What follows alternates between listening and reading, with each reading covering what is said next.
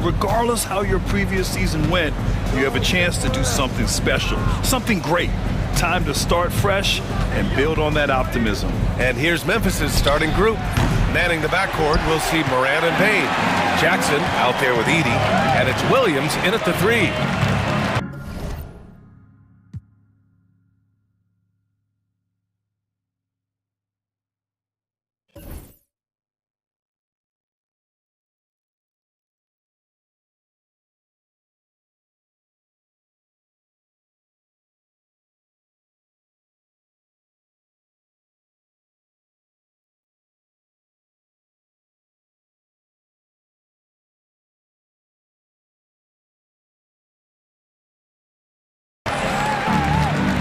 Edwards finds Randall. Edwards with it. Jackson in his pocket. Randall against Bain. Clock at 4. And Edwards slams it in. Boy, the athleticism of Edwards is something to behold. Love watching him sky up to throw it down. Conley against Moran. Counted. 1 for 1 to start the game. Just taking it right to the rim, and no one was there to greet him. Well, this early, they should be showing a lot more energy on defense. It's not there. Left side, McDaniels. Randall outside. Launches it. He drops it from range. You know, he's evolving his offense over time, Julius Randall, and I think the coaching staff is happy to see it. They like to see him take and make these shots. The kick out to Williams. Drops in the three. This is just fun. These teams are trading threes back and forth. Nothing like answering back. One team gets 3, you fire 3 of your own. Boom. Randall, a screen on Bain. Here's Edwards. The kick out to Conley. Pass to Randall. On the take. Outside McDaniels. Over Williams. The rebound by Jackson. The Grizzlies have gone 2 of 3 from the floor. Well, so much can be said about Jaren Jackson Jr.'s versatility, but I'd like to praise his team-first mindset. If the dirty work needs doing, he's got it, as long as it helps his team get the win. I mean, I'm just not sure what he was thinking right there. I mean, he needs to get his head in the game. Yeah, completely a brain fade. I don't know where that came from. Just lost sense of time and the situation. Allie LaForce had a chance to catch up with head coach Chris Finch. Allie, what do you have to say? They were concerned with Jaren Jackson Jr. on both ends of the floor. Coach saying defensively, Triple J covers so much space, a blocking machine. And on the other side of the ball, Jaren has serious skill for a man of his size. He's a tough game plan for us. Jaren Jackson Jr., a two-way menace. Brian? Okay, good stuff. Thank you, Allie. Morant not afraid to get in there and play big, showing his toughness in close. Memphis leading. And here in the first, about 3 minutes in.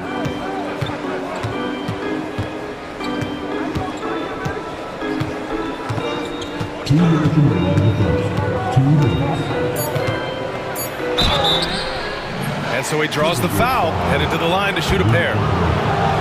Rudy Gobert picks one up. What determination from Morant in the paint, getting his shot off despite being fouled. After 3 straight playoff appearances, the Grizzlies sadly missed the postseason in 2024. You know, really by no fault of their own, BA. Injuries ruined what fans were hoping would be a big year for them. You know, it just goes to show there's no safe bets in this league. The shot's good. Randall's got 7.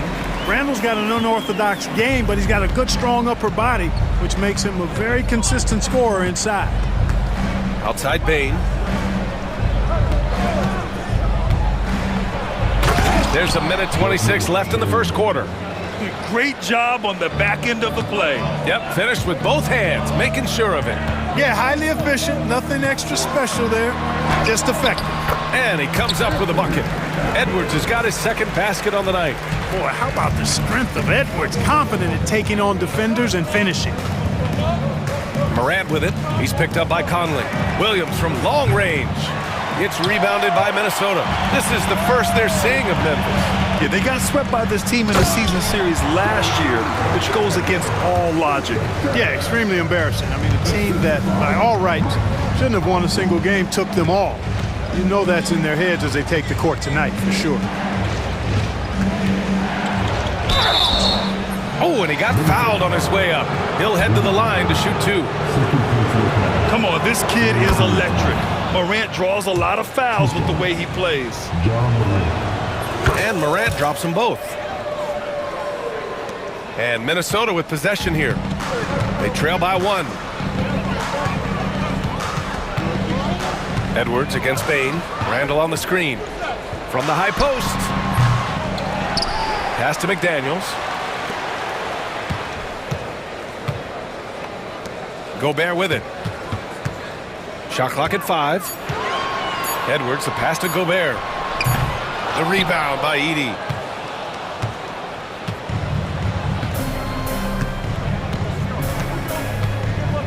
Now here's Morant. And he goes right over Rudy Gobert. Slams it down. But the defender had more size than him, but did not have more fight. Ja Morant, he's feeling it tonight and has been the driving force for the Grizzlies.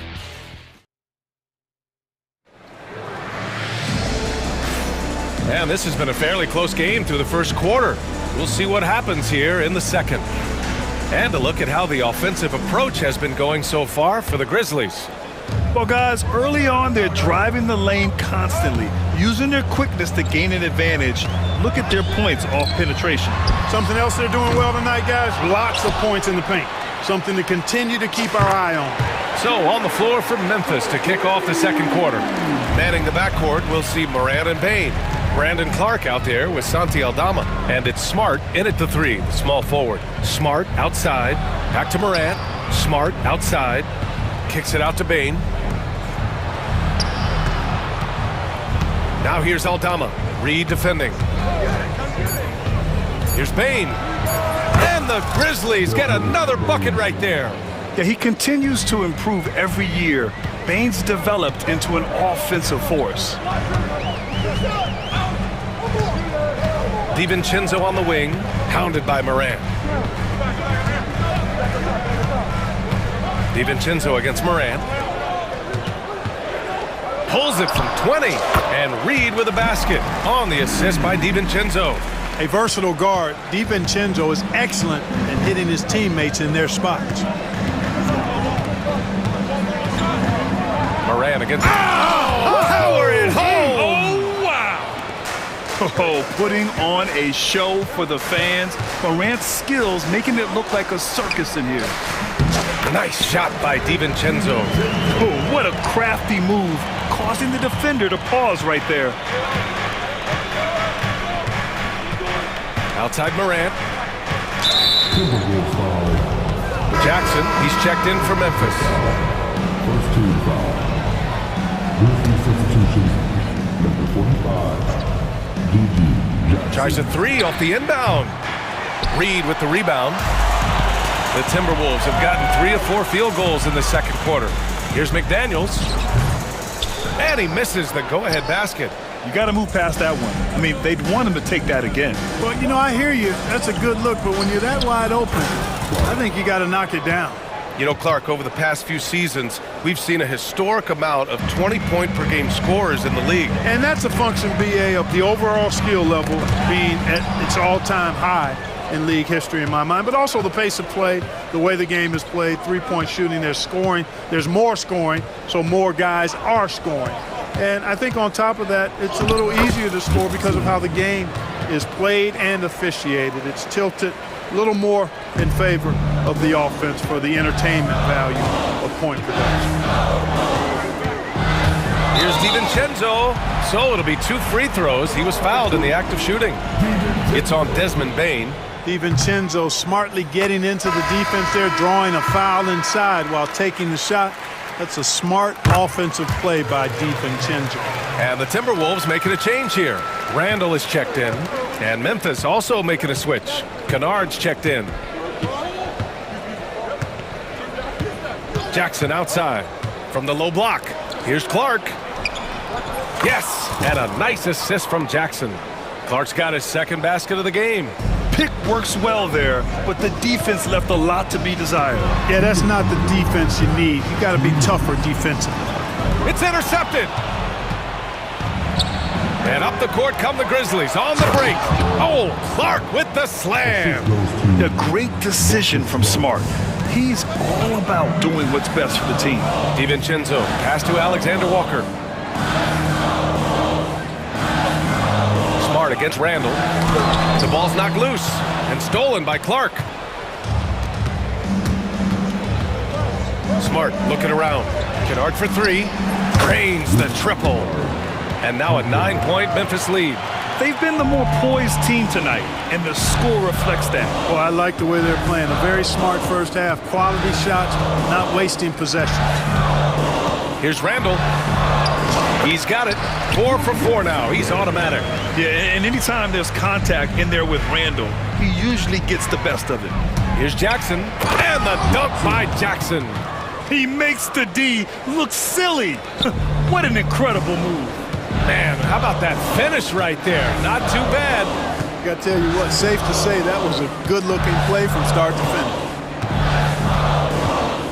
Here's Garza. Shakes him.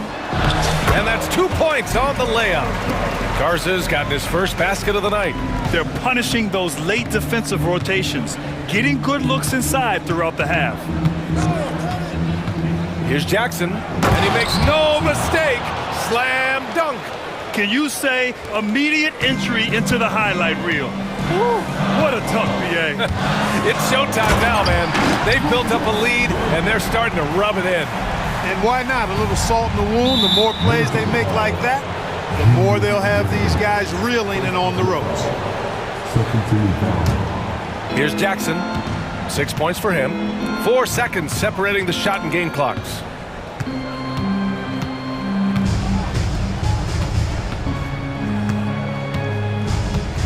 "16 seconds left in the first half. Kicks it out to Kennard. 5 on the clock. Picked by Aldama. Down low. And there's the shot clock violation. Couldn't get the shot off in time.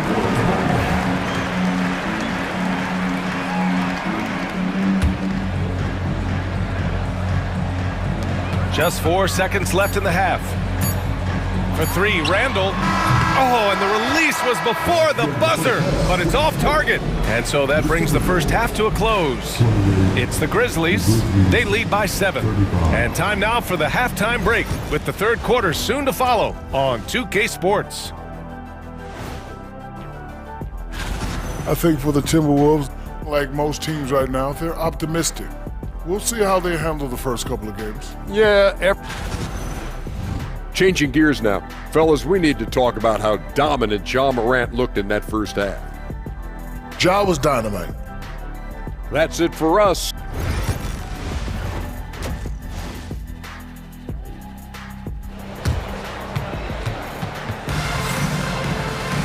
And happy you could join us. We've got 2 quarters left to go in regulation. Oh, a fantastic game from Ja Morant in this one.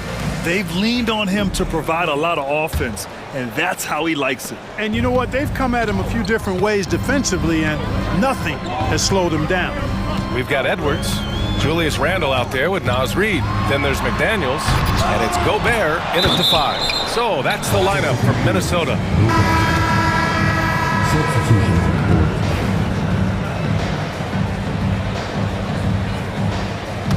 And timeout called by Taylor Jenkins. And we might see some changes. Coach potentially looking to adjust.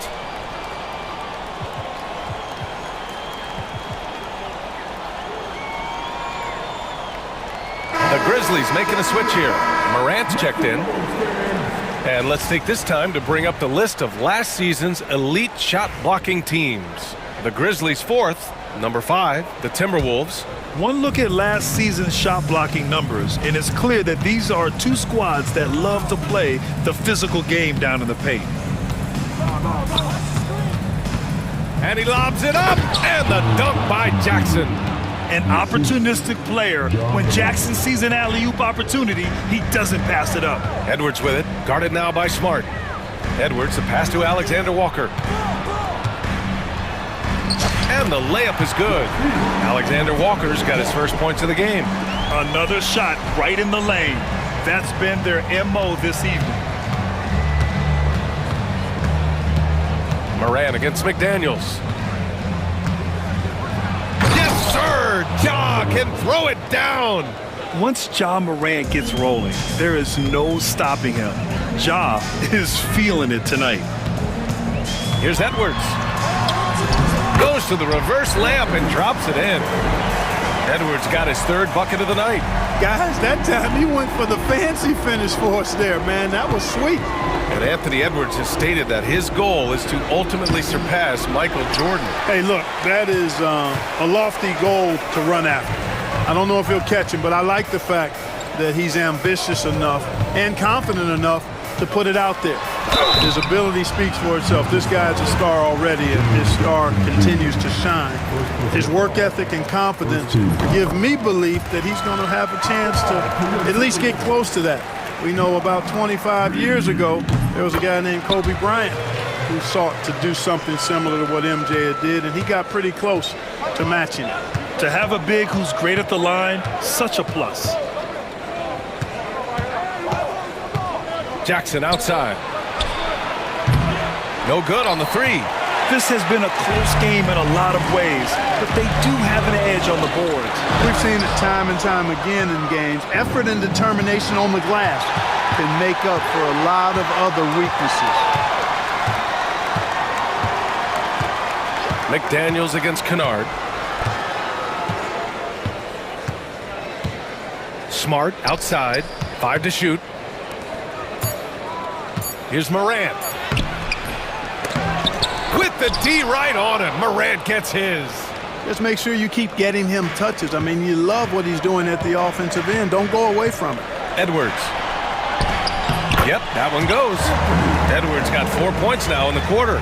You know, when you're a guard like Edwards, I think you need the teardrop in your arsenal. Too many great rim protectors in the NBA. That's a shot you need to have. Morant against McDaniels. And it's Ja Morant with the foul. That's his first foul. First in opponent field goal shooting, first in opponent points per game, and they did a lot of damage from range. Third in three-point shooting efficiency. It was central to their scheme. And when you consider how hard they played on defense last year, their opponent field goal percentage was the best in the league. You got to love the effort they showed on that end. We've got 1:55 left in the third quarter. And the whistle blows. It's going to be on Anthony Edwards. That's his first foul. First team foul. Technical for the Grizzlies. Here's Jackson. It's rebounded by Minnesota. Everything right except the finish. Have to keep focused all the way through the play. And Chris Finch calls timeout here. He's going to talk it over with his guys.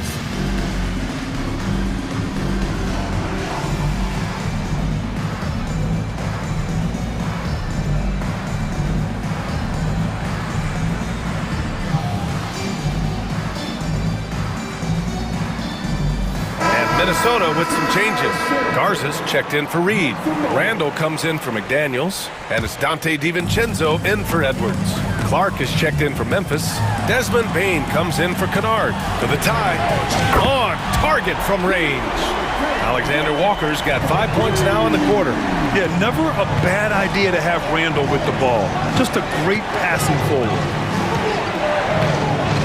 Here's Jackson. And the dunk by Jackson. And once he gets to the rim, it's fairly automatic. Nothing fancy right there. Just takes his 2 points, moves on. Hey, guys, I know I'm stating the obvious here, but those could be an important 2 points considering how close this game is.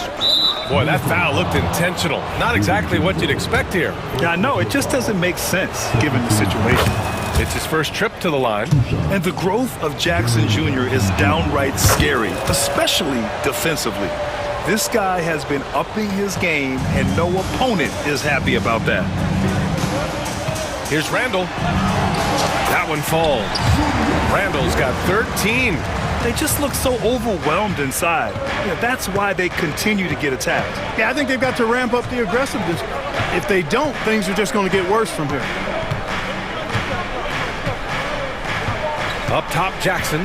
DiVincenzo covering. Ooh, Gobert with a steal. Here's Alexander Walker. He's got 5. Randall inside, guarded by Bain. Pass to Alexander Walker for the lead. Cleared away by Wells. And timeout called by Taylor Jenkins. We might see him looking to make some tweaks to the strategy here.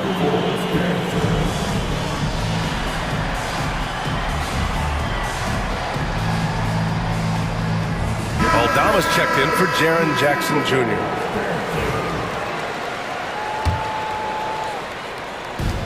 .24 seconds left in the third quarter here. Picked by Aldama. Fires from deep. That basket is good. Off the assist from Jackson. Aldama's got his first 3 points of the game. Randall outside. With 4 on the clock. And it's Randall with the jam. And one move ahead of the defense. A solid pick. And then the monster dunk to complete the play. Well done. Boy, picture-perfect teamwork that time, guys. One guy sacrificed. And so it's the Memphis Grizzlies with a 6-point lead at the close of the quarter. What has them in front right now, by and large, they're taking great shots. We'll be back in a moment. All right, let's take a look at our assist of the game presented by State Farm. This is the definition of team chemistry.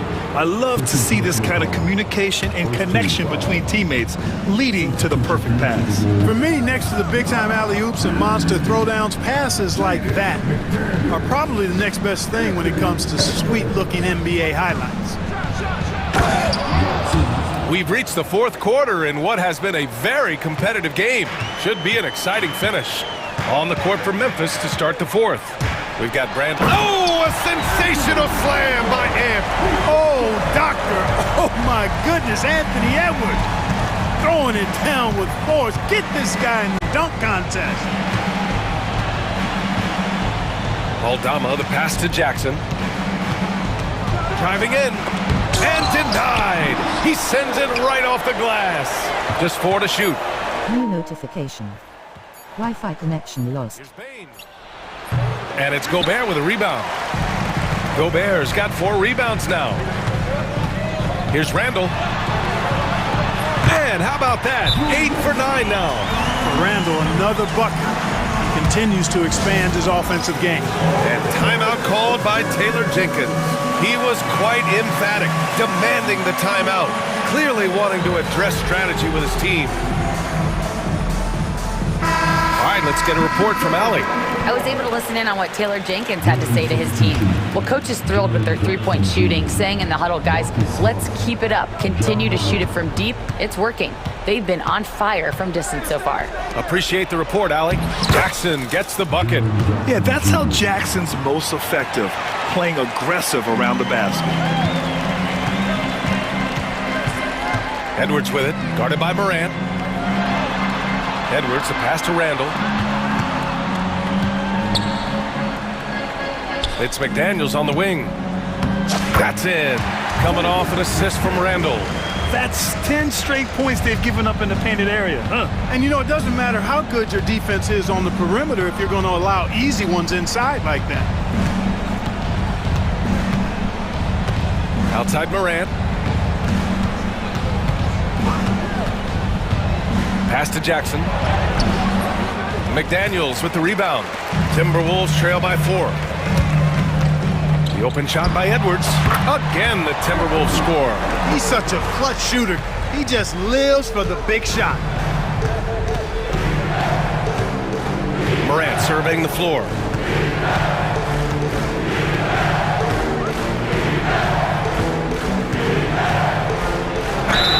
Gets the bucket and the foul. Jaden McDaniels picks one up. Yeah, teams try to get physical with Morant, but he shows exceptional body control off the contact. Let's get a quick check of the scoring breakdown here for Memphis. Well, not content to take what the defense gives them. I mean, they're attacking the gaps and getting the ball inside. And I've also noticed how opportunistic they've been off turnovers, doing a really good job taking advantage of the opponent's mistakes. Moran against Edwards. Clock at 6. The layup off target. Grizzlies lead by 5. Smart on the drive. Pulled the shot a little left. The bounce goes his way, though. Smart has gotten his first bucket of the night. The speed of Smart's drive is really something. I mean, he is cooking them right now. Here's McDaniels. And that one's good. Jaden McDaniels, what a moment. Huge bucket there. Moran against McDaniels. And it's going to be a goaltending call here, so they will count the bucket. Well, at least the D was going for it, but he got to the ball just a moment late. The Timberwolves have gotten 5 of 6 shots to go in the 4th. It's Edwards with a drive. Great use of the dribble drive by Edwards there, earning himself a trip to the line. First team foul. First free throw is good, and that trims the lead to 6. And he cannot convert on the second. That misses. And this is the problem with playing from behind. Missing freebies takes on greater importance. Smart passes to Moran.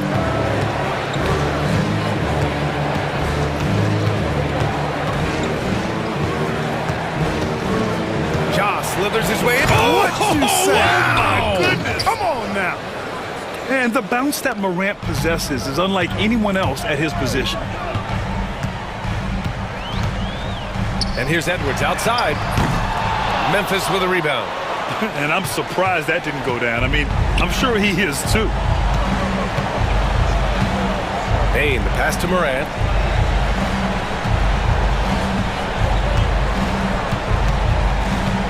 Driving inside. And that one goes out of bounds. Last touch by McDaniels.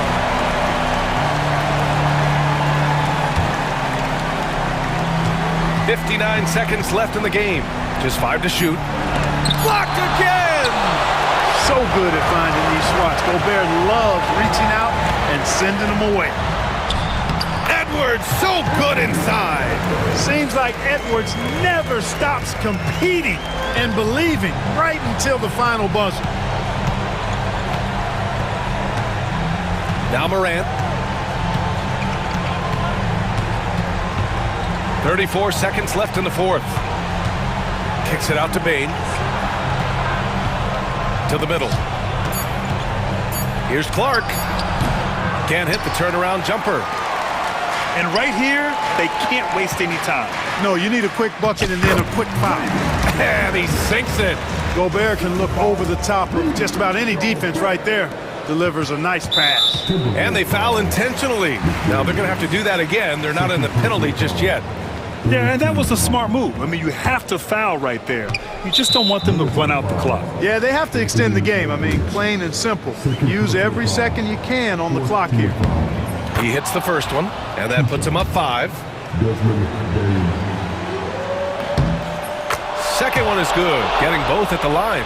And it's a 6-point ball game. Unflappable. This guy relishes being the man to put the game away. Inside. For 3, Randall. And connects from downtown. We see this every night. He has the skill and versatility to keep a defense guessing. Yeah, and there's no question they have to foul. Now, I'm sure they would have preferred to avoid it. They didn't really have another option. I mean, I thought they did a nice job getting it in his hands and making sure he was the guy who'd go to the line. And Minnesota calls time here. 7 seconds left in the 4th quarter. What do you think is going to be their best move at this point? And they're going to have to work fast coming out of the timeout. Yeah, they're going to draw up a play here, I think, to get a shot right off of the inbounds pass and not waste too much time at all. Man, oh man, that's just absurd range. He can pull it up and hit it from just about anywhere.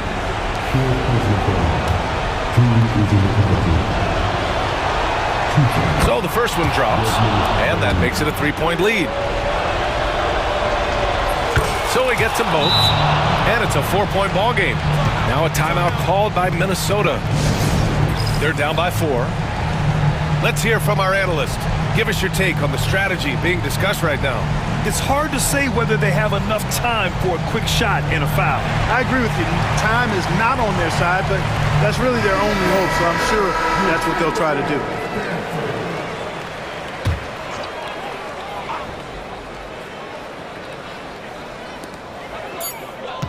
Here's Edwards. New notification for guest one. Trophy earned. Press the PS button for details. It really was. When this one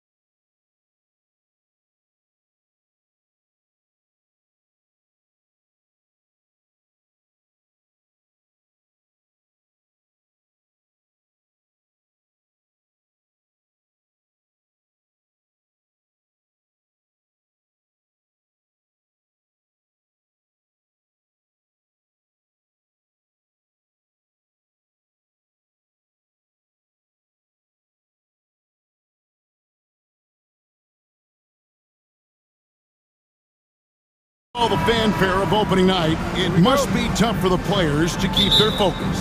Yeah, I think obviously there's a ton of excitement because you've put the off-season to use trying to improve your skill as a player, but you love the game of basketball. It's hard not to get amped up. You know, it's just the mature players who are able to channel that in the right direction. Now, a look at Dallas's starting lineup.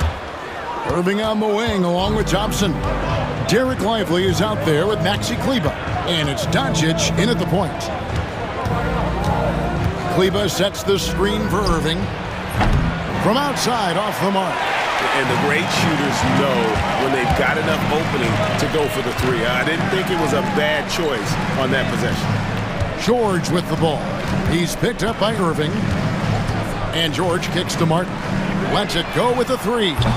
McCain's shot is off. And so Doncic will bring it up for the Mavericks. And guys, this is the first they're seeing of Philadelphia this year. And you have to love it when there's a matchup like this. Two teams that are at the top of their respective conferences going at it. And the fact that they split their two meetings last season. Does one try to get a leg up? And Doris at last season's trading deadline, Dallas making moves for Daniel Gafford and P.J. Washington. Kevin, this was cool in a couple of ways. For P.J. Washington, a hometown kid. For Daniel Gafford, he grew up 4 hours away. But most importantly, these two guys fit like a glove around the incredible Luka Doncic. Sometimes roster construction just works beautifully. Kleber with a screen on Martin. They grab their own miss. Kleber kicks to Thompson. Connects from three-point range. This guy is on the short list of the all-time great three-point shooters. Klay Thompson's stroke is flawless. Fires it up. And that one's good. Maxey. This guy a tough cover for any defender. Creative and assertive scoring the ball. Lively a screen on Maxey. The kick out to Irving. Takes a three. Another three for Dallas. Now, this guy lives out there. Irving, one of the best three-point shooters in the game. Embiid sets the pick for Maxey. He's looking for Embiid and finds him. What a terrific pass. Work the ball inside and create a good look for your teammate. And a little over 2.5 minutes gone here in the first. Lively. Good, and the assist goes to Irving. Just setting the tone with an aggressive move to the rack. And where's the help defensively? To me, that's a complete lack of communication on that side of the ball. These guys need to be talking to each other. Pass to McCain. Embiid inside the line. And Lively pulls it down. Listen, he knows he should have made that shot. We'll see if they can work it back to him in that same area. Doncic with it. Maxey covering Lively. And he banks in the layup. Lively's got his second bucket of the game to go. Sometimes a player is born with a passer's mindset. He deals it with conviction. You know, Doris, every so often there are guys that come along that you can build a franchise around, and Luka Doncic seems to be one of them. There's no question, Kevin, and if I were putting a team around Luka Doncic, I'd want to have multiple vertical threats at the rim and shooters at every other position, because at that point, Luka is unguardable. Down to 5 on the shot clock. Thompson passes to Kleber, stolen by Martin. Now the 76ers on the break. And the call on the shot that sends him to the line. It's going to be on Kyrie Irving. What a terrific take to the rim. Paul George is just giving it to the defense right now. Tenacious on that drive. Well, this guy has multiple ways to get to the free throw line, and boy, has his stroke been on the money. And with an update from the sidelines, let's check in with David Aldridge. Kevin, thank you. I had a chance to talk with head coach Nick Nurse. Coach said how much he admires Klay Thompson, saying, that guy is a champion. Coming back from 2 years away, Thompson's still one of the best two-way guards in the league. Nothing but respect for Klay, and there's zero argument here. Thompson surely a future Hall of Famer. Guys? Thank you, David. Maxey against Doncic. There's the three. Maxey, no good. Mavericks leading by 3. About 7 seconds separating the shot and game clocks. Outside Irving. Kleba kicks to Irving. Shoots the three. And it's Philadelphia with the rebound. Outside Maxey.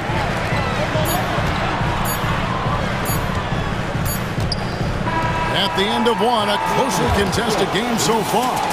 Mavericks lead by 3. And we'll be back shortly for the start.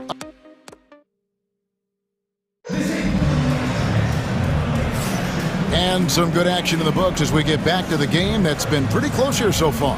And let's quickly break down the game we've seen here, guys, from the Mavericks. What we saw in that first quarter, they won their matchups defensively. I think across the board, a number of guys who've done a great job guarding multiple positions. On the court for Dallas here in the second, the star backcourt. Doncic and Irving are the guard set. Thompson is out there with Maxey Kleba. And it's Lively in at the 5 down low. And we have an intentional foul there, GA. Wish I could say why. That one's pretty strange. I mean, no idea what got into his head right there. And we've got a timeout called by Jason Kidd. He wants to talk to his guys.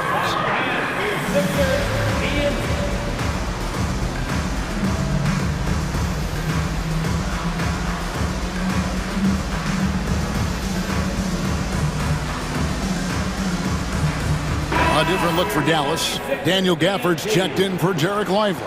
P.J. Washington comes in for Maxey Kleba. And it's Exum in for Kyrie Irving. The 76ers trail by 6. Outside, Maxey. Pass to Yabusele. Philadelphia moving the ball around. Here's McCain. He's defended by Exum.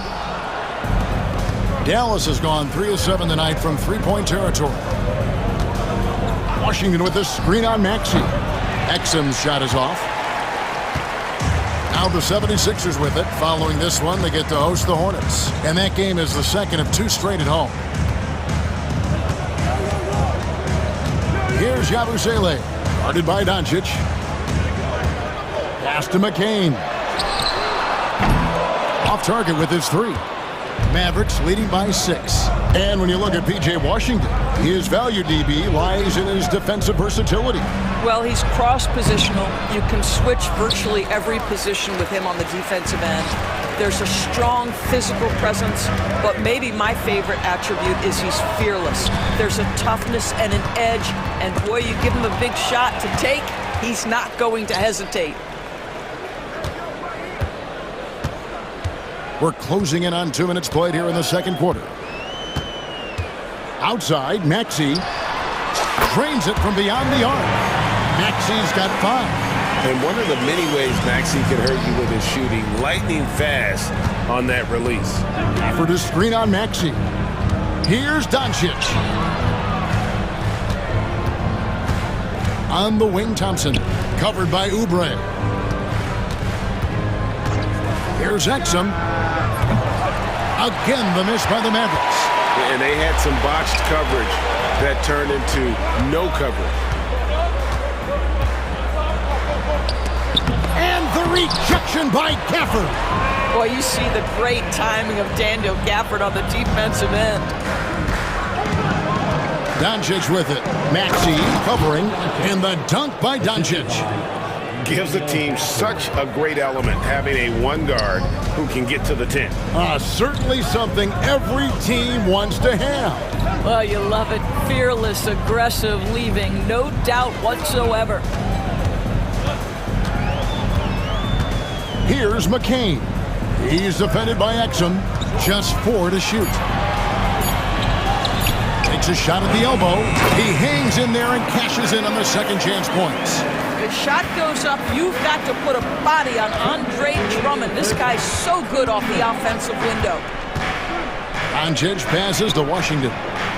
The shot's good on the assist by Doncic. Washington's got himself on the board with 3 there. We know the 90s were a different era, Greg. Either win the game or win the fight. Remember that? Do you miss that physicality? Well, I will say, Kevin, it made for some great stories, but I don't think we're missing much without all the extracurriculars. I think we have a beautiful game now. And that'll be Philadelphia as it goes out of bounds. 76ers retain possession. Here's Maxey, coming off a solid outing against Charlotte. And slam dunk by Maxey. Incredible, the lift off the floor, the creativity in the air. Highlight real effort there by Maxey. Doncic way outside. The rebound by Yabusele. Philadelphia's gone 1 of 2 on three-pointers here in the second quarter so far. And the foul is called. He intentionally grabbed him there for some reason. I don't know. Kevin, all I can think of is that he's trying to slow the game down a little bit. Right. That's a stretch, though. Definitely a strange move on his part. And Jason Kidd is called timeout. He wants a minute here to get things straightened out with his team.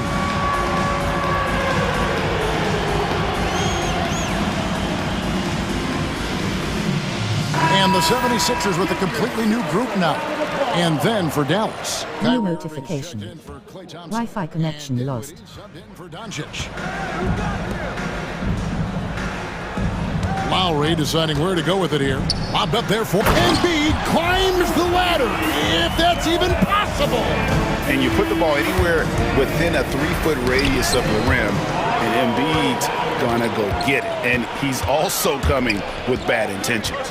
And George kicks to Lowry. Outside Martin. George against Irving. Nifty move. And the layup good by George. Yeah, they've gone away from the triple as they look to protect this lead. Lowry against Dinwiddie. Pass to Washington. Gafford sets the pick for Washington. The kick out to Irving. 6 on the shot clock. Pulls up. Again, the miss by the Mavericks. Lowry against Dinwiddie. Outside for Martin. And here's George for 3. Drills it from outside.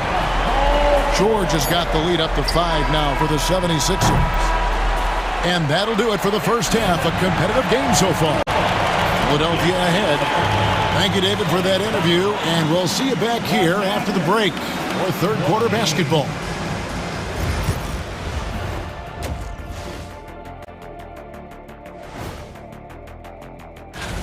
Even before the game started, you could feel the energy in this arena, man. They fed off that. Big-time home court. And changing it up. Thanks for spending halftime with us. Time to get it.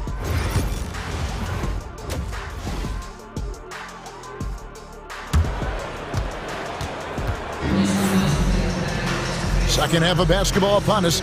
We may be in for an exciting finish based on how close of a game it's been so far. Klay Thompson with a strong contribution so far in this one. And you know he's going to put up points every time out, but boy, he made it look so easy in that first half. And let's see if he continues that trend the rest of the way. He certainly has the talent and the endurance to do just that. George in the front court alongside Martin. Lowry out there with Martin, and it's Embiid in at the 5 spot. That's the group on the floor for Philadelphia. Offensive rebound. Outside for George.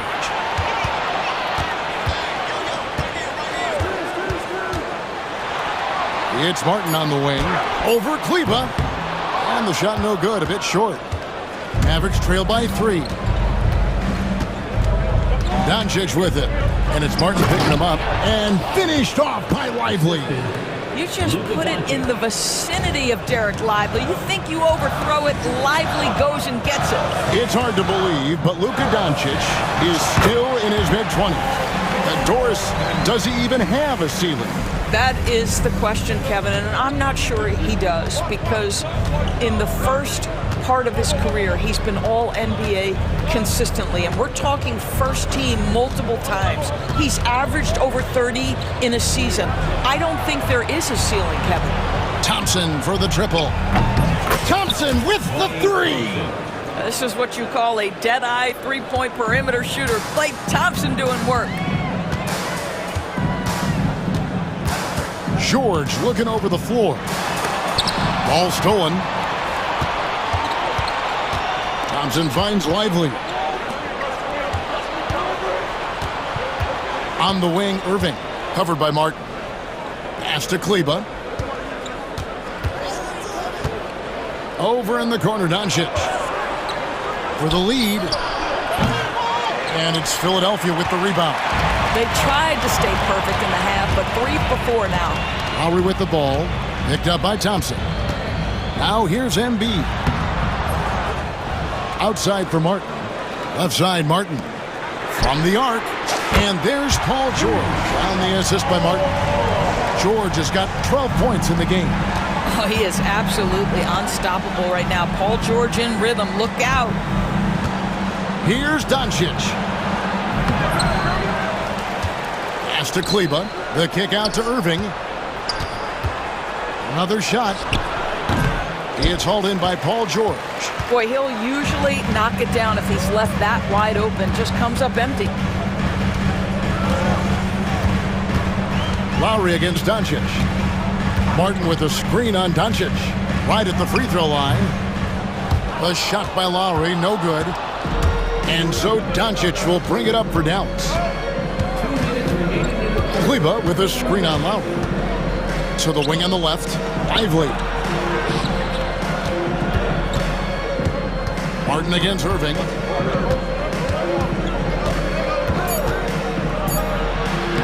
Uses the glass to finish the layup. 5 points in the game. And defensively, they are on their heels every time the ball comes inside. And we will have a timeout called by Nick Nurse. He's going to have a discussion here on the sideline.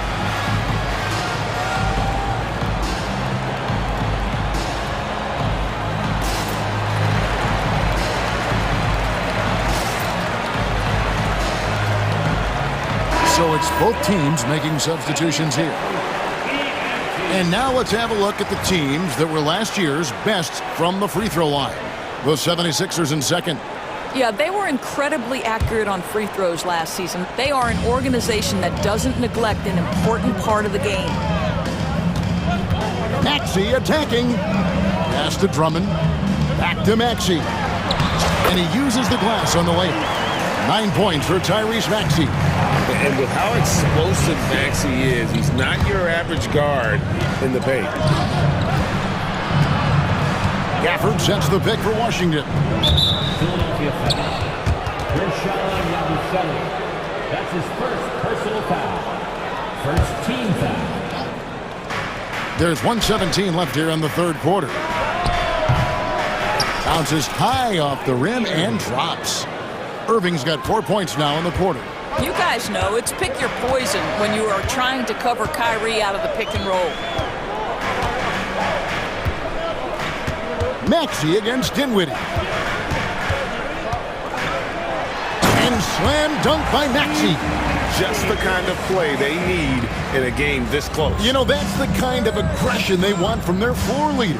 Boy, and not just the aggression, the ability to get to the rim, but how about the finish with intention? I'll tell you, he's been much better in this second half. He's taking smarter shots, he's looking more comfortable, and guess what? He's in a groove.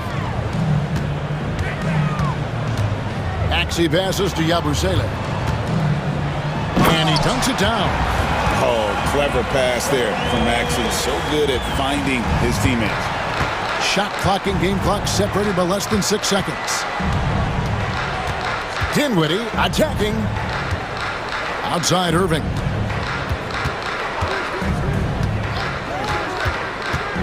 And he lobs it up toward the rim. 5 on the clock. And the ball's tied up, so we'll have a jump ball. That's a jump ball.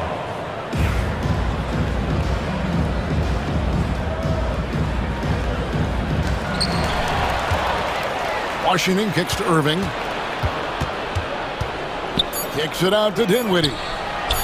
Yes! And it's Irving picking up the assist. Dinwiddie's got it all tied up now for the Mavs. Stolen by Washington. And we wrap up the third and looking to be an exciting fourth quarter. Live from Philadelphia, you're watching 2K Sports. And now a sneak peek into the huddle with Coach. Good D, good pull. We've reached the fourth quarter, and what has been a very competitive game should be an exciting finish. On the floor for Dallas. Big man on the floor for him. It'll be Washington and Gafford. Kyrie Irving is out there with Spencer Dinwiddie. And it's Exum in at the 3 spot. Well, defensively, if you allow him to get this close, you're playing with fire. He just happened to miss that one.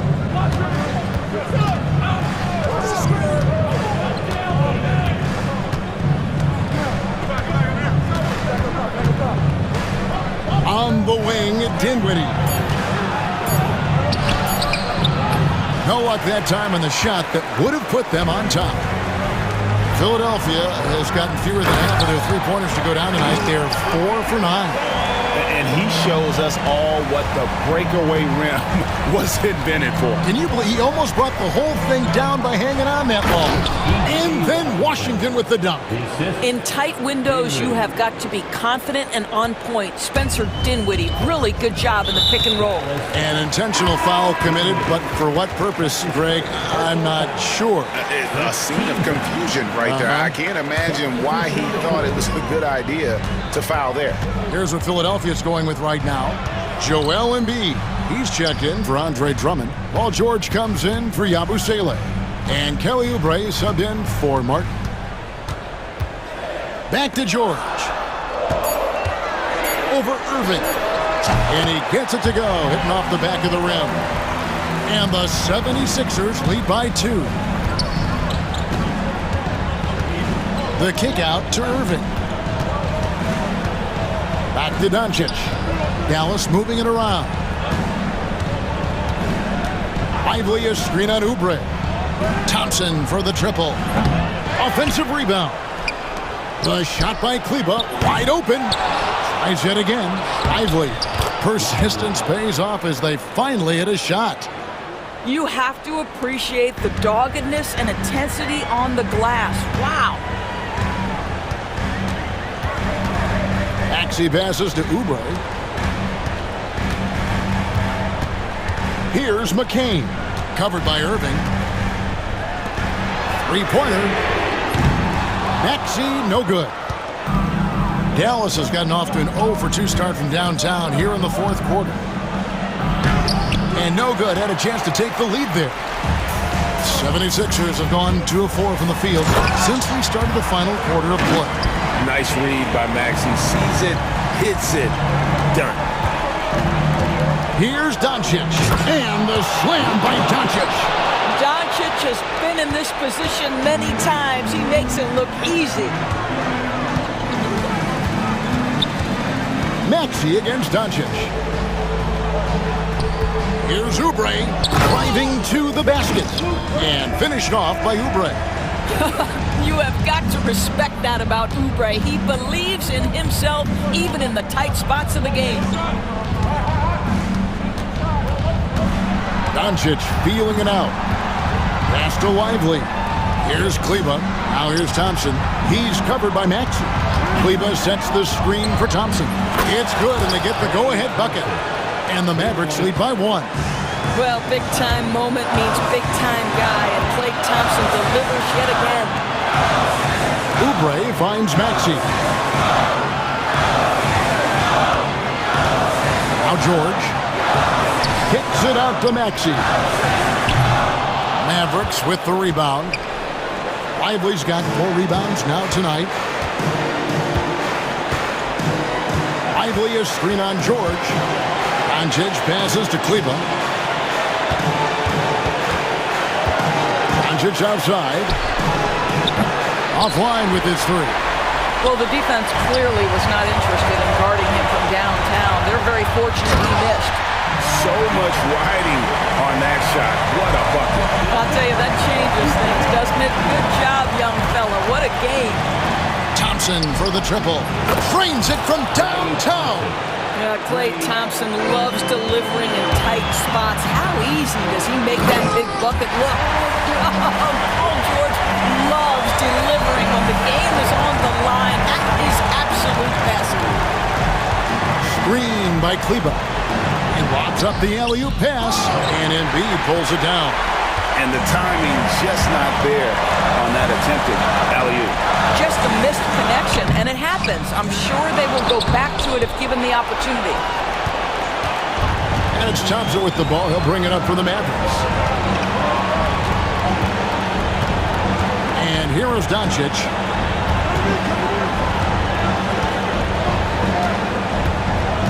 Doncic attacks. A floater. Here's Kleba. Oh, no good. And we will have a timeout called by Nick Nurse. Coach clearly feeling the necessity to regroup with so much at stake here.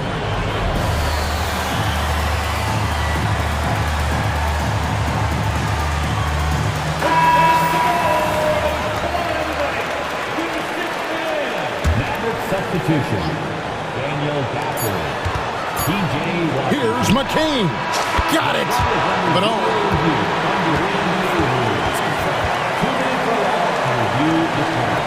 Just yet. They're going to have a second look at the replay monitor and see if it got in. This one's over if the original ruling of a basket stands. But we'll see. And regulation now complete.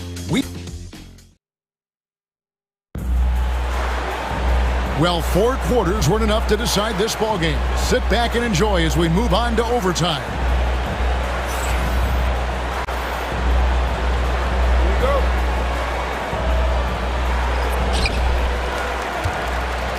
Abusele out there with Andre Drummond. Then there's Maxey. Then there's Kelly Oubre.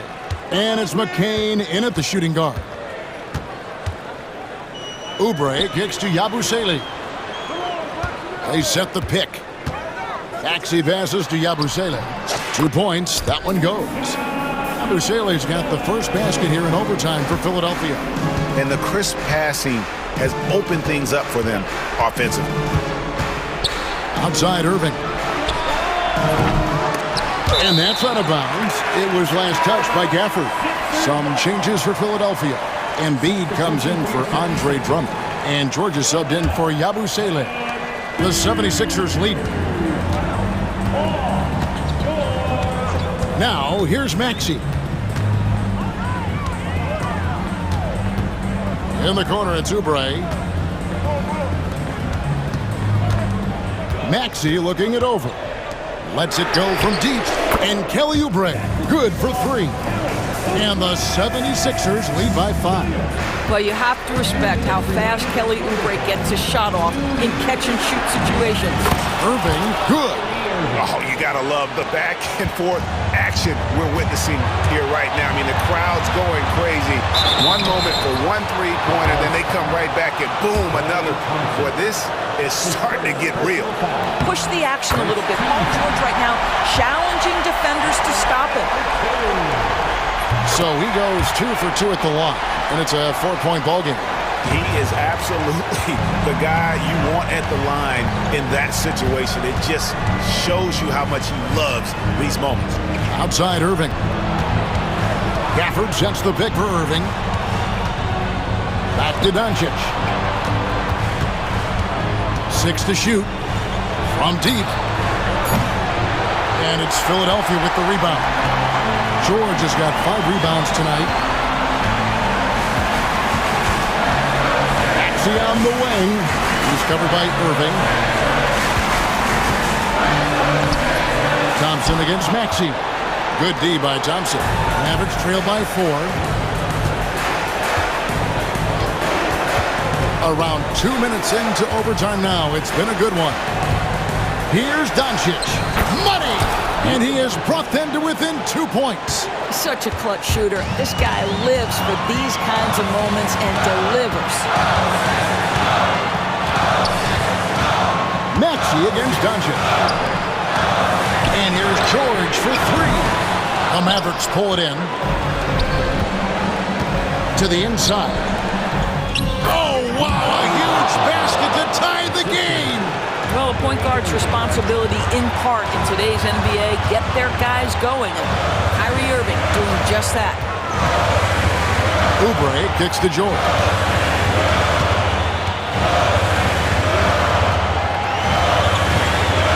This one for three. Good on the triple. That's what you expect from your leader. Paul George stays calm and doesn't get overwhelmed by the moment. Maxey against Doncic. A three ball. Count it! New notification for guest one. Trophy earned. Press the PS button for details. To stretch the floor.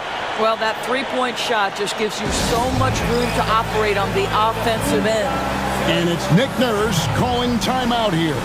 Pivotal moment in this game. He's not taking any chances. He'll call time.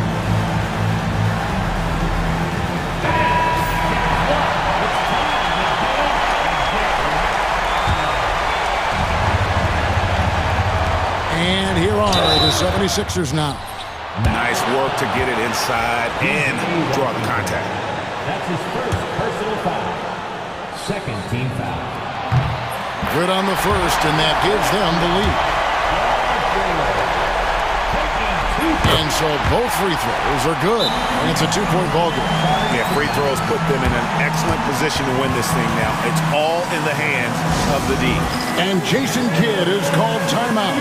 This is a huge moment, folks, in this game. And he wants to be prepared. And talking about the approach now, what are they looking at? I don't think they should be greedy here and think about a triple. With this much time left, I'd attack the basket, get a high percentage shot in tight, and take my chances in overtime. Substitution for your 76ers. Stolen by Mark. And they go to the intentional foul. That's his first personal foul. Third team foul. At the line for Philadelphia. And he misses the first one. Boy, he wanted that one to fall. And the second of two is good. That makes it a three-point lead. And Jason Kidd is called timeout. The magnitude at this juncture in the game clearly warranting a timeout. Turning here to our analysts, what factors, guys, come to your mind? And they need a miracle, guys. They don't have enough time for the catch-and-shoot three, so the only hope is for an alley-oop. Much appreciated, David. And that'll do it, folks. For Doris Burke, David Aldridge, Greg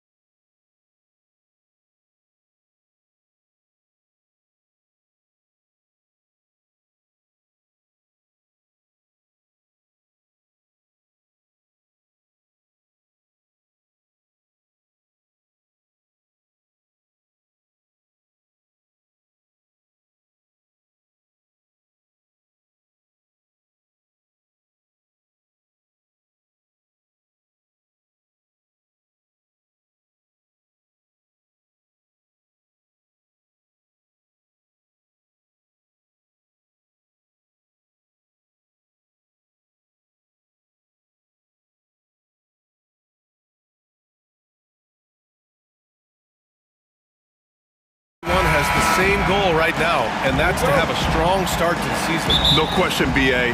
And that could be tough to achieve for teams that might have a new coach. Or if you had a lot of roster changes, teams with continuity tend to have the advantage to start the season. Looking at the starting five for Boston. The two Jays, Brown at the 3 and Tatum at the 4. Holiday at the 1 with White at the 2. And it's Porzingis in at the 5. At his height, Jackson Jr. just needs to be assertive to successfully attack inside. Here's Holiday. From down in the low post, it goes. And so Moran will bring it up for the Grizzlies. To the paint. Here's Edey. Over Porzingis. Pass to Moran. Now Bane. From downtown. Drills it from deep. Yeah, Bane is dangerous from three-point land. The defense has to chase him off that line. Well, Coach, one of the more electric players in the NBA, Ja Moran. Yeah, that's for sure, Brian. High-flying, acrobatic at the rim, just a supreme athlete, and he is without a doubt one of the most exciting players this league has to offer. All right, let's go to Allie LaForce, who had a chance to visit with head coach Taylor Jenkins. We discussed Jaylen Brown and what makes him such a hard player to defend, and Coach said to me, Jaylen is a freak athlete and has become a really good shooter over time, too. We can't give him clean looks, and we have to guard him closely. Let's see if the defense is up to the task. Thanks for that, Allie. You know, Grant, in interviews, Jason Tatum often seems understated and soft-spoken, but that's just him, isn't it? That's true, B.A. Tatum has a quiet confidence about him. He doesn't feel the need to be loud or act out. He lets his work on the court do all the talking for him. Now here's Moran. His last outing, he had 20. Yep, count it. Well, a sharp start for them. 3 of 4 from the field. Tatum against Jackson. Outside, Brown. Here in the first quarter, with about 2 minutes gone by. And he lobs it up top. Well, as his career has progressed, Brown's really improved his playmaking. Credit to him for putting in the work. Here's Moran. And he's going to the line for 2. The official saw contact while he was going up.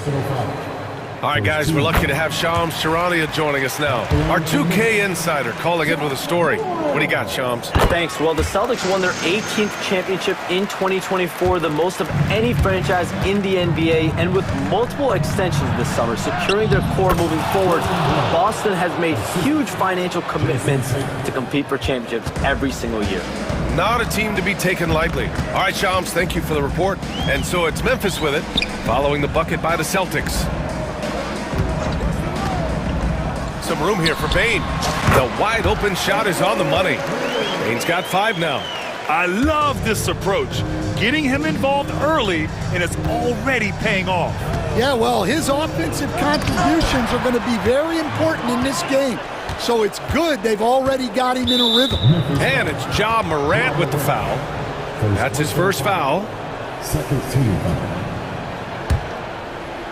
Take it away. Great energy and activity on defense.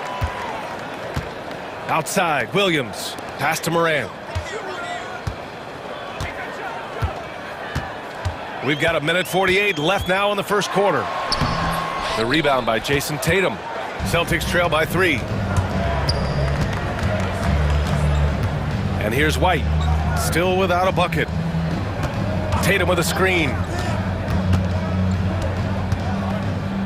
Brown against Williams. Brown passes to White. 6 to shoot. Blocked! Here's Moran.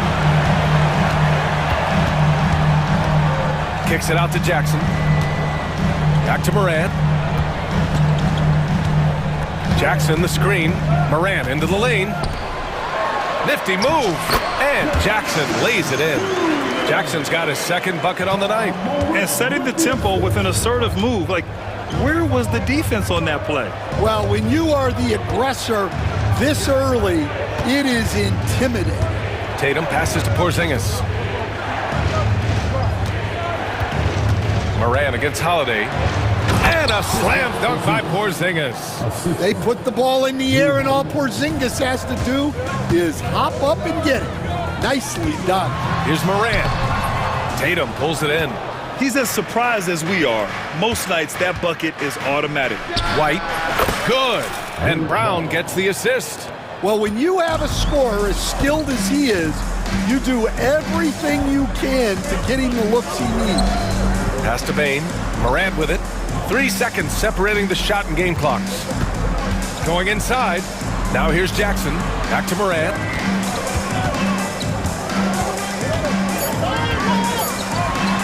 And then Morant with the jam.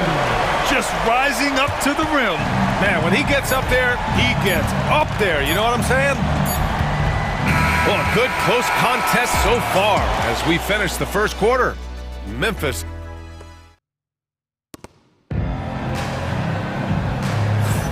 And it's been a pretty even game here after 1 quarter of play. All right, guys, what do you think about the offensive approach we've seen so far for the Grizzlies? Well, the way they've been attacking inside is phenomenal. Consistently getting high percentage looks, and that's what great offenses are all about. And another thing, they found the open man. Really playing unselfish basketball, moving the ball around there on the perimeter. And Joe Mazzulla has called timeout. A moment to rest and confer on the game plan. Following this one, they get to host the Bulls. And that's a 1-game homestand for the club. Manning the backcourt, we'll see Morant and Bain. Santi Aldama out there with Brandon Clark. And it's Smart in at the 3, the small forward. That's the lineup in the game for Memphis. And stolen by Clark. The 3 from Bain. Memphis the rebound. Outside for Morant. Down to 5 on the shot clock. Back to Aldama. Memphis needs to get off a shot. And there's the shot clock violation. Couldn't get the shot off in time.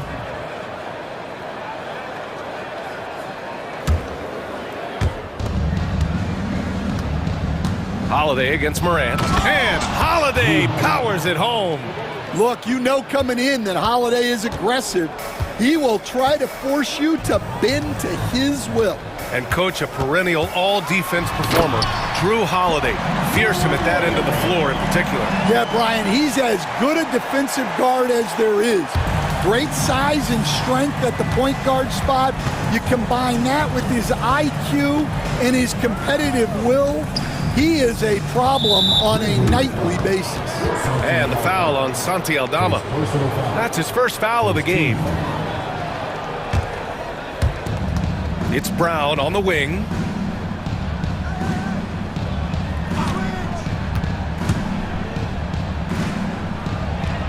Ooh, Brown inside. Hey, he's more than just a shooter. And look, Brown is good at capitalizing inside, which is why the defense has to push him further away. Holiday against Morant. Out to the right wing. And here's Clark for 3. We're now about 2 minutes into the second quarter. And keeping us updated from the sideline, Allie LaForce. Brian, it's great hearing Celtics coach Joe Mazzulla talk shop. He said everybody tries to break basketball up into offense and defense, but it's one game. Your spacing, decision-making, and shot selection set up your defense. That transition happens so fast, so the game is constantly changing. It's all connected, Brian. No question. Thanks, Allie. Good stuff there. Kennard, he's checked in for Memphis. Jackson comes in for Morant. The shake. And he sinks the layup. And the Grizzlies lead by 3. Getting enough shots in close to play inside out. Springer passes to Cornette. All right, for those just joining us, we're almost 2.5 minutes into the second. Here's Holiday. That shot, no good. Good D by Clark. Grizzlies lead by 3. Recently, player health has been the big talking point around the Memphis Grizzlies stand. Yeah, B.A., look, and it's really a shame to have such a talented, dynamic team have to deal with all those constant what-ifs and have their seasons so affected by things outside of their control, it's tough. Celtics trail by 3. Brown with it. Jackson in his pocket. On the wing, Holiday. The 3. And a great assist by Brown as that one goes in. Brown's got 3 assists now in this one. And so Jackson Jr. will bring it up for Memphis. Their last encounter was in Boston, where they were able to handle the Celtics. They really threw their weight around last time. They got to the free throw line a lot, and it helped secure the win. Well, and coaches will sometimes complain about an inconsistent whistle from the refs, but credit them for the level of aggression to make things happen. Now here's Holiday. He had a 12-point outing in their last game against Washington. And that one drops. Holiday's got 9 points. Yeah, good execution in close. Holiday likes mixing things up and finishing from this area. Holiday against Jackson. Driving to the basket, and the dunk by Jackson. VA, I'm not sure he should be flaunting around the rim like that with this game so close. Oh, it's risky, but it sure did look good. Now here's Holiday. 9 points in the game. The baseline J is on the way. Aldama grabs the board. Well, you couldn't ask for a better look. That's one he's got to knock down. Jackson against Holiday. Pass to Kennard. Takes the 3. The rebound, Celtics. Shot clock and game clock separated by less than 6 seconds. And the basket by Holiday. Yeah, this period, they're letting him go to work, and it's paying off. The Grizzlies have gotten 4 of 8 shots to drop in the second. Clark with a screen on Holiday.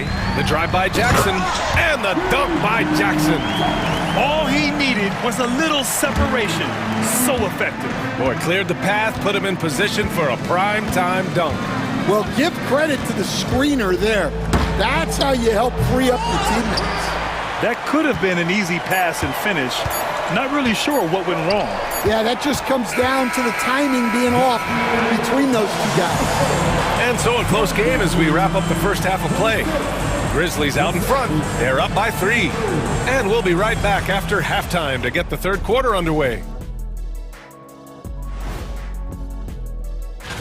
Since we got a little time on our hands here, you guys got any big plans for tonight? Not me. I'm just going to take it easy. Now moving on to the Boston Celtics and the close first half they played. I like the way they've been running, pushing the ball, putting their defense on its heels. Appreciate you joining.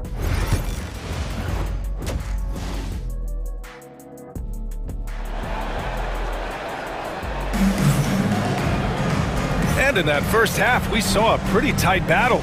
We'll soon find out what sort of adjustments were discussed during halftime. Man, we've seen Drew Holiday really having a great game. Can they come up with an answer for him coming out of the half? They have to change something defensively. Yeah, I'd love to see what they drew up in the locker room, because you're right.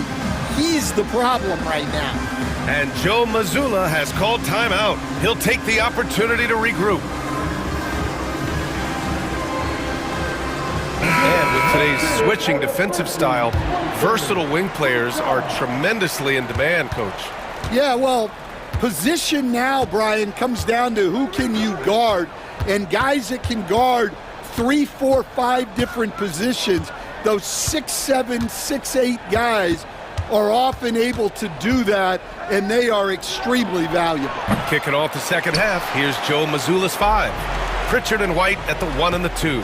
Tatum is the 4 with Porzingis at center. And it's Hauser in at the 3. That's tipped. Tatum passes to White. Jackson against Porzingis. Shot clock at 6. Back to White. Up and over Kennard. White can't hit. Couldn't quite line that one up. Just got to shake it off and move on to the next one. And we've got a timeout from Taylor Jenkins. He wants to give him a breather and talk things over. Rim protection and shooting, so important. Jaren Jackson Jr. has both of those skills, Stan. Yeah, and look, Brian, it's rare to find guys who can do both of those things. Shot blocker at the rim and stretch the defense at the other end. Guys like that are hard to come by. He's been a defensive player of the year. Maybe we'll see him in the three-point contest one day. New notification. Wi-Fi connection lost. Always applying the pressure. Here's Porzingis. And he was fouled while in the act of shooting, so he'll take 2 free throws. And when it comes to the Grizzlies, they're a team that's hungry to take that next step, Grant. Yeah, and they've got the core to do it, BA. You got Morant, Bane, and Jackson. They're all all-star caliber players and still in their mid-20s. So they've got a lot of great chemistry and time to get it right. Morant looking for an opening. Kennard passes to Morant.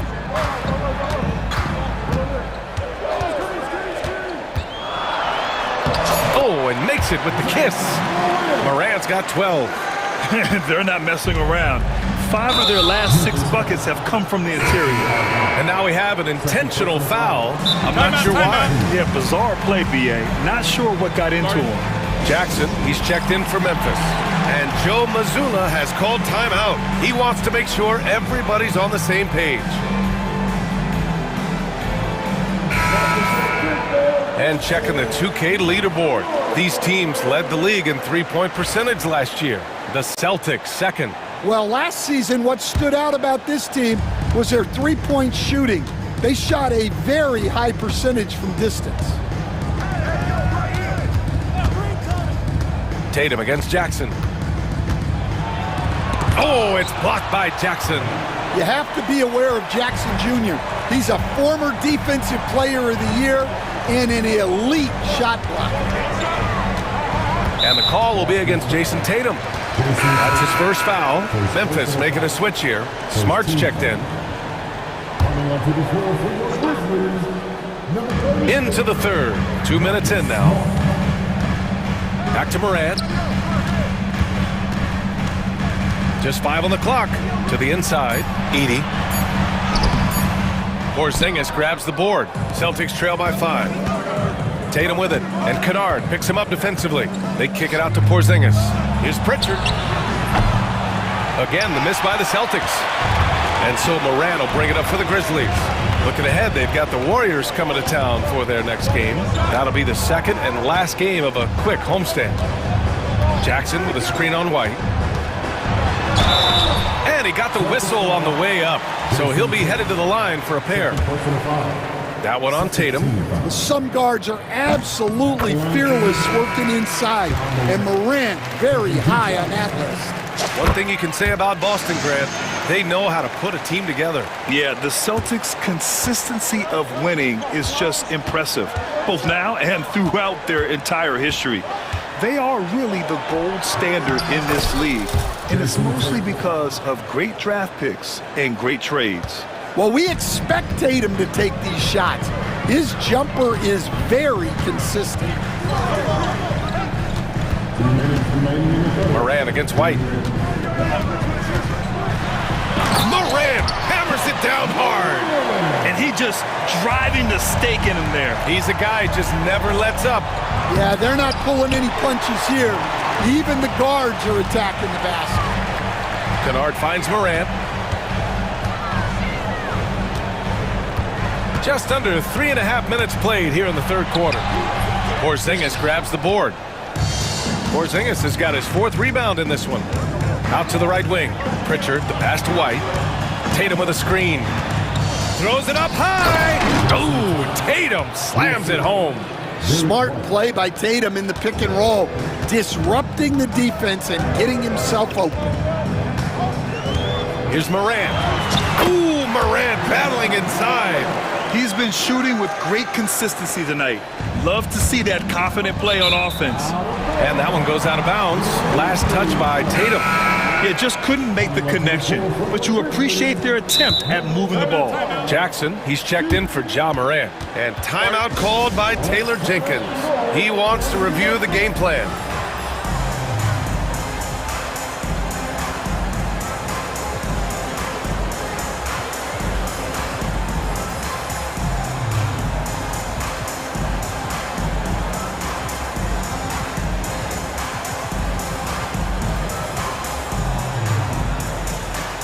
Boston going with almost an entirely new group here. Cornette's checked in for Kristaps Porzingis. Al Horford comes in for Jason Tatum. Brown, he's checked in for Pritchard. And Holiday subbed in for White. Here's Jackson. And a foul called on the way up. So he'll take 2 from the free throw line. Stan, you look at the Celtics, as high-powered as they come offensively. No question, Brian. They can space the floor at every position, and any one of their starters is able to give you 20 on a given night. Holiday surveying the floor. Here's Brown, and he gets the bucket. Brown's got 6. Assertive move. You can tell the game's heating up a bit. Clark with a screen on Holiday. Pass to Kennard. Three-pointer. Kicks it out to Jackson.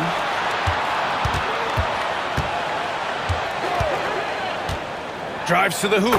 And the dunk by Jackson. Attacking the rim with power. Tremendous finish. Horford outside. Oh, getting it done. Horford gets it to go. Yeah, the moment Horford has the rock down low, good night. I mean, just too many moves from the vet. And just wasn't able to set up in time. Memphis shooting their 7th and 8th attempts at the foul line tonight. The first one falls.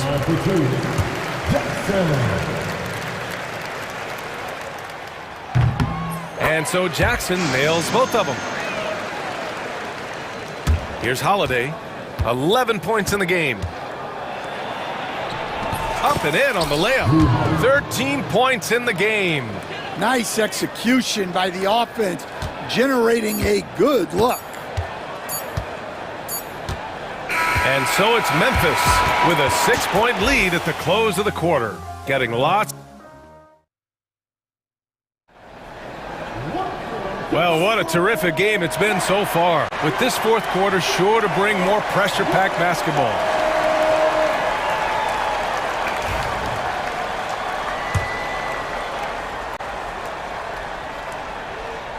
Memphis leading by 6. Jackson out there with Luke Kennard. Then there's Marcus Smart. Then it's Jaren Jackson. And it's Clark in at the 5. That's the lineup in the game for Memphis. Jackson finds Jackson. Kicks it out to Smart. Here's Jackson. Down to 5 on the shot clock. Using his post moves to get the 2 points. And the Grizzlies lead by 8. Well, he knew he had the size advantage to dominate the defense there. Go right at him. Smart against Holiday. Hauser passes to Brown. And Brown knocking down the triple. Well, when you're as polished and practiced a shooter as Brown, there's no reason to hesitate. Pass to Clark. Now Smart. Jackson outside. Jackson with a screen on Holiday. And he lobs it up to the rim.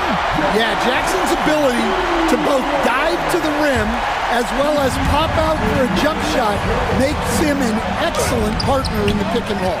And they're doing strong work on the glass, a +5 advantage for them. Kicks it out to Smart. Launches a 3. And Smart nails the triple. Here in the second half, they've just found better shots. Yeah, they've looked really in sync after the break. Getting the shots they want and converting them. Stolen by Kennard. Jackson outside.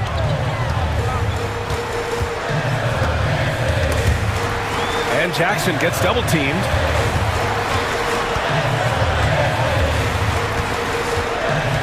Six on the shot clock. Pass to Jackson. They swipe it. Here's Cornette. Yes! Great play by Horford to set him up. Cornette's got his first basket. When Horford has the ball, he typically makes the right decision. That's a great pass. Holiday against Jackson. Shot clock at 6. Pass to Kennard. There's the triple. Sinks the tray. Kennard's gotten himself going here. His first points of the game on the deep ball. Celtics trail by 11. Back to Holiday. Well, despite the effort to create super teams, the league has a lot of parity right now, Grant. It really does, and I like it. It's not quite like the 80s Celtics and Lakers or the 90s Bulls, partly because of the salary cap. New notification for Alexei Viskrebensev. DualSense wireless controller disconnected.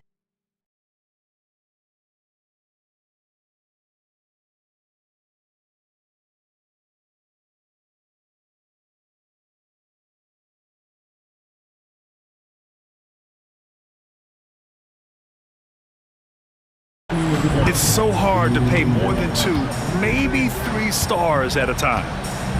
Shot clock at 5. Kennard for 3. And another 3 for Memphis. And they're refusing to take a break, even with a nice lead. They just continue to attack. You have to love it. Yeah, to put together this kind of performance at both ends of the floor on the road, it's impressive. Desmond Bain, he's checked in for Memphis.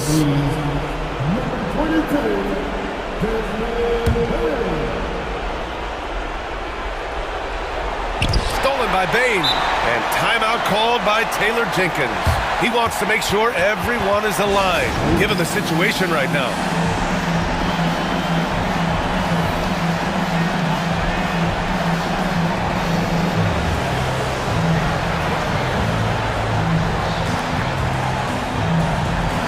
Memphis making a switch here.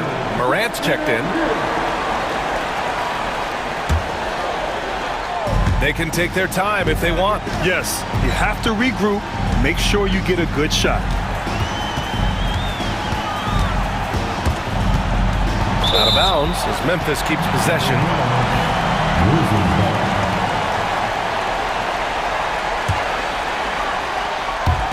A look at the clock. A little under 3.5 minutes gone by in the fourth. Clark with a screen on Holiday. 4 on the clock. From deep, Bain. Kicks it out to Jackson. And another miss by Memphis. And the defense got away with one there. I mean, that's a shot he typically makes. Moran against Brown. Outside Morant. Jackson with a screen on Brown. Pass to Clark. Outside Bain. The 3 is up. Boston pulls it in. And they had an advantage tonight. Came out sharp and did what was needed. Nice win here for the Grizzlies. And they got a huge boost from their reserves tonight. Yeah, the point differential between the two benches was a deciding factor in this game. And so this win marks their first victory of the new year. And with just one game left to play between them, they've captured the first 2 meetings of the year. And what a huge performance it was for Ja Morant. A quality offensive outing. When you get it going like he did, I'll tell you, it's one of the best feelings in basketball. 3 seconds separating the shot and game clocks. Holiday passes to Tatum. And an emphatic jam on the lob. The high basketball IQ of Holiday really shines through when he's running pick and roll. Morant finds Bain, and here's Jackson.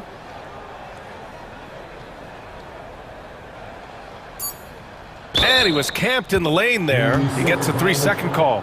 Boston Hall.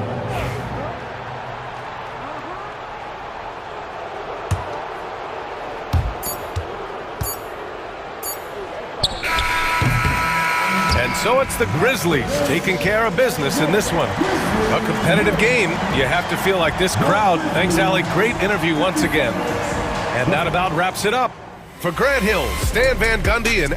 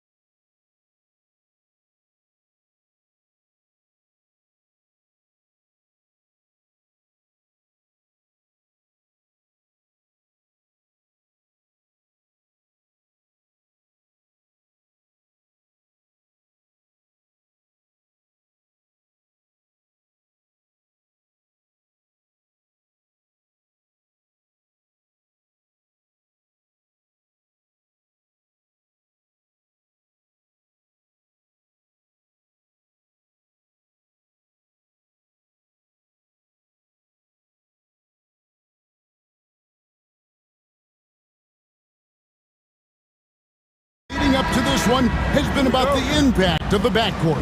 And that's where it all starts. When you have a confident and competent backcourt, it just opens up a lot of things for you offensively. And the starting lineup for the Timberwolves. Edwards on the wing. He's joined by McDaniels. Julius Randle is out there with Gobert, and it's Conley in at the point guard position. Stolen by Lively. And here we go. The Mavericks in a fast break. Kleba kicks to Irving. Wide open shot is on the money. The corner three by Kyrie has a nice ring to it. Here's Edwards. Mavericks with the rebound. That's a surprise. I mean, really out of character for him to miss when the defense is not right up on it. Irving against Edwards. Back to Irving. 5 to shoot. From the wing. The Mavericks rebound. Very dangerous to leave a guy like that open. Lucky break there for the D. The Timberwolves shooting their first free throw of the game. And just to mention, a season ago, they were very comfortable at the line, hitting about 78% of their free throws. A little over a minute gone here in the first quarter. And Greg, it didn't take long for Anthony Edwards to prove himself in the NBA. There's so much to like about his game. As outstanding as his offense is, his defense cannot be overlooked. He is a lockdown presence when he needs to be. Now, here's Doncic. Anthony Edwards unable to get his last shot to go in. To the middle. Here's Kleba. Out to Doncic. And he gets the whistle for the 3-second call.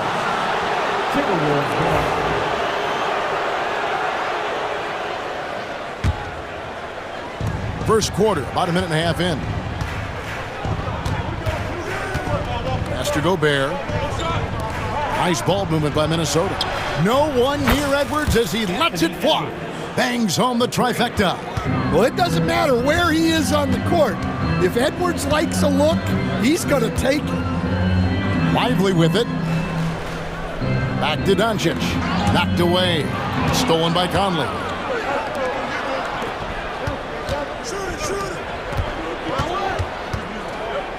McDaniels passes to Gobert.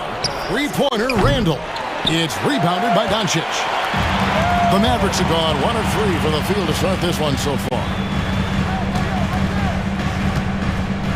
Thompson surveying the floor. Great open look there. Minnesota's gone 1 of 2 from long range in the first quarter. Here's Edwards. There's the drive. And it's sent back by Irving. And that's some crafty defense from Irving, managing to see that shot coming. First quarter of basketball, just over 2.5 minutes play. Doncic kicks to Kleba. Shot clock at 6. And too much time in the lane. They get called for the 3-second violation.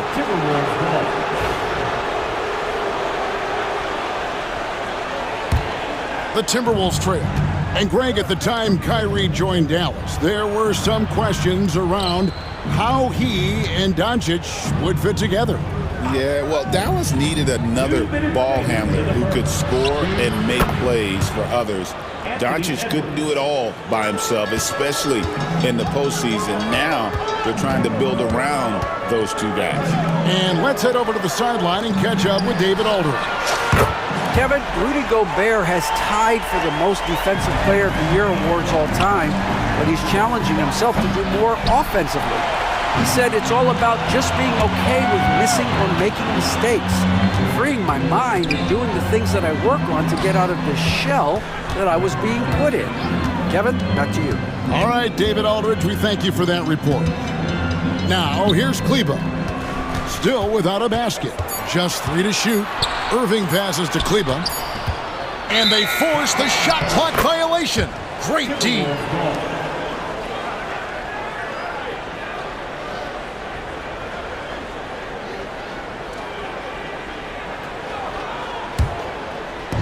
Timberwolves have gone just 2 of 7 so far. A little bit of a slow start for them. Randle with a screen for Edwards. Pass to Randle. And he takes it in for the layup off a very nice feed. You know, they like Randall to be an offensive presence in the paint. They want him to be an option on every possession. The three for Doncic. Minnesota with the rebound. There's 48 seconds left to play in the first quarter. Edwards drives in. No one near Randall as he lets it go. Traps in the tray. Randall's got 5 now. Great feed. Edwards has such a complete game. He's much more than just a scorer. No one near Doncic as he lets it fly. The three-pointer no good. Here's Randall out to Edwards. And the three off target. Mavericks trail by 3. Pass to Lively. Irving with the ball. Edwards defending. Irving passes to Kleba. Back to Irving. A floater. Out to Thompson. Here's the 3. A good close contest so far as we finish the first quarter. Timberwolves lead by 3. And we've got more action coming.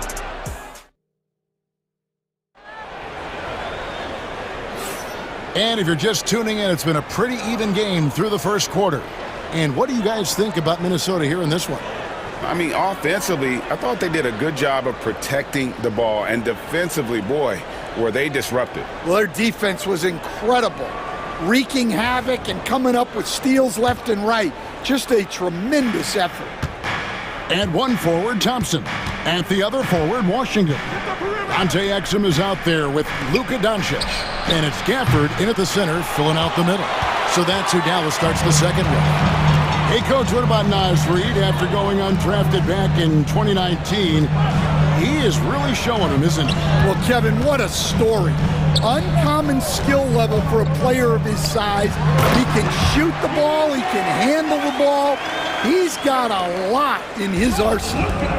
And you can see him give a little nod and then just burst to the rim for the alley-oop slam. A pair of teammates, Greg, with a terrific feel for each other. Over in the corner, McDaniels.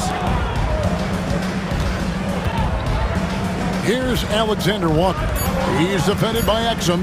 Near the three-point line, it's DiVincenzo. Misses off the left iron. The Mavericks trail. Gafford kicks to Washington. Here in the second quarter with a little over a minute gone. Here's Exum. That doesn't go in. Had a chance, though, to take the lead. Driving the lane. Here's Garza. Nails the baby hook. Garza's got the lead up to 3 now for Minnesota. Well, that's easy pickings for him. Unless the defense is all over him, he'll take that all day long. And it's Doncic missing for Minnesota. They've gone 1 of 3 to start out the second quarter. And that one drops. DiVincenzo's got his first 2 points.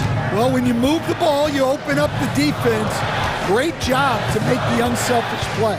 Washington with a screen on DiVincenzo. Out to Thompson.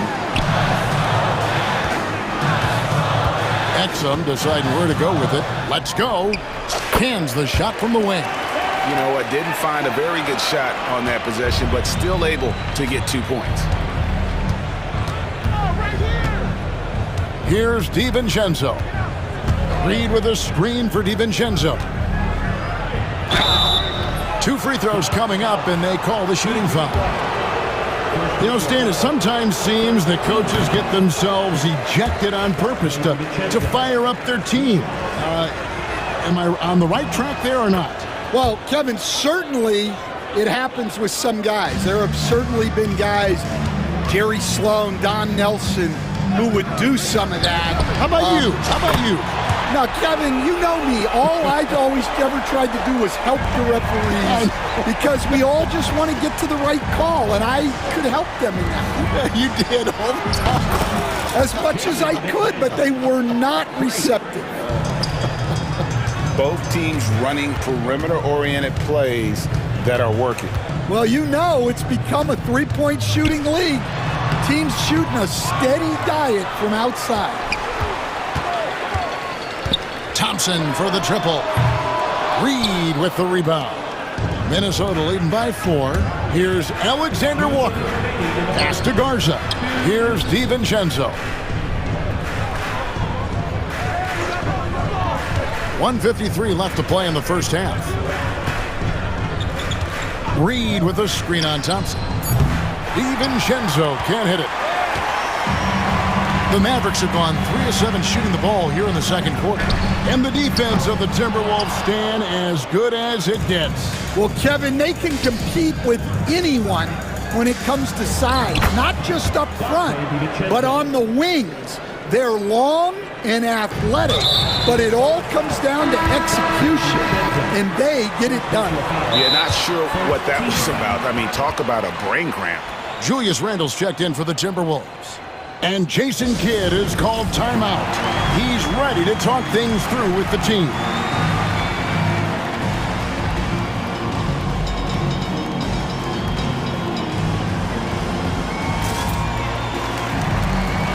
A different look for Dallas. Prosper's checked in, and Kyrie Irving subbed in for Klay Thompson. Gobert's checked in for Minnesota. Miller comes in for Naz Reid. DiVincenzo against Dinwiddie. Well, Dinwiddie is a clever playmaker, using the pick there to create an opening for his teammate. DiVincenzo against Dinwiddie. DiVincenzo passes to Miller. Stolen by Exum. Dallas moving it around. Pass to Prosper. Outside Irving. Dinwiddie surveying the floor. And he's going up for the alley-oop, and stolen by Miller. And now Randle pushing it up, and no one back to stop him. And Randle throws it down. Not enough defense there. Allowing Randle to get that close is a recipe for disaster.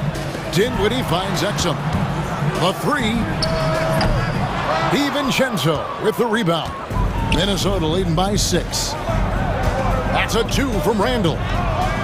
That one goes in. 9 points for Julius Randle. And if you look at this first half, overall, they've just had the better shot selection.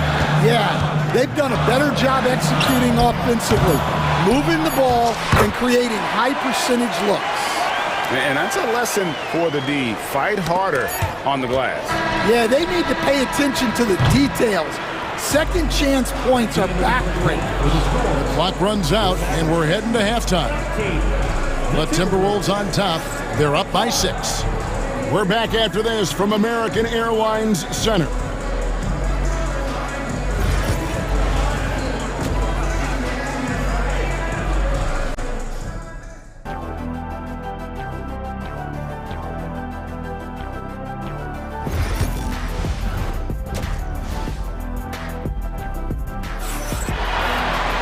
And after a fairly even first couple of quarters, the second half could turn out to be a great one as both teams try to gain an edge. Nice game. Great performance by Julius Randle. Yeah, it's been a great performance from him, really staying focused on quality shots. Yeah, he's found his spots, been patient with his shot selection, and it's paid off for himself and the team. And on the floor for Chris Finch as we get into the second half. Gobert is out there with Naz Reid. Then it's Julius Randle. Then there's Edwards. And it's Alexander Walker in at the 2. The kick out to Irving. Launches a 3. Edwards against Thompson. Pocket 6. The 19-footer is on the money. Thompson's got the first basket of the second half. That one for the Mavs. Greg, you love this topic more than anyone when you think about the best ball handlers of all time. Where does Kyrie Irving rank on your list? Well, you know, I think, Kevin, he's at the very top. I've never seen anyone else pull off some of the things he does. Certainly makes a strong case for the best ever. And so, Alexander Walker nails both of them. Stan, we talk about this every night. So much great young talent coming into the NBA. Is there one player, though, in particular, who right now stands out to you? But I have to say, Kevin, Victor Wembanyama, I don't know that we have ever seen a guy of that size do the things that he does. Now, you can say, well, what about Nikola Jokic? Well, Nikola Jokic, first of all, is not Victor Wembanyama's size. And then Victor's handle and his length, the guy's incredible. He's going to be the face of the NBA for a long, long time. Here's Doncic. Back to Kleba. The kick out to Irving. That misses. Had a chance to tie it there. Timberwolves leading by 3. Edwards drives in. It's hauled in by Doncic. And you're just not going to see him do that very often. Usually when he rises up, there's a guarantee it's going down. Pass to Kleba. Back to Doncic. Over Edwards. Doncic, no good. Doesn't register as a block, but he did everything you want defending that shot. Well, you know, sometimes the most pivotal plays don't always go on the stat sheet. Hands it from downtown. Edwards got 8 points. Well, I'd say any play with Edwards on the finishing end has a good chance of succeeding. Kleba with a screen on Edwards.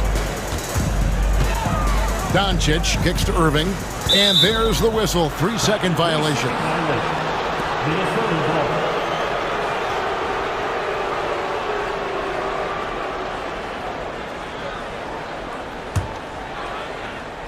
Minnesota leading by 6.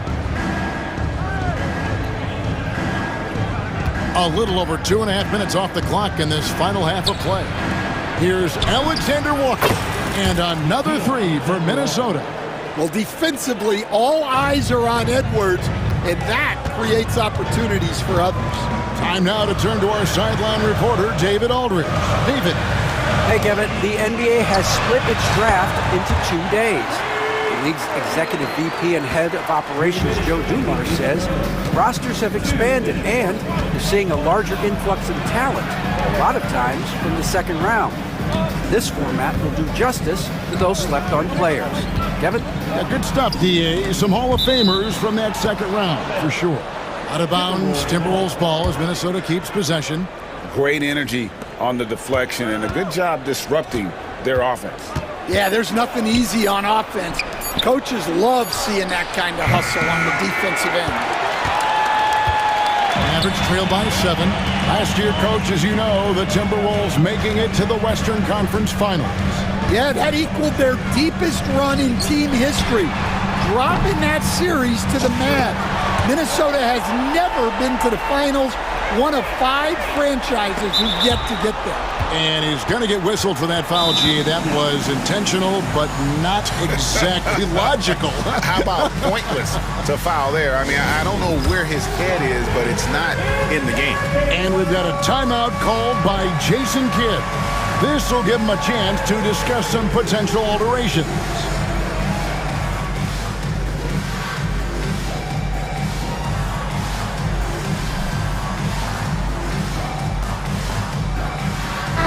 Big group substitution now for Minnesota. Garza's checked in. Miller comes in for Reed. McDaniels is checked in for Julius Randle. And it's Dante DiVincenzo in for Edwards. Here's DiVincenzo. Pass to Garza. Sinks that one from the post. Assisted buckets. Every team wants them. They show you're running effective team offense. Dinwiddie against DiVincenzo. Dinwiddie kicks to Exum. That 3 off the mark. Minnesota leading by 6. Here's DiVincenzo. Pass to Alexander Walker. Miller sets a screen for DiVincenzo. And contact on the shot, so he'll be shooting free throws here. Yeah, easy call. Minnesota shooting their 6th and 7th free throws in the game. The throw drops for DiVincenzo. No good on the second, so he hits 1 of 2. Garza gets the bucket. Oh, the D completely lost track of the shooter there. He turns the miss into 2 points. 5-second differential between the shot clock and the game clock. Irving looking over the floor. Jacks up a three, and looks like the illegal pick was set. Yep, that's right. That'll get their attention. Beyond the leaning, you could see his feet more set on that screen. Easy call. Look, you can get away with a lot in terms of screens today. But you can't make it that obvious. Alexander Walker. The Mavericks pull it in. Dinwiddie outside. And he was able to put it up in time, but doesn't fall. And so it's Minnesota with a 6-point lead at the end of the quarter. A good size advantage, and they'll look to increase it. We'll get right back to the action when we return.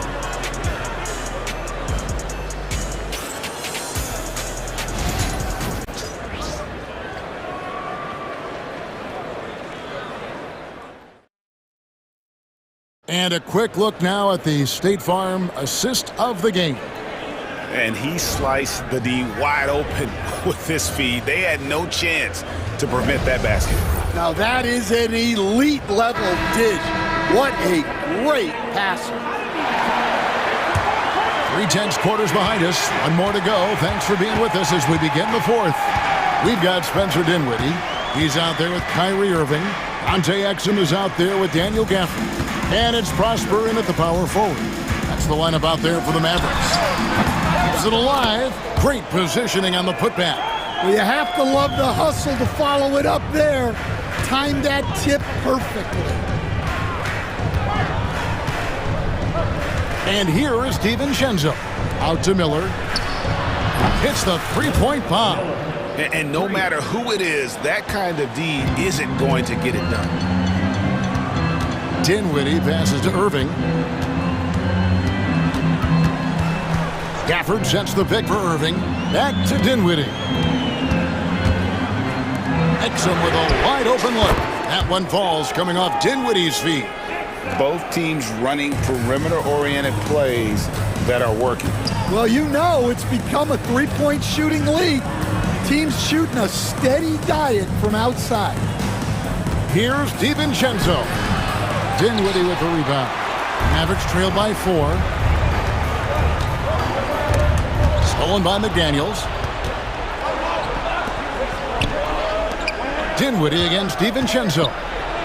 Banked in off the glass. And a moment here to take a look at some hustle stats for the Timberwolves. Well, all you can ask for is your guys to be really active on D, and they've been more than that tonight. And also, guys, they pushed the ball and been able to score in transition, trying to take advantage of playing in the open floor as often as possible.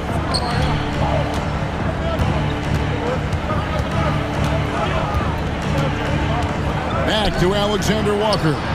Drills the three-pointer. And now a 9-point Minnesota lead. Well, clearly some sort of defensive breakdown there. He is not the kind of guy you give room to at the arc. Irving for 3. The shot misses. And even without that 3-ball dropping for him, the defense should have done more on that last play. Just under 2.5 minutes gone here in the final quarter. 6 on the shot clock. Here's DiVincenzo. Basket is good. He'll get a chance for one more at the line. Stan, I've always admired you. Come from a coaching family. Was there a point growing up you knew you wanted to be a coach? Yeah, I loved being around the game. And so 2 things happened that drove me into coaching. Number 1, I loved baseball and I couldn't hit one. So that was out.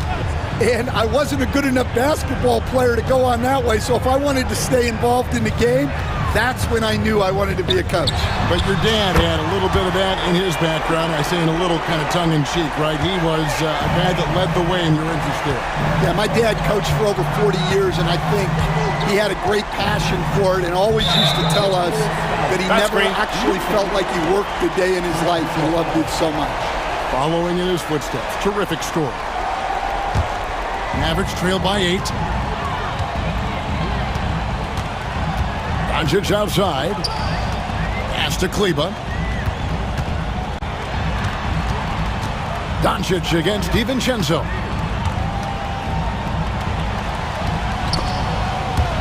Stolen by McDaniels.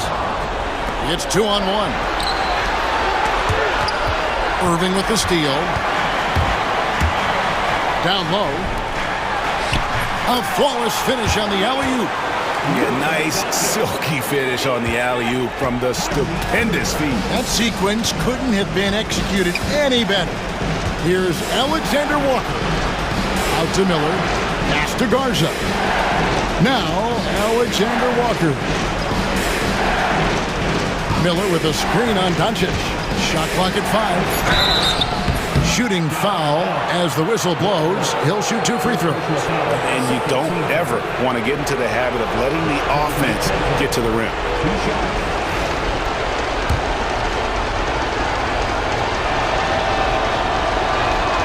So the first one drops, and that makes it a 7-point lead. And he cannot convert on the second. That misses. For Dallas, they've gone 4 of 7 from the field since the beginning of the fourth. Here's Irving. And the shot goes in. And make no mistake, Irving wants... New notification. Wi-Fi connection lost. ...is off the charts. DiVincenzo with it. Driving inside. That's good. Basket number 5 on a 5-for-8 night shooting. And so Doncic will bring it up for the Mavericks. 7-point differential. Pass to Lively. Here's Irving. No good off the front iron. Now 8 seconds separating the two clocks.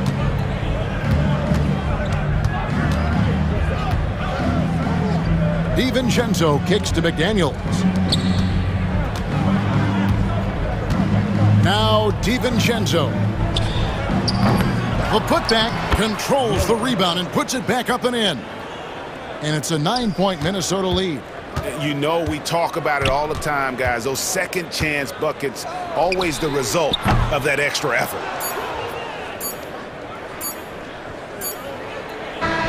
And so the Timberwolves take the win. They came in here and took care of business like they were the home team.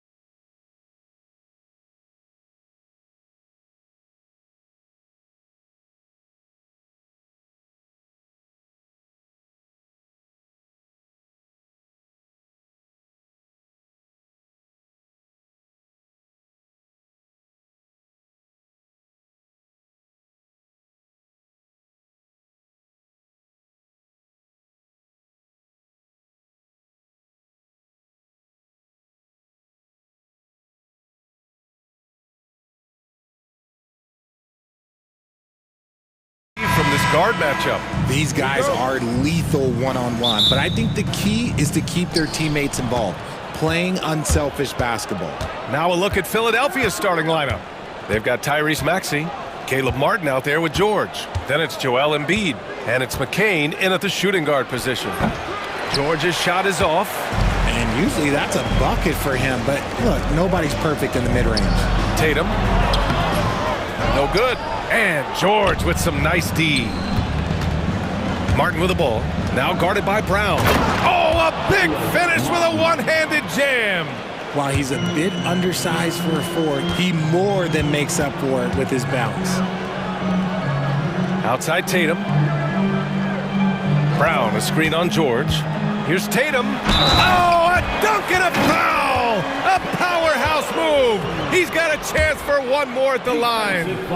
It's going to go on Paul George.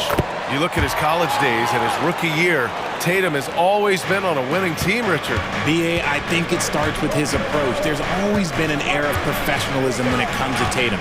He's just a young player that is focused only on winning. Now here's Maxey. George outside. 6 to shoot. Shot from the wing. And yep, it's good. And you see the creativity George has. Just comfortable operating in screen and rolls and taking what he sees. Quite good. Just taking it right to the rim. And no one was there to greet him. Easy possessions like that literally are just a gift. You just dream of them. He will gladly take those. Now here's Maxey. Martin outside. Out of bounds. It'll be Celtics ball.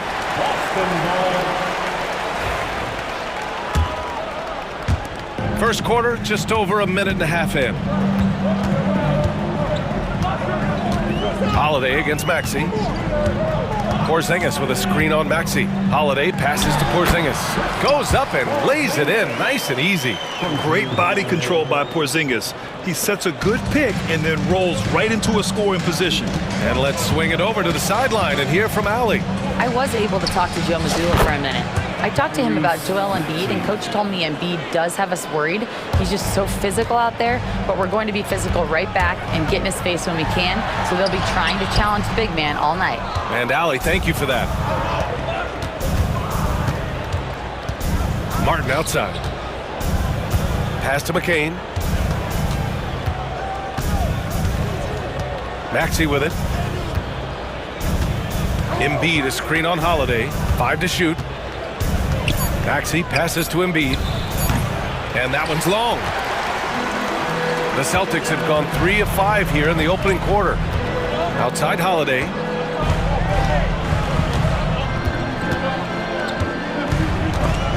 It's stolen by Maxey. Martin inside. Defended by Brown. The kick out to Maxey. Here's McCain. 2 minutes remaining in the first. Second chance shot. It's good. And hitting from the mid-range here and early. I mean, really give the defense just another thing to worry about. And you don't see many teams take these shots as often anymore. It's nice to see them take advantage in this area. And the Celtics in possession here. After the Sixers picked up a basket a moment ago.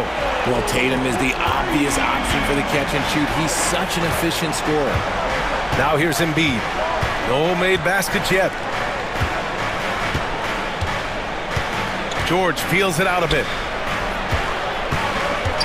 Embiid finds Martin. Back to Embiid. It's stolen by Tatum. Now the Celtics on the move. And so the ball out of bounds. Brown touched it last. Like what? Like, what is going on right now? We've got 1:13 left in the first. George, a screen on Holiday. Maxey attacking. Here's George.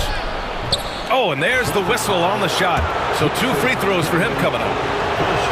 I like when George uses the shot fake to his advantage because he's good at fooling the defenders. George hits them both. For a star like him, you get lots of opportunities at the line, and he's great at cashing them in. Tatum passes to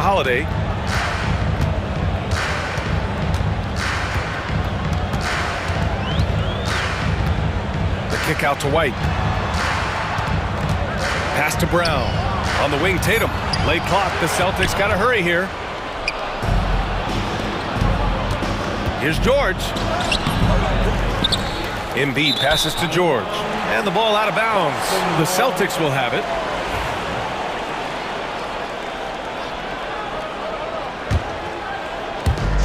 The Celtics have gone 4 of 6 in the first quarter.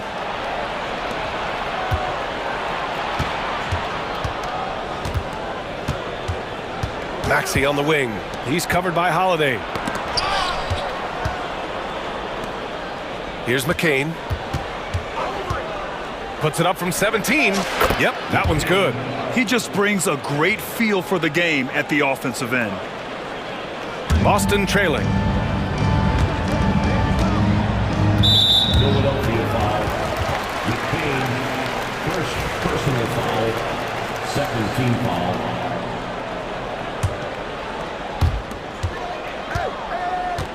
Here's Holiday. There's the drive. And the shot is good on the assist by Tatum. Oh, just a beautiful textbook bounce pass. You love to see it. Here's Maxey. Count the basket. Maxey's got his second basket. Yeah, he was able to sneak it to the rim. Had enough room to get just like an easy layup. And at the end of one, a closely contested game so far. The Sixers on.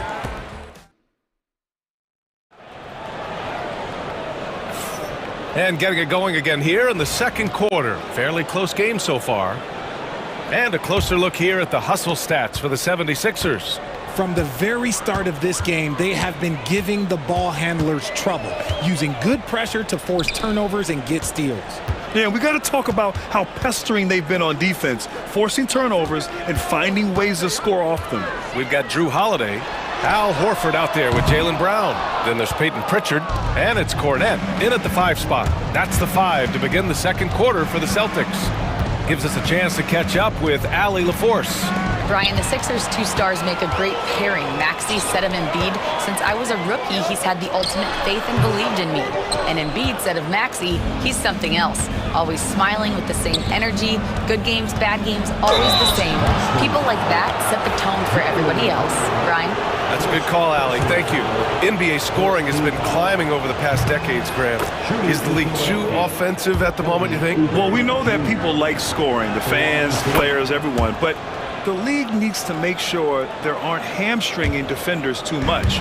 So I think allowing some more physicality incentivizes the defender to defend, and now we have competition on both sides of the ball. Right side, Holiday. That one drops for him. Yeah, good execution in close. Holiday likes mixing things up and finishing from this area. Here's Yabusele. He's scoreless. Now the Celtics on the move. Keeps it alive. And a steal like that, with the conversion, can really start moving things in your direction. Here's McCain. Knocks down the long J. McCain's got 7. Trading the lead back and forth, neither side is willing to back down. I've been on the edge of my seat courtside. Man, this has been a barn burner. Holiday passes to Pritchard. Horford outside. Cornette sets a screen. Just 5 to shoot. Stolen by Drummond.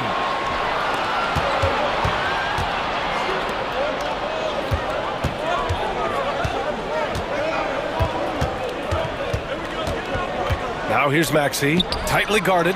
It's stolen by Holiday. Drummond against Horford. Pass to Holiday.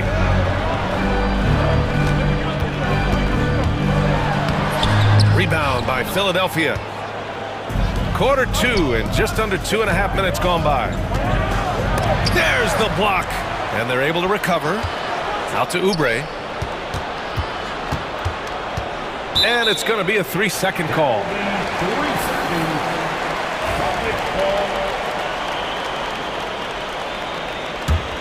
Celtics trail by 3. Here's Holiday, and he drives in, and he can't jam it through. Now Philadelphia with it. Outside Oubre.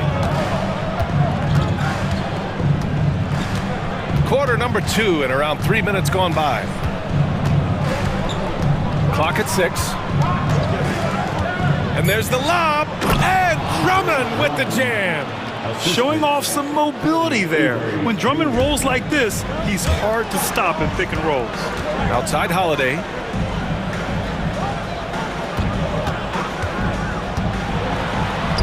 Shot from the low post is good.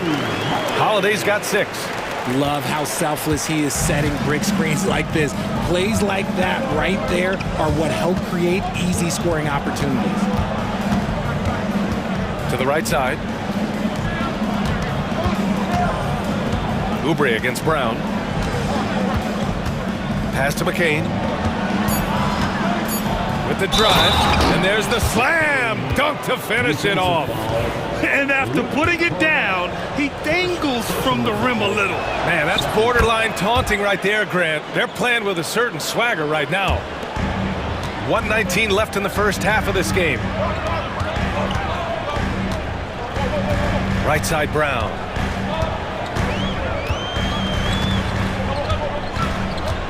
From the high post. Good as the jump shot falls. Brown's got his first points in this one. The mid-range is not an issue for Brown, and it's just another weapon in his arsenal now. Maxey with it, working on Cornet. Maxey attacking. Here's Yabusele. And again, it's Philadelphia. Good play call and good execution. The offense running on all cylinders. Pass to Cornet. Screen by Horford.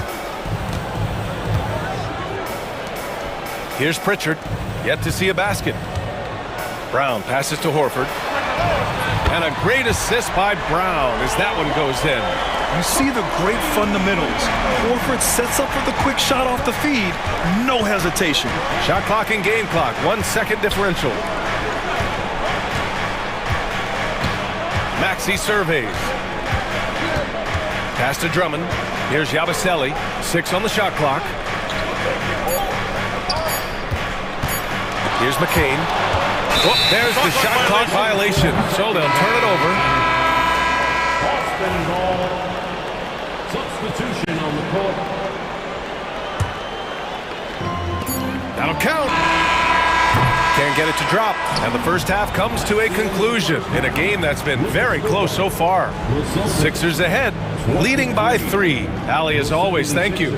We'll be back right after the break for the third quarter here on 2K Sports.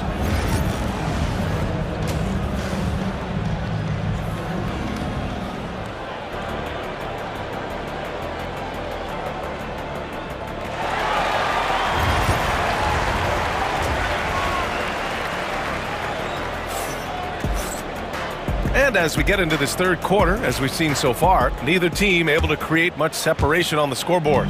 Celtics trail by 3. Second half underway. Here's who Nick Nurse has got on the floor. We've got Caleb Martin. Kenyon Martin is out there with Kyle Lowry. Then there's George, and it's Embiid in at the 5. Shot clock at 6. Here's Tatum. And it's Martin with the rebound. The Sixers lead by 3. It's Martin on the wing. Oh, a rim-rattling two-handed jam! And he gives up some size inside, but makes a great adjustment on the finish. Yeah, you can give up some size, but that shows you how fearless he is, willing to attack the basket no matter who is in front of him. The kick to Tatum. White for 3. Rebound by Philadelphia. Embiid's got 4 rebounds now. And you look at Derek White, Richard. The energy he plays with, it is remarkable. That's his greatest attribute, his activity on both ends of the floor. Having a high motor is a skill. He keeps coming and tries to wear you down. A moment to hear from Allie LaForce. Paul George spent some time talking about his idol. He said, the person who motivated me as a kid was Kobe Bryant. Growing up in Southern California, watching him every day I wanted to emulate him. I attacked the game the same way he did, trying to work on every deficiency, play both ends, and be a competitor. His impact lives on, Allie. Well, Lowry can just pepper you with shots from the arc. He's got a talent for finding and making those looks. Now Tatum, 6 points for him. Tatum barreling in, the three ball, nails it from three. This is just fun. These teams are trading threes back and forth. This is today's NBA. Hey, we see this kind of exchange more often than not. Lowry outside. Martin with a screen on Tatum. Here's George. And that one's good. George has got 6. Sturdy play from George in the paint, getting by the contact and to his finish. They kick it out to Porzingis. Back to Tatum. Porzingis in the post. Embiid's there. And it's Porzingis that time on the assist from Tatum. Tatum's got his 4th assist in this one. Lowry surveys the D. Martin outside.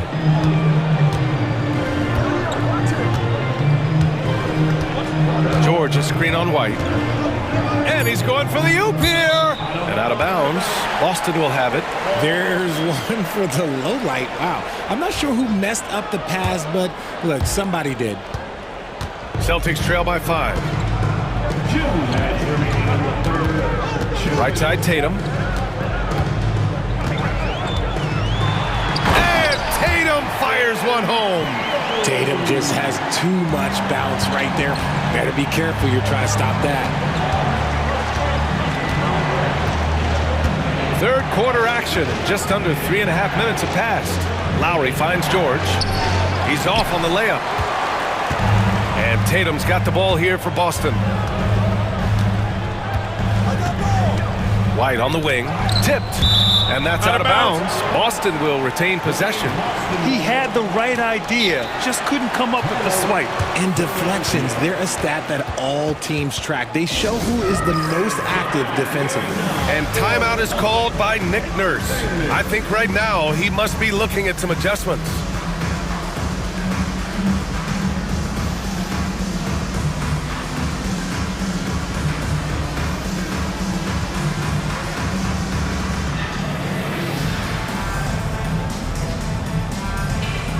Richards checked in for Springer.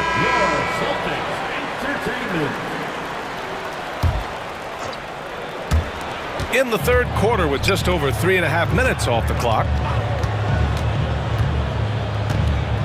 Tatum feeling it out a bit. 5 on the clock. Pass to Hauser. That falls. Nice feed that time from Tatum. Tatum's got 5 assists in the game. Gotta fight harder to get over those screens.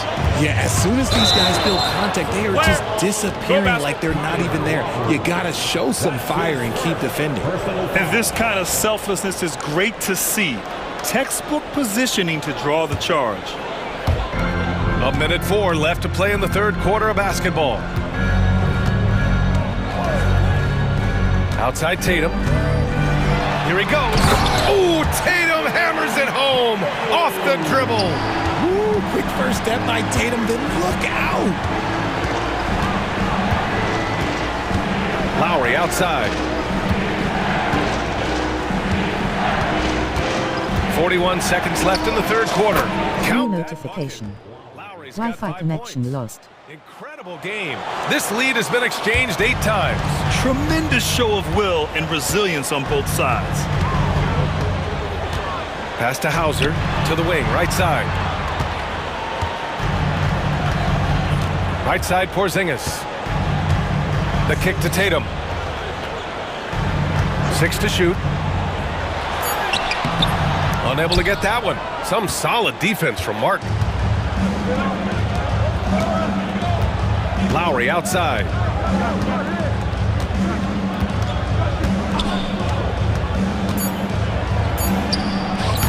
Oh, he missed the chippy right there.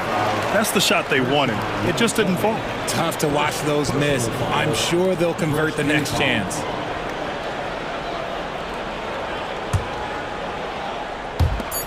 Up in time. No luck on that one. And we've just finished the third quarter. What a tight game we've got going. Philadelphia on top, up by 1. And it's time now to bring you our State Farm assist of the game. And from the two-guard spot, an unselfish play like this sets a fantastic tone. And from a team perspective, having your off-guard rip-off passes like that, it's awesome. It shows you have guys willing to give up the rock. First personal foul. Man, I know I speak for all of us when I say I can't wait to see what kind of finish awaits us here in the fourth quarter. Tatum is the 4 with Porzingis at center. Pritchard and White at the 1 and the 2. And it's Hauser in at the 3. That's who's in the game for the Celtics. Boston trailing. Horford with it. Oubre picks him up. Brown passes to Holiday. Kick out to Brown. Pass to Holiday. And so he draws the foul, headed to the line to shoot a pair. That's on Joel Embiid. You know, one thing you got to love about Jrue Holiday is he's a true two-way player in this league. He puts in a lot of work to make a big impact on both sides of the floor. Holiday hits them both. Well, the 76ers shooting 61% for the game, knocking them down. Out to Oubre.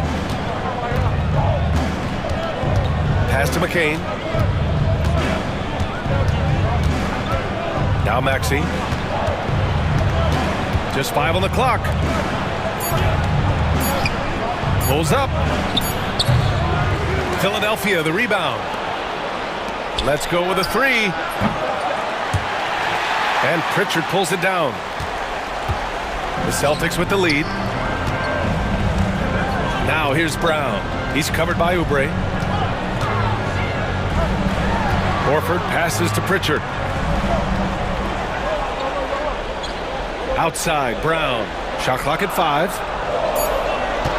Cornette sets a screen. From the arc. Outside, Holiday. Up top, Brown. With 1 on the clock. Whoa! Jaylen Brown! A big-time finish! Come on, Jaylen. That's just ridiculous. Here's McCain. He's covered by Holiday. Horford against George. Outside Maxey. Wide open. And he nails that one right through the heart. Oh, in pressure moments, he's a guy you trust to make big shots. And Joe Mazzulla calls timeout here. He's decided it's time to clarify the situation, leaving little room for error. Boston with some changes. Kristaps Porzingis, he's checked in for Cornette. Tatum comes in for Horford, and it's White in for Pritchard. Let's go now to the sideline and catch up with Allie LaForce. During that last break, I heard Joe Mazzulla as he talked with the team. He pleaded with his guys to keep their emotions in check, saying, "You're battling right now. Continue to play smart. Don't try to be a hero out there. Play for one another." Guys, let's see what happens. Allie, thank you. Philadelphia's gone 0 for 2 from outside here in the fourth quarter. George, a screen on Holiday. Maxey passes to George. Back to Maxey. To the paint. Second chance effort. And no good, trying to use the glass. How did he break that one? He smoked it. Everything was set up for that to be an easy basket. This has been the story of the game, a battle fought on offense. Yeah, but I think it's going to come down to who can get the stops down the stretch, because that's who's going to come away with this one. Here's McCain. No good. That would have tied it. Yeah, you know, he usually makes you pay from that range. Brown passes to Holiday. And a miss there on the triple. It's tough to get open in this league, and when you do, it hurts not to capitalize. Outside Oubre. Pass to Maxey. Here's McCain. Oubre on the wing. Good on the 13-footer. And so it's Holiday who brings up the ball for the Boston Celtics. Here in the fourth, they've allowed just 4 points. Tatum inside. George defending. Tatum, good. I do not care what kind of game he is having. In these moments, Tatum is just different. Outside Oubre. Back to Maxey. Out to Oubre. Pass to McCain. Shoots over White. Boston pulls it in. 54 seconds left in the final quarter. Tatum with it. Into the lane. Paul George pulls down the board. And you don't see that every day. Usually he'll convert when he gets that close to the rim. Oubre, a screen on Tatum. For three, George. It's rebounded by Jaylen Brown. Gotta find easier shots when you're already struggling. That's not gonna get it. 8-second difference between the shot clock and game clock. And it's a defensive 3-second violation.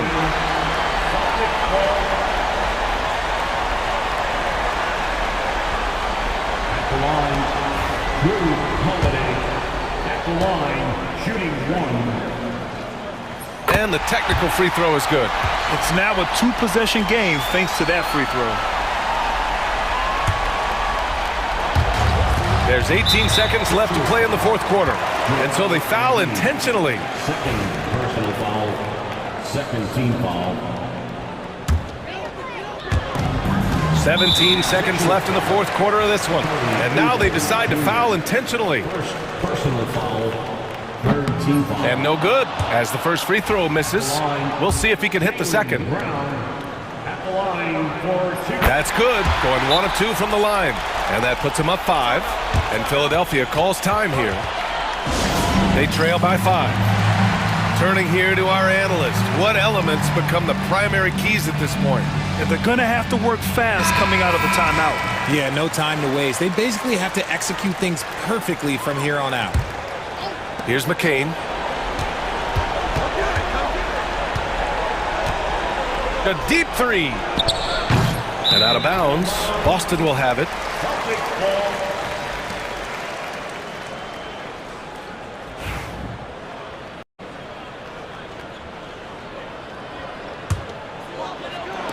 8 seconds left to play in the fourth. Outside Tatum. So we see Boston get the win here. This one was in the balance right until the final seconds. NBA, they showed their character when it mattered most, sending those fans home happy. All right, Allie, thank you. And that'll do it, folks. For Grant Hill, Richard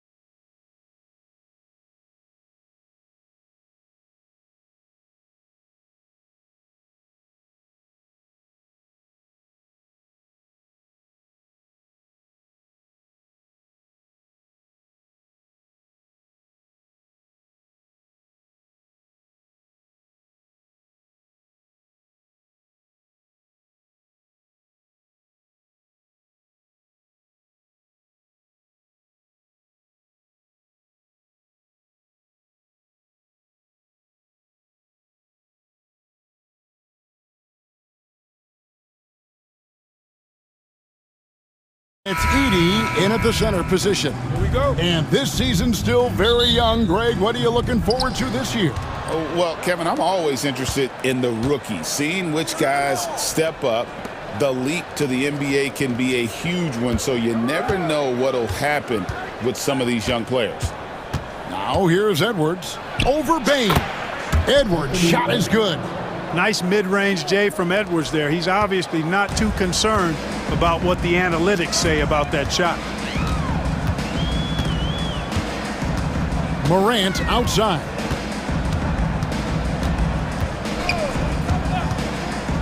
To the middle. Here's Edey. Outside for Jackson. Jackson, a screen on Conley. Back to Jackson. Just 5 to shoot. No good on the triple. You know, defensively, you just can't afford to give him that much room. They're fortunate that he missed that one. Back to Gobert. Timberwolves passing it around. Randall dishes to Conley. Here we go, one-on-one. Williams passes to Jackson. Randall against Morant. Off to a good start as he hits his first shot attempt. And no problem for Morant that close to the hoop. Once he gets inside, he makes it look easy. Greg, this is some kind of note. Last year, Minnesota, for just the second time, had ever won a series in the postseason. Yeah, they've been bounced in the first round, 10 of 12 appearances. But last year's team was different. Their elite defense fueled the conference finals run. The Grizzlies have gone 1 of 3 from the field to start this one so far. Morant with a wide open look. Hits it from three-point range. Morant's got 5. And an eye for an eye. Both teams working to stretch the floor. Nothing like answering back.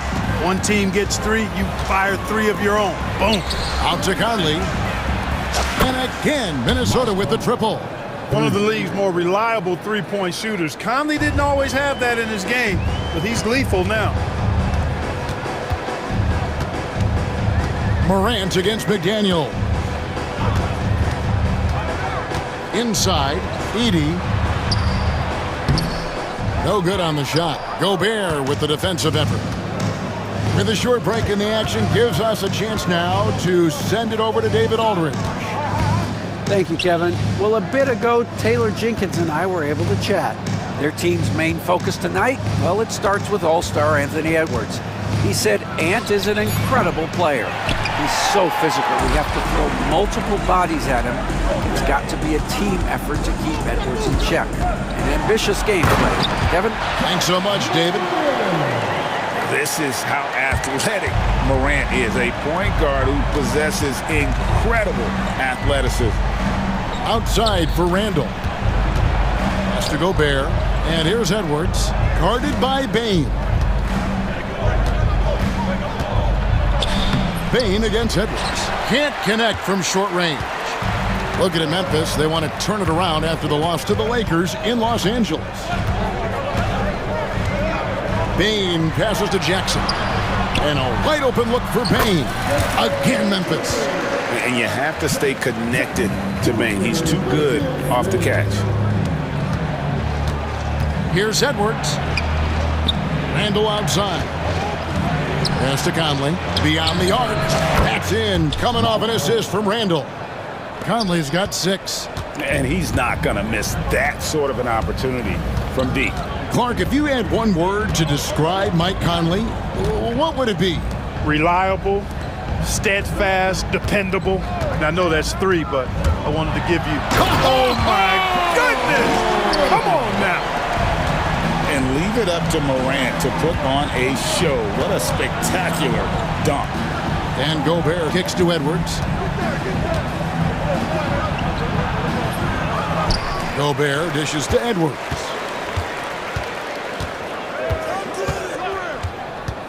Tries again.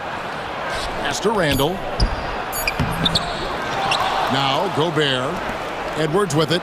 Guarded by Bain. McDaniels passes to Randall. Over Jackson. Randall no good. And not allowing the shooter even an inch of breathing room on that one. And guys, that's exactly the kind of high-impact defense they want to see out of him.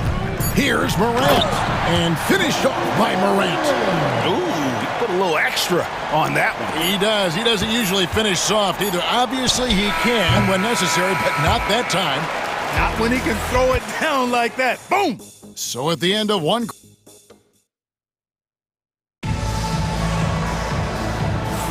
And close game underway so far. We'll see if either of these teams can jump out in the second quarter. And taking a look at the Grizzlies' performance here, guys, what have they been doing or not doing? Impressive start. They came in with a well-conceived game plan and have executed. Yeah, you know what? Makes it really easy for the coaching staff in that case. No adjustments needed. Just keep on keeping on. So on the floor for Minnesota, Reed is out there with Jaden McDaniels. Then it's Nickeil Alexander-Walker. Then there's Dante DiVincenzo. And it's Garza in at the 5. I guess even he has to miss one of those once in a while. A nice shot by McDaniels. McDaniels got his first 2 points of the night. Strong work inside by the 6'9" Jaden McDaniels, showing how effective he can be down there. Here's Morant. That one falls. Morant's got the lead up to 2 now for Memphis. Yeah, 3 consecutive field goals have come right at the rim. The D had better start buckling down. And he floats in for the easy 2. Credit the assist on that one. Well, Morant's acrobatics often get the attention, but his passing is also elite. Reed kicks to McDaniels. Here's DiVincenzo. Pass to McDaniels. Here's Reed. It's rebounded by Memphis. Following this one, they get to host the Warriors. That'll be the latter half of this 2-game homestand. Morant drives in. Garza pulls it in. Timberwolves trail by 4. Guys, they're looking for a way to score here. Yeah, they've had a tough time taking the lid off. DiVincenzo passes to Reed. And the foul called on Brandon Clark. That's his first foul. First team foul.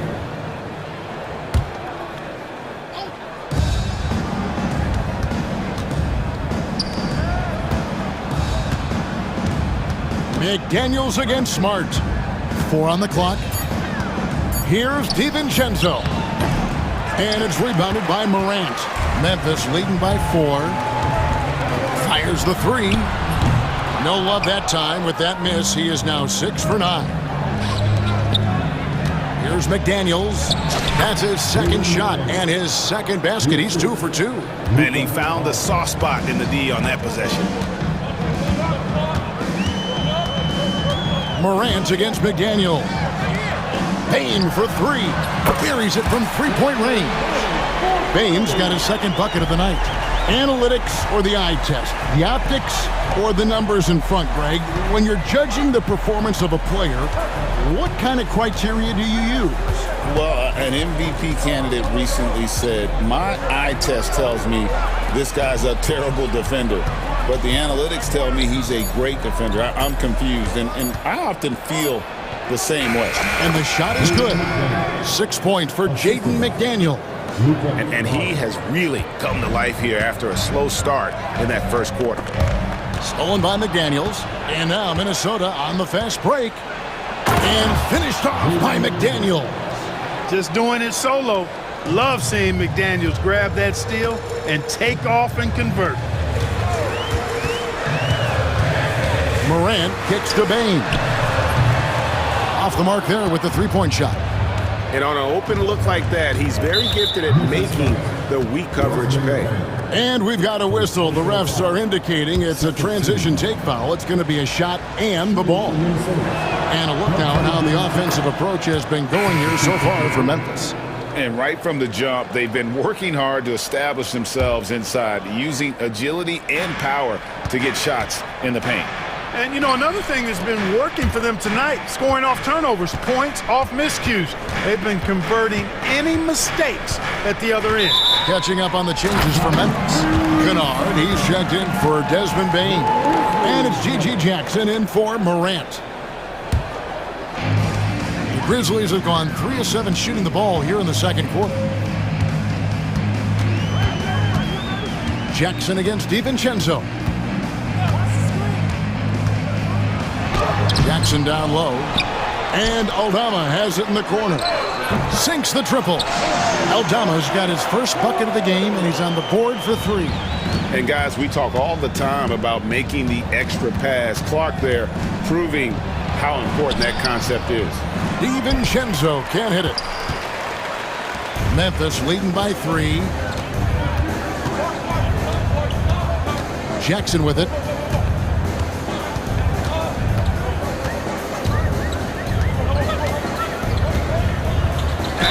Fouled on the shot and picks up 2 points. So 1 free throw coming up. And they keep hammering away at him inside, forcing the ball into the paint. The Grizzlies shooting their first free throw of the game right now. Timberwolves trail by 6. Here's Alexander Walker. From out on the wing, he knocks it down. Alexander Walker's got his first basket of the night. 4 seconds separating the shot and game clocks. DiVincenzo against Jackson.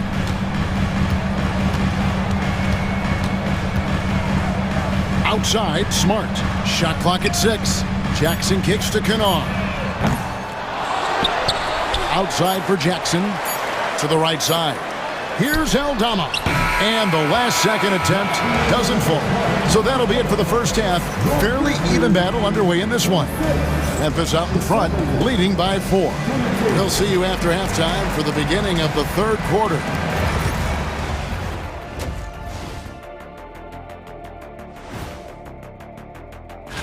Taking a look at Memphis, you really get to see what they're made of after your hard work in the offseason. Yeah, you have big... Getting to that first half of action from Minnesota, they find themselves in the middle of a tight one. You can see their offense flowing tonight, especially. That'll do it for our show.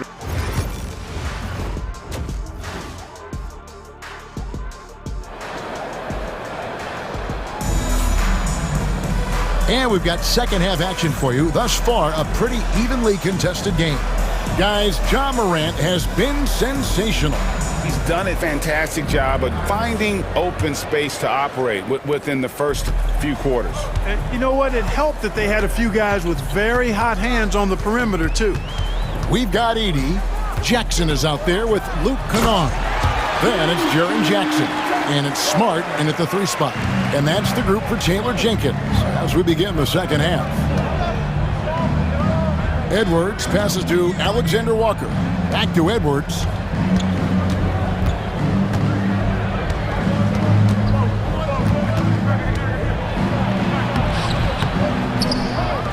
It's rebounded by Memphis. Jackson with it. Picked up by Edwards. Jackson against Randall. To the inside. Misses the layup. He had him with that pump fake. Those are chances almost always you can rely on him to get you 2 points, but the D just enough to keep him out of rhythm. Reed with a screen on Kennard. Alexander Walker passes to Reed. And the rebound by Jaren Jackson. And the Grizzlies leading by 6. When Naz Reid is out there, Clark, spacing the floor is a real asset for him. For sure, and you know, he really puts a lot of pressure on the defense because he can score from anywhere on the floor, and he's got great size and strength. And he does the little things too. I mean, you look at his points and rebounds, but this guy gets deflections, he goes after loose balls, he gets you extra possessions on the glass, he steps in and takes charge. I mean, he does all the little and big things. The drive by Jackson, and he drops in the layup off the glass. Jackson's got the lead up to 6 now for Memphis. I like the play call, very solid, making perfect use of the pick to get a great look. Edwards. Edwards loves it in there. Built like a linebacker, Edwards is not your average off guard, folks. Edwards against Jackson. Pass to Smart. to Jackson.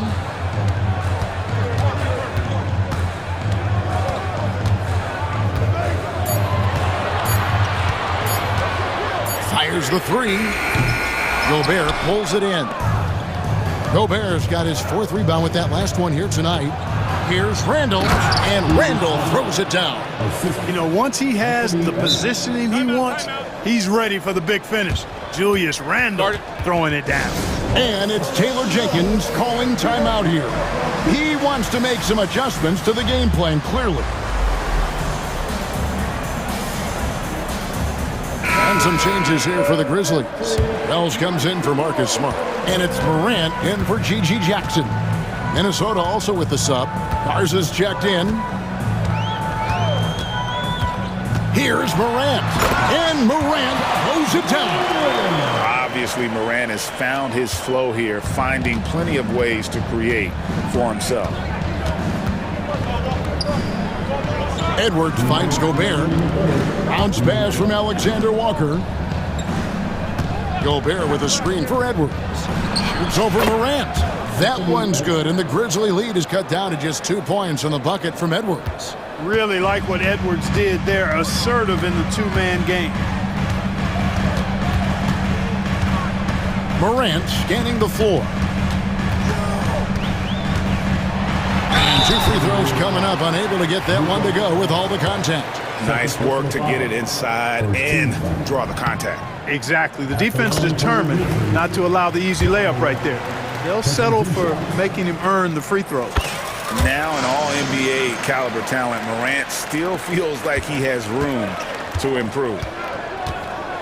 Here's Edwards. The jump hook, and that one clearly a foul. Gets the whistle, and 2 shots coming up. The Timberwolves shooting their 2nd and 3rd free throws tonight, and the first one drops. Hey, like a lot of guys, Edwards rides momentum as a player. When his confidence is soaring, so is his activity level. Second half here. We're just over 3.5 minutes into it. Morant against Edwards. It's Morant with the drive. Pass to Jackson. That one good for 2. Yeah, heads-up aggressive play right there. Saw the smaller man on him and took it straight to the basket. Randall kicks to Edwards. Gobert down low. Guarded by Morant. And we have an intentional foul there, G.A. Wish I could say why. That one's pretty strange. I mean, no idea what got into his head right there. Special K, we know the trade for Rudy Gobert took some time to click, but now it's looking like a great move. Well, you know, figuring out how to play 2 bigs in this day and age with the way the game is played, pretty tricky, a slippery slope. And they stayed with it, to their credit, the Minnesota Timberwolves. And once they got it sorted out, Gobert was a force with his defense and his scoring out of the pick and roll. And I think one of the things undervalued in Gobert's improvement is the addition of Mike Conley. They've got a tremendous relationship, and I think Mike Conley's presence has been a real asset for Gobert as well. Morant against Edwards. Pass to Garza. Morant against Edwards. Basket counts. Edwards got 10 points. Boy, he's been a different player here in the second half, looking much more comfortable on the offensive end. Here's Morant. It's hauled in by Edwards. Randall surveying the D. And it's blocked. We're at the end of the third, and we've still got a close one. Grizzlies lead by 2. Well, this has been a great contest so far, and I imagine the fourth quarter could have even more action in store for us. And so Edwards will bring it up for the Minnesota Timberwolves. A 2-point game. And a look at the 5 for the Timberwolves to start the fourth. Anthony Edwards out there with McDaniels. Then there's Reed. Then it's Julius Randle. And it's Gobert in at the 5. Wells in the corner. Lets the 3 fly. Knocks down the 3 ball. Wells has got himself going there. His first points of the game on the deep ball. And a breakdown here, guys. The hustle stats for Memphis. They have been a wrecking ball defensively, coming up with steals, being active with their hands, and just doing a terrific job of disrupting the rhythm. You know, we've got to talk about how they've continued to force turnovers and turn those turnovers into points. They came out aggressive, and they've not let up. Now here's Jackson.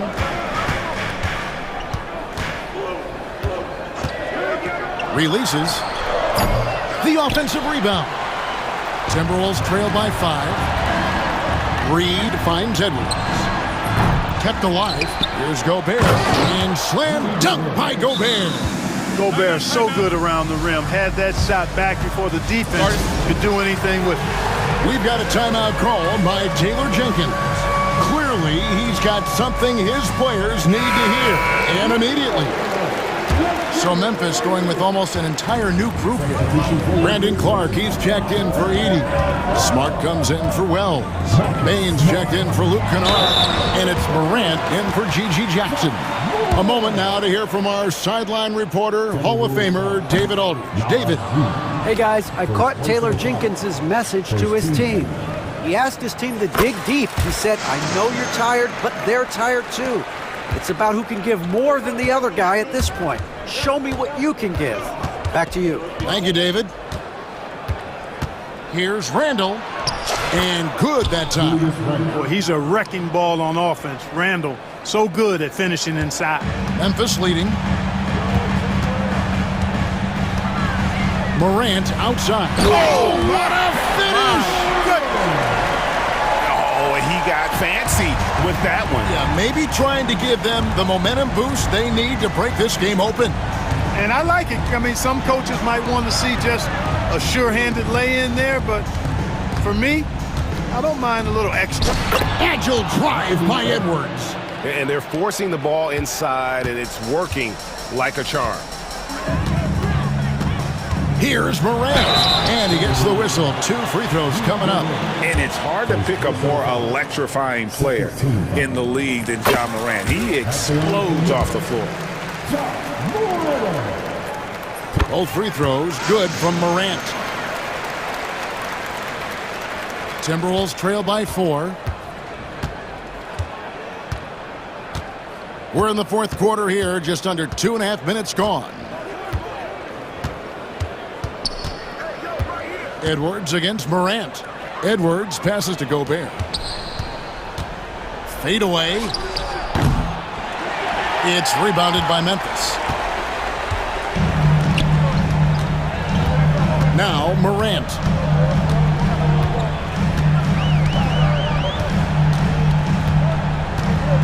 Jackson a screen on Reed.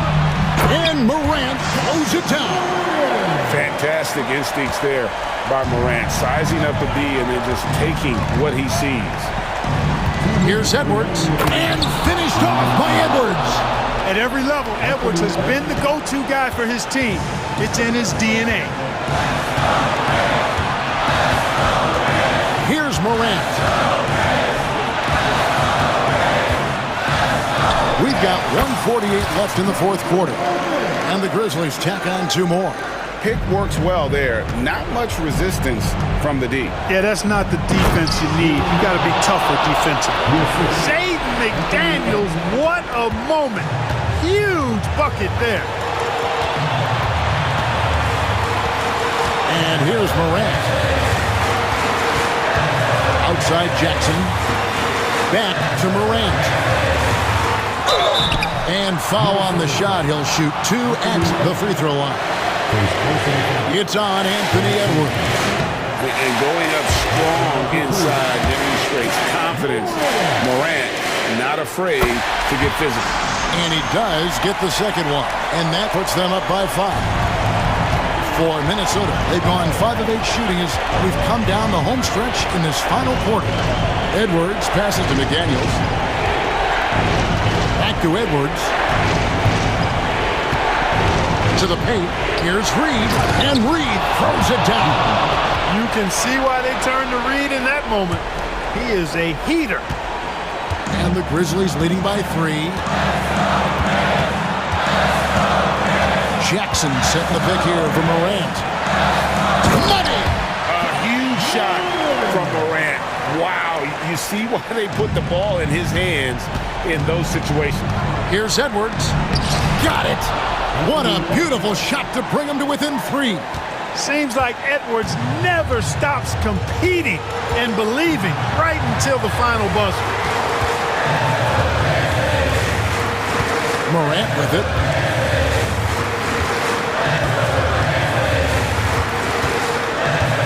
Just 5 on the clock.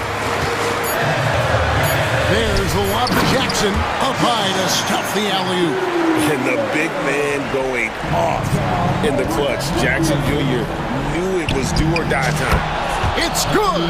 And he has brought them to within 2 points. And he just seems to always deliver in the clutch. And he's got it going right now. That's who they want taking the big shot. And he hits both free throws here. So now it's a 4-point ball game. 2-possession game now, guys. Some very important free throws there. Just 1 second between the shot clock and game clock. Edwards to the left side wing. McDaniels gets a wide open look. No good with the triple.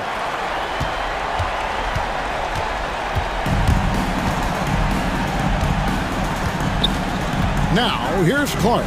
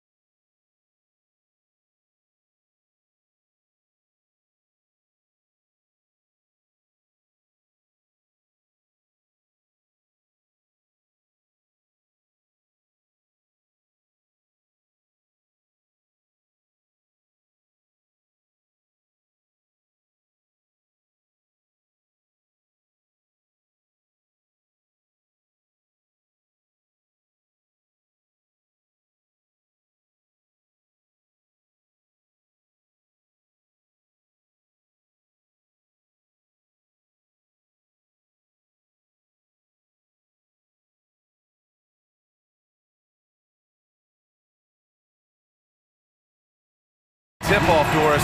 It feels like the league is in a great place. There is no doubt, BA, absolutely. To me, more talent in the league right now than potentially we've ever had before. And I don't just mean star talent. There's a depth of quality skill across the board. We know the shooting has revolutionized the game. It's going to be a fun year. Here are the 5 for Philadelphia. George and Martin looking to produce at the forward spots. Then there's Tyrese Maxey. Then it's Joel Embiid. And it's McCain in at the 2. And just terrible defense. I don't know how he missed that shot.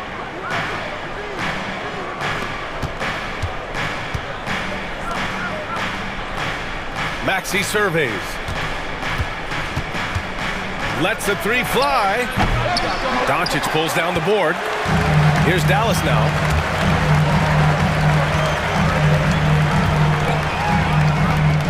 Pass to Thompson. Now Irving. George defending. And the foul called on Paul George. That's his first foul of the game. First team foul. And just about a minute into this first quarter. A nice shot by Doncic. And I know Doncic prefers a straight-on 3 shot, but his touch works just as well there in the corners. And a defensive-minded big man in Maxi Kleber. When he's making shots, he's so valuable, Doris. Well, BA, he is on the floor because of his defensive versatility. To me, one of the most underrated defenders in the league. He can be cross-positional, but you're right. He's got to be a legit threat offensively. Yeah, dominant drive there by Embiid. Crashing inside and throwing it down with authority. On the wing, Thompson. Jacks up a 3. That one falls. Great setup by Doncic. He's consistent from out there, especially when you give him that kind of room. The 76ers have gone 1 for 3 so far. Martin with a screen on Doncic. Maxey passes to George. Tried to answer back, but that 3 is off the mark. The Mavericks have gone 2 of 3 from the floor. Doncic right side. 76ers foul. McCain. First personal foul. Second team foul. About 2 minutes gone by in the first quarter. Irving finds Kleber. Now here's Thompson. 6 on the shot clock. Again, Dallas. A shooter of Thompson's caliber has little trouble in the mid-range. Here's Maxey. And he drops in the layup off the glass. Just taking it right to the rim, and no one was there to greet him. And I think defensively, that is not the way you want to start. Giving up high percentage looks, that doesn't typically end well. Doncic, good. The defense has to know they're going to get a steady diet of three-point shooting from Luka. And out of bounds, Dallas will have it. Looking at our leaderboard here, last year, the teams that made an art out of transitioning from defense to offense. In third, Philadelphia. And whenever you turn the ball over against them, they pushed it right back at you. Last year, they were just merciless at exploiting teams whenever they made mistakes against them. Now here's Irving. Kleber outside. Doncic outside. Oh, there's the alley. Here we go, the Sixers on the break. George, good. Hey, you're asking for trouble now if you let Paul George get room to run. Excellent transition and superb at getting himself in the right position. Now here's Doncic. He has 6. Tries it from the top of the key. Rebound by Philadelphia. Well, the defense flat out awful right there, and he couldn't punish them for their mistake. Martin outside. The 3 is up. A nice shot by McCain. Well, you love the activity out there. What a play. This guy is busy on the offensive end. And he was fouled while in the act of shooting, so he'll take 2 free throws. Doris, you talk about a guy who forces you to play at his pace. That's Luka Doncic. Oh, my goodness, BA, there's no question. He's got tremendous patience. He's in complete command of the tempo of the game. But maybe my favorite aspect is how he manipulates the game to get defenders off balance. Here's George. Pass to Embiid. Now Martin. Outside Maxey. Back to Martin. 5 to shoot. George for 3. And the 76ers another 3. The countless hours Paul George has put into that three-point shooting, a huge part of his development. Doncic outside. There's 48 seconds left in the first. Irving for 3. Again, the miss by the Mavericks. A chance to go 2 for 1. And you really must play this just right. And Irving has got the ball here for Dallas. Out to Thompson from deep. It's rebounded by George. Philadelphia has gone 3 of 6 shooting from beyond the arc. Back to Martin. An easy 2 on the layup. This team trusts Maxey to make good decisions with the ball. 11 seconds left in the opening quarter. Outside Irving. Gets it off. That misses. Would have counted had it gone. Both teams have it going here early and still close to the...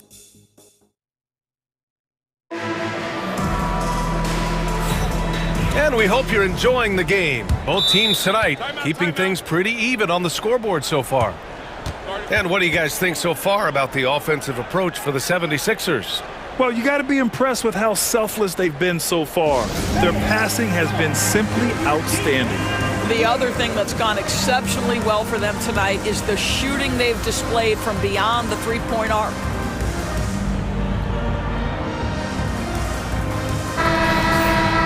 And since we have a moment, here are last year's most efficient scorers around the league. Daniel Gafford on top. And last year, he led the league in field goal percentage, allowing the game to come naturally and taking whatever opposing teams gave to him. So on the floor for Philadelphia, we've got Maxey. Andre Drummond is out there with Kelly Oubre. And it's McCain in at the 2. And he buries his first look. I tell you, like lightning. Kelly Oubre flashes through on the drive. No one quick enough to stop him. Washington outside. 4-3. Sinks it from distance. Washington's got his first bucket of the game, and he's on the board for 3.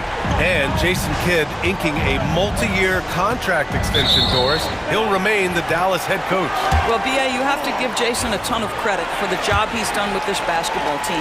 And think about it. Your coach is a Hall of Fame level floor general in his own right. And now your best player, Luka Doncic, is an elite point guard. Just a perfect match. Now here's Thompson. Really played well against Golden State in his last game. Irving, the pass to Gafford. Outside for Irving. 4 on the clock. The baseline J. And he didn't get quite enough under that one. And even with the miss, that's a high percentage shot for him. Pass to Maxey. Here's McCain. The kick out to Maxey. Over Irving. Can't get it. He's now 1 of 4 from the floor. Dallas has gone 4 of 8 from 3. A nice percentage. With the fadeaway. And he's now 1 for 4 after that one. What's amazing about Kyrie is the number of go-to moves he has on the interior. Here's Oubre. Oh, and he got fouled on his way up. He'll head to the line to shoot 2. Klay Thompson picks one up. Everyone in the building saw the obvious contact. Well, Grant, you were an excellent defender in your day. So who was the toughest player you had to guard? Well, there were so many great players. Michael, LeBron. But let's talk about the late, great Kobe Bryant. I mean, he really had no weaknesses. And even if you defended him perfectly, there's a good chance he can still make the shot. Now here's Oubre. Really played well against Charlotte in his last game. And he's going for the lob. Throw it down on the lob. Beautiful setup on the alley-oop. Great catch, great flush. Doncic feeling it out a bit. Washington, a screen on Oubre. The open shot, Doncic. Again, the Mavericks good for 2 more. There's a savviness innate to Luka Doncic. He has played this game for such a long time. Pick and roll, yeah, that's in my bag. McCain. Inside, and stolen by Irving. It's an even 3-on-3 break. They get it again. Thompson outside. Fires the three. Gafford. Boy, they had their chances. 2 offensive rebounds, but still coming up empty. And that one goes in as he's fouled. It'll be 3 points if he converts the free throw. Exum's checked in for Dallas. He's made 1 and missed 1 so far at the line. And that one falls for Oubre. He wasn't quite as assertive as he needed to be in the first quarter, but now he's taking a more head-on approach and getting himself to the line. Doncic, no good. Philadelphia leading by 3. In 2024, Luka Doncic recorded 6 consecutive 30-point triple-double games. That's right, B.A. The first time anyone has done it in NBA history. So if you didn't already believe in Luka magic, well, there's some proof that the magic is real. Here's Yabusele, and it's in there. Maxi's got his second bucket of the night. And just so good at playing at high speed. Maxey gets the ball and takes the fast shot. From deep, here's Doncic. Rebound by Philadelphia. Started out strong from three-point land, hit 2 in the first quarter, but he's gone dry since. There's the 3. Exum gets the bucket. Well, Dante Exum knocking down shots will put a smile on this team's face. He continues to work on the offensive end. And for some reason, he decided to foul there. Yeah, B.A., that's an odd move. Maybe there's something else behind it. I love it. In attack mode, drawing foul calls this quarter and getting to the free throw line. Both free throws good from Maxey. And so Jason Kidd calls for the timeout. He's going to gather the troops and talk it over.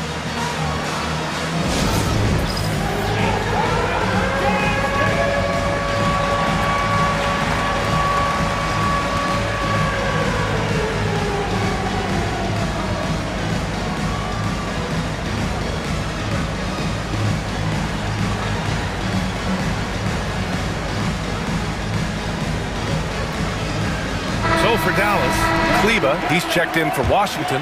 Kyrie Irving comes in for Thompson, and Prosper subbed in for Luka Doncic. Now here's Exum. Stolen by Lowry. And now the Sixers on the break. Martin with the ball.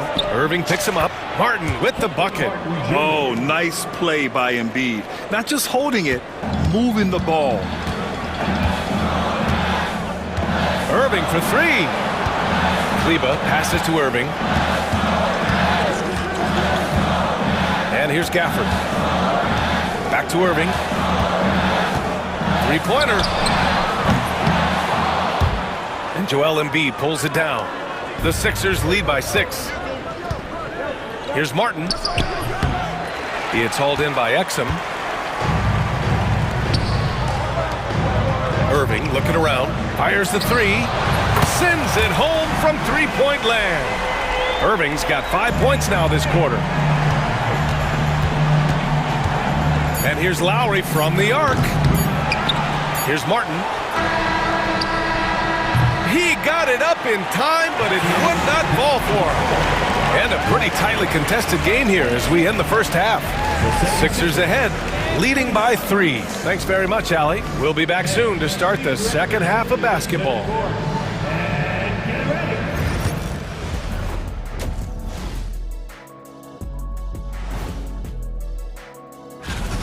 Getting points from that second unit was clutch. Depth protects you against injury, but it can also win a game for you. Yeah, and it's time now for the... Thanks for tuning in.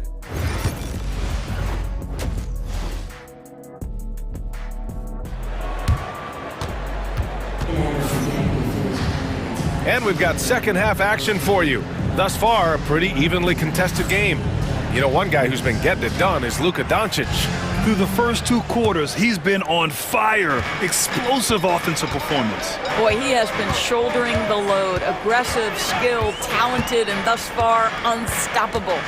The 2 stars in the backcourt, Luka and Kyrie. Klay Thompson is out there with Maxi Kleba, and it's Lively in at the 5. That's Jason Kidd's 5 as we get into the second half. Just 5 to shoot. Here's Irving. He drains it as the shot clock ticks down. Irving's got his third basket on the night right there.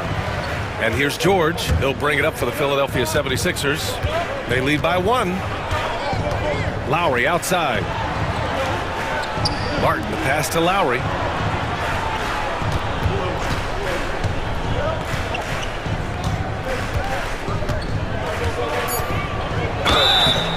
And a foul called on the way up. So he'll take 2 from the free throw line. Well, Kyle Lowry makes excellent use of the up fake, gets the defender in the air, and worst case scenario, he's getting a trip to the foul line. He hits the second from the line. Dallas has gotten 6 of 13 shots to go from outside the arc. Outside Irving. Kleba, screen on Martin. Irving for 3. He buries it from 3. Irving's got 5 points now in the quarter. Lackluster defense, showing no desire to chase shooters off that line. Here's Martin, and the call over the back. A terrific box out that draws the over-the-back call. Well, just good fundamental basketball. You go hunt a body, make sure you box out. Good job. Lowry against Doncic. Lively with a screen on Lowry. And it's Doncic missing. The Sixers trailing. George, right side. Martin with a screen on Thompson. George with it, guarded by Kleba. Martin outside. It's George on the wing. Tries again. And the rebound goes to the Mavericks. Boy, 9 times out of 10, that's going in. I'm sure he surprised himself with the miss. Pass to Doncic.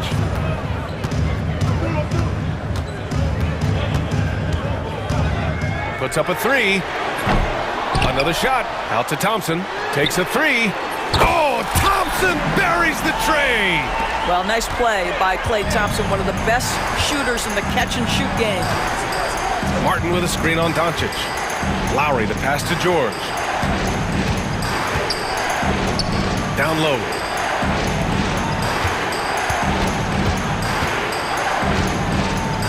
Pass to Martin. Late clock, the Sixers need to put one up here. The Sixers again can't hit. Dallas leading by 4. And it's blocked by Martin. Fast break, Philadelphia. All right, let's check in with Allie LaForce. Joel Embiid is setting records with his scoring, but he said, when I get stuck into just being a scorer, that's not the best version of me. I like sharing the ball. As you've seen the last couple of years, the teams that have won, they move the ball. Nothing is static. So that's how we should play. It's pretty simple, Brian. Yeah, great understanding, right? Thanks, Allie. Here's Martin, and out of bounds. Dallas will have it. All right, let's examine the distribution between 3s and 2s tonight for the 76ers. And I love the clip they've shot from beyond the arc. The only question, why haven't they taken more 3s? And we've got a timeout from Jason Kidd. He wants a few moments to regroup with his players.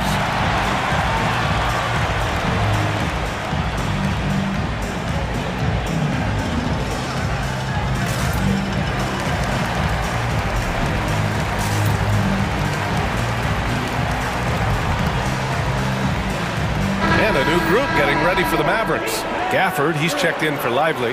Washington comes in for Kleba. Exum's checked in for Klay Thompson. And it's Dinwiddie in for Doncic. Dinwiddie passes to Exum. Stolen by Drummond. Lowry with it. And Dinwiddie picks him up defensively. Pass to Lowry. Knocks it loose. It's stolen by Washington. To the middle. Gafford in the post. Drummond's there. And it's Gafford missing. One reason this game is so tight is because both teams are hitting the boards with reckless abandon. Well, it's his intelligence that puts Kyle Lowry up there with the top assist men in the NBA. Washington, a screen on Lowry. And there's the lob. And Washington powers it through. The great read between those two guys. The defense didn't stand a chance, B.A. These two teammates right here, Grant, they are connected. And Lowry puts up a deep three. And no good. Had a chance to take the lead. And Irving has got the ball here for the Dallas Mavericks. Since halftime, they've only allowed 5 points. They get it back. Washington outside. Lets it go from deep. He can't hit that time. The 76ers have got just 2 of 6 in the second half. Martin with the bucket. Martin's gotten his second bucket on the night. Defensively, they've got to get more bodies in the paint. That's 3 straight field goals from below the free throw line. And we've got a timeout from Jason Kidd. Coach wants to speak to his guys, maybe alter some of the game plan.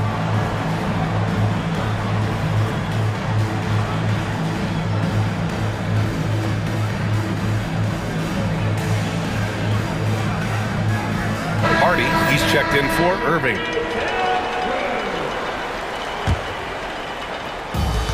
Dallas has gone 2 for 5 from 3 since halftime. Just 1 second separating the shot clock and the game clock. Dinwiddie outside.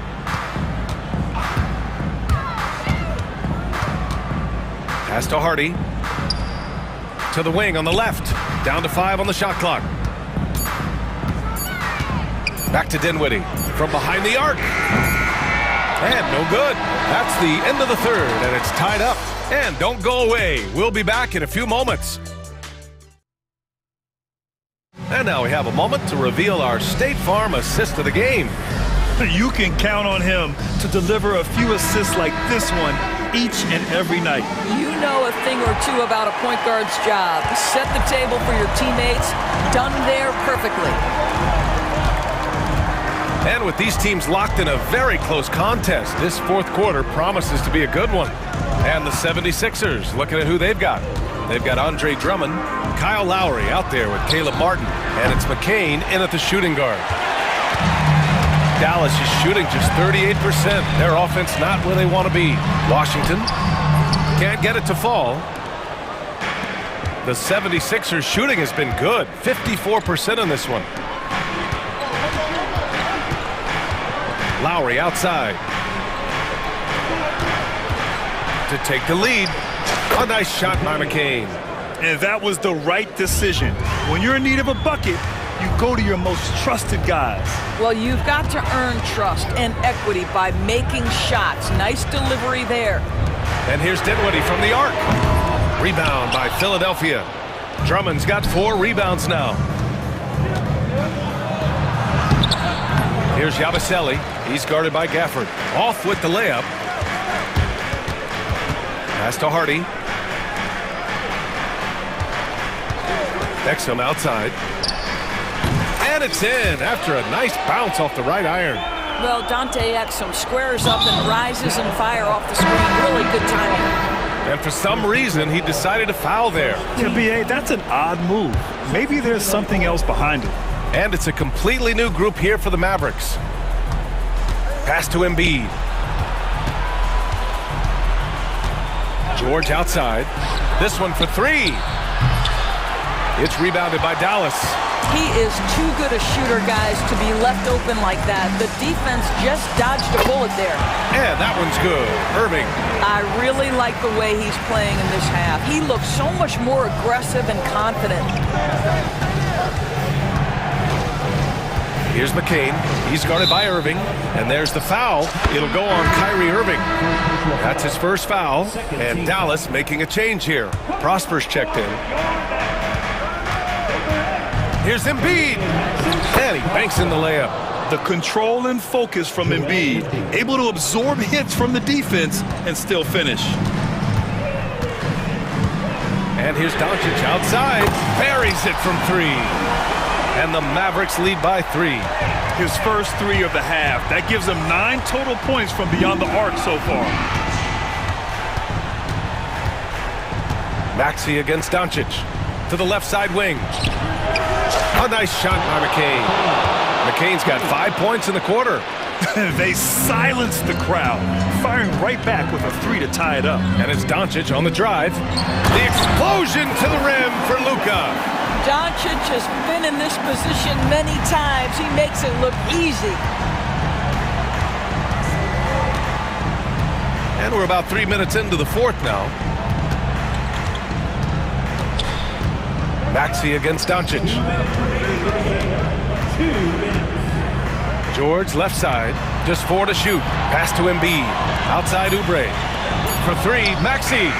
And Philadelphia hits again from deep. That's one of those clutch shots he's known for. When the pressure is high, he seems to be the most locked in. Here's Doncic. No, stop it in there. Jams it in, and he's fouled. An opportunity to three-point play. Kelly Oubre picks one up. And a moment here to take a look at the scoring breakdown for the Mavericks. What a performance for Beyond the Arc in this game. They stuck to their guns, and it's paid off all game. I think another thing that's striking here tonight, the ball movement is incredible. Again and again, they're making smart passes to ready shooters. These are the shots we have come to expect from Paul George. This guy is cold-blooded. In a close game, it's great to have guys you can count on to knock down free throws. Back to Doncic. Outside Irving. He shoots it. It's rebounded by George. And so it's George with it. He brings it up for Philadelphia. It's a one-point game. It's George on the wing.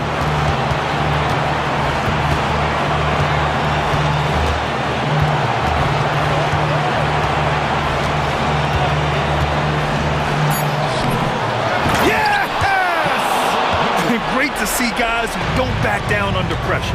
To me, more often than not, when you attack, good things happen. Pass to Prosper.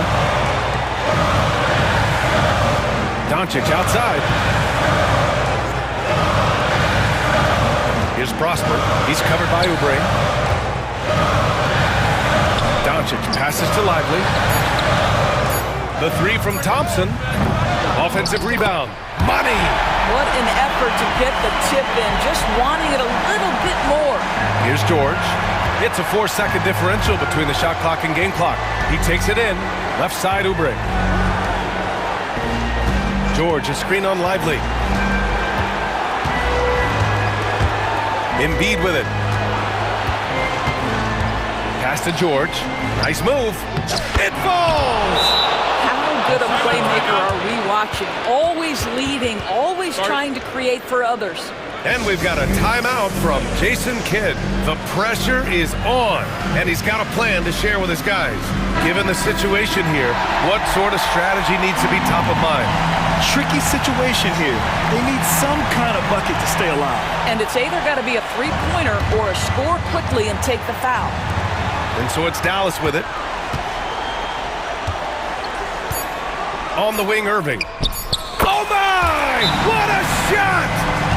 Oh, a tremendous 3! We're tied! And so it's Nick Nurse calling timeout here. There is a lot on the line, and he is determined to make sure everyone's on the same page.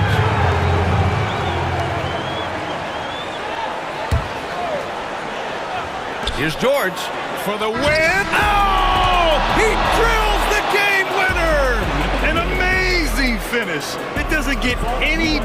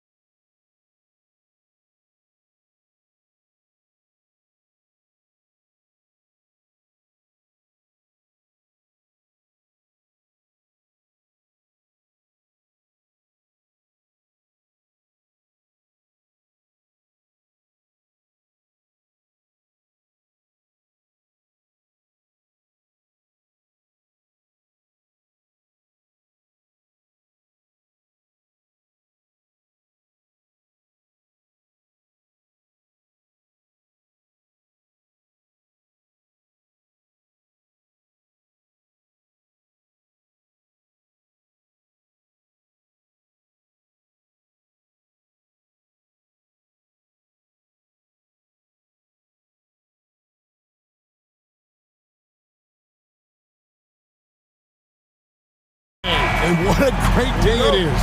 Greg, what are these players feeling as they tip off this new season?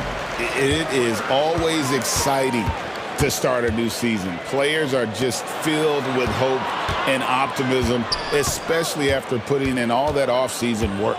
Look at the opening lineup for the Memphis Grizzlies. Morant is the point with Bane out on the wing. Edey out there with Jackson, and it's Williams at the three. A three from Porzingis. The Grizzlies pull it in.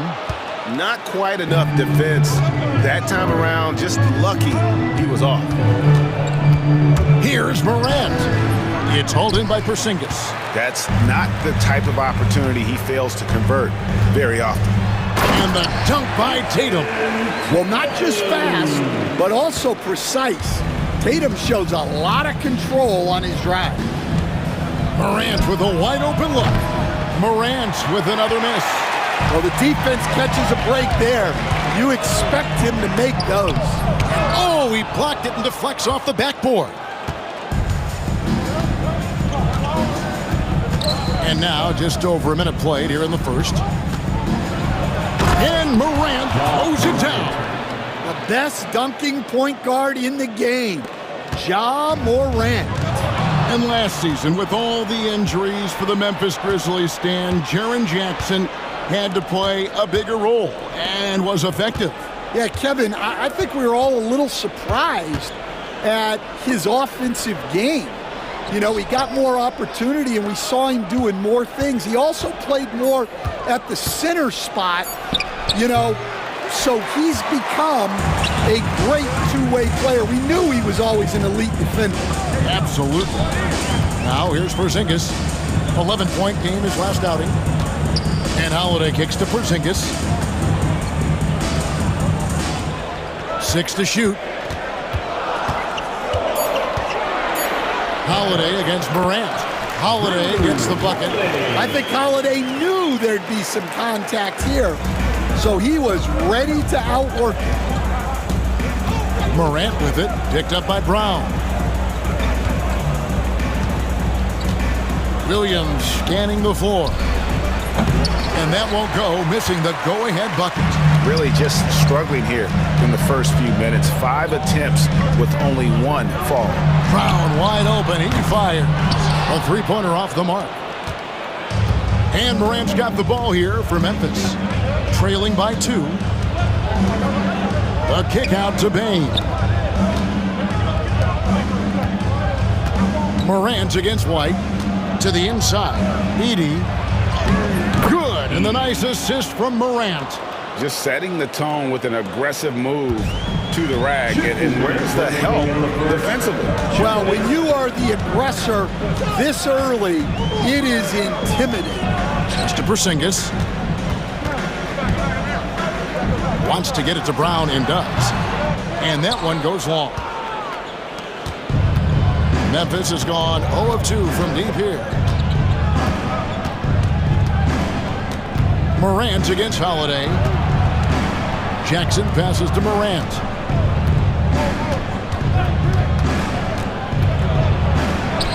And he lays it straight in. If you look at the breakdown, Morant's as efficient as anyone when he's the ball handler in the pick and roll. After back-to-back 50-win seasons, Dan, last season was frustrating for the Memphis Grizzlies in almost every way. Yeah, that's an understatement, Kevin. They went 27-55. Due to suspension and injuries, they only got 9 games from their star, Ja Morant. But they still have a lot of young talent and still a team that can be very competitive in the future. GA, these Boston Celtics are unquestionably a top-tier offensive unit. Stupendous shooting, excellent instincts with the ball. Yeah, they are a model offense in many ways, making it tough for many teams to keep up with them. What a move by Tatum, finishing strong at the rim. Jackson setting the pick here for Morant. He gets it in there. Morant's got 8 points. Well, what a quarter he's had. You can tell he's in the flow. They should be looking for him every possession. Out to White. Morant against Holiday. Outside Tatum. Nice ball movement by Boston. Pulls up on the wing, and it's White missing. Well, he's more than comfortable in the mid-range, but you can't make them all. Just 1 second between the shot clock and game clock. Here's Morant. That's good, and it's his 4th basket of the game. He's a strong 4 for 6. Well, the defense can't let Morant get comfortable down there, or he'll just continue to torture them. Tatum down low. Oh, and he plucks it off the glass. Wow. And so the first quarter is in the books. Grizzlies out in front. They lead.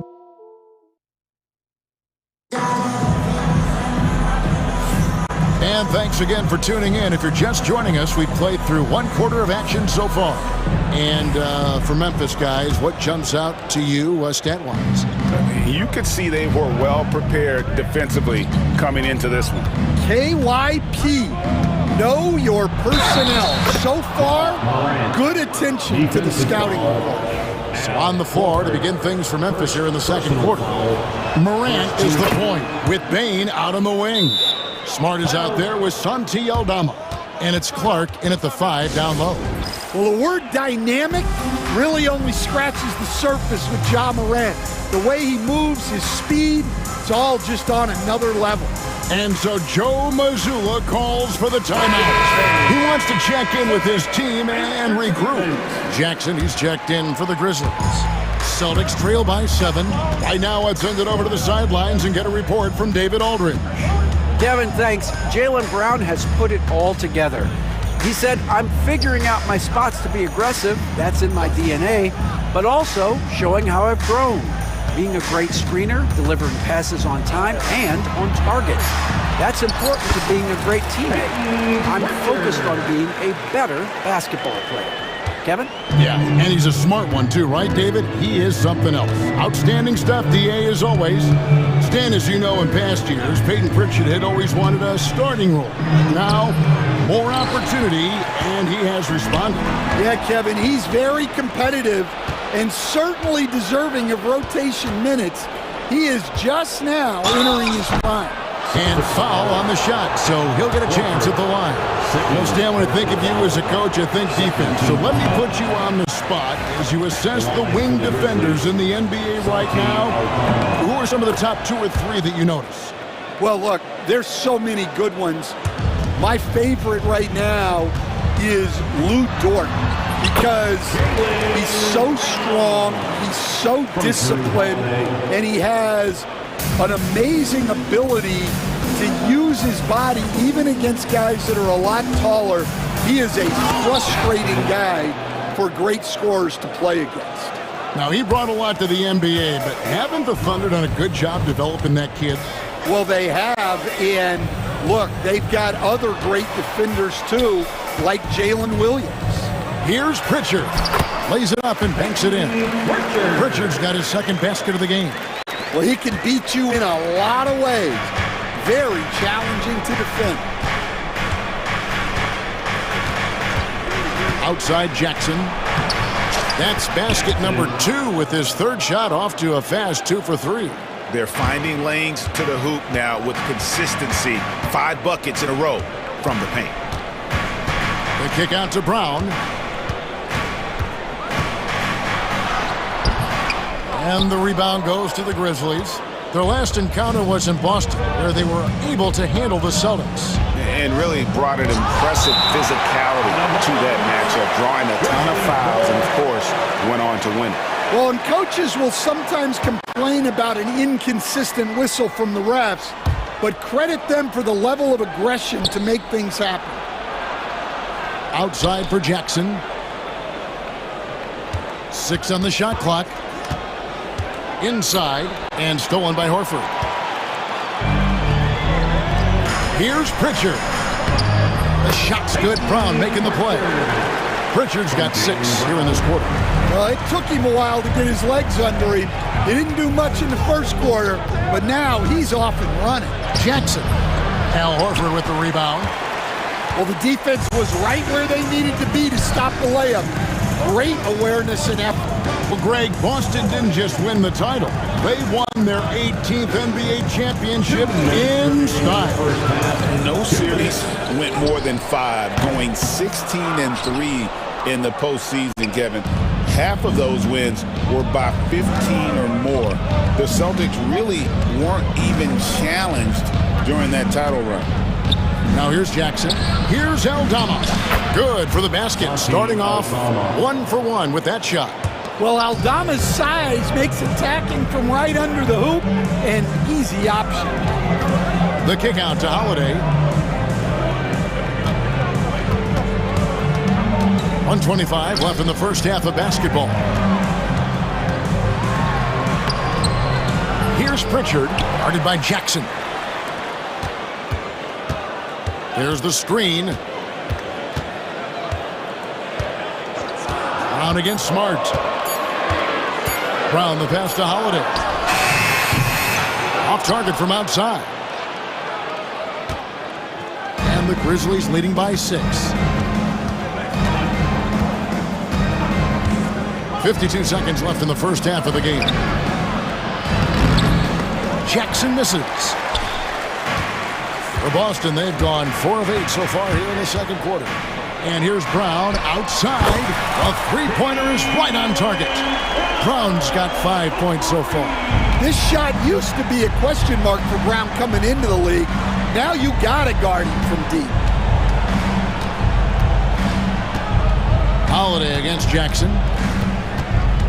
The kick out to Bain. It's good. The assist this time from Jackson.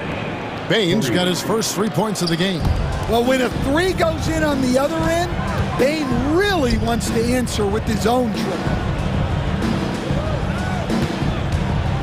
Brown feeling it out a bit.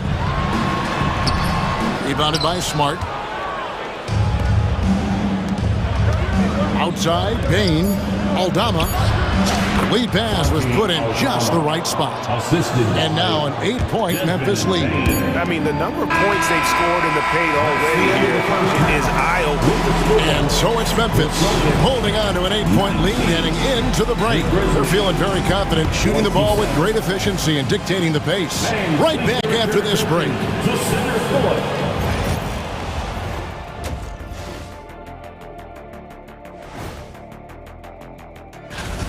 First thing I look at, the free throw discrepancy. They're on the wrong side of that number. The aggression hasn't been there tonight, guys. And now, not a bad... And that about wraps it.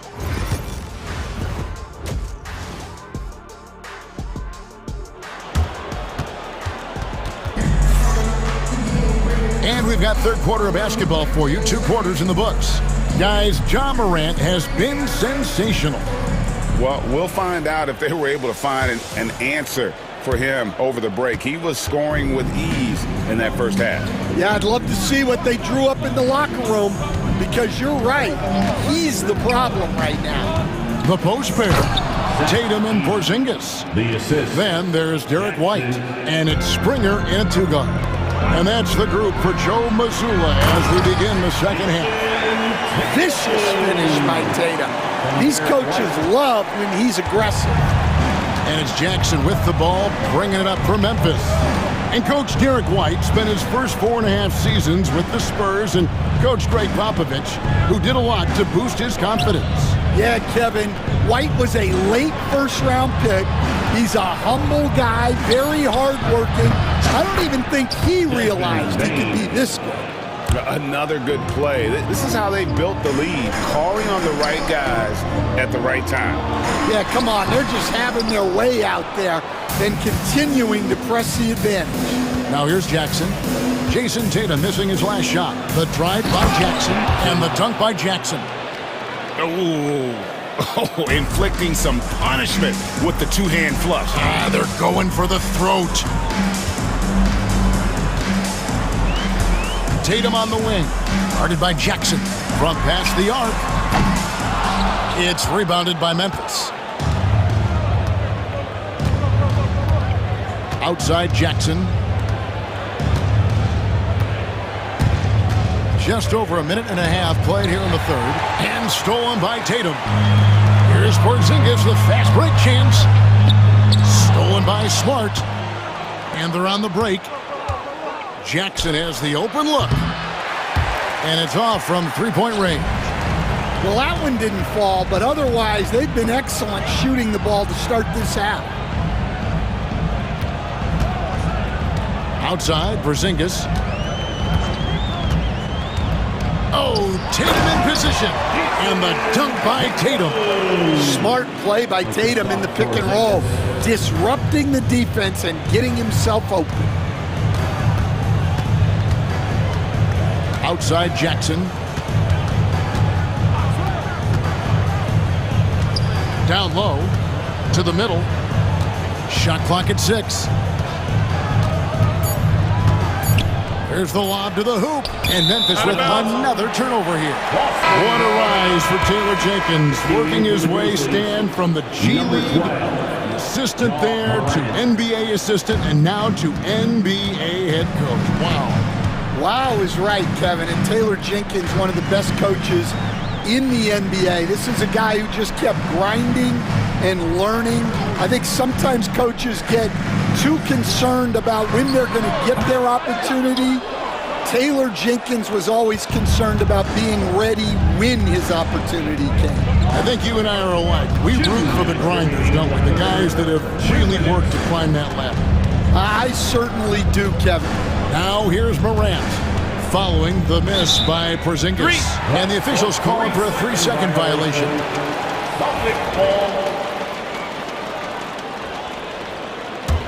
Celtics trail by 10. Tatum on the wing, guarded by Jackson. Tatum setting the pick for White. Oh, Tatum in position. Getting the latest now from our sideline reporter, David Aldridge. David, it's all yours. Take it away. Kevin, thanks. The NBA's 65 games requirement for postseason awards has drawn some criticism. But Adam Silver says, ultimately, this is about the fans and putting the best product forward. Load management was not working for us. This is having the desired effect. The guys are out on the floor. Kevin? Yeah, they want to be on the floor, right? Keep them tuning in. Good stuff, D.A. Thank you. Celtics on D, following Ja Morant's 3. And finished off by Morant. Well, this is Morant at his very best.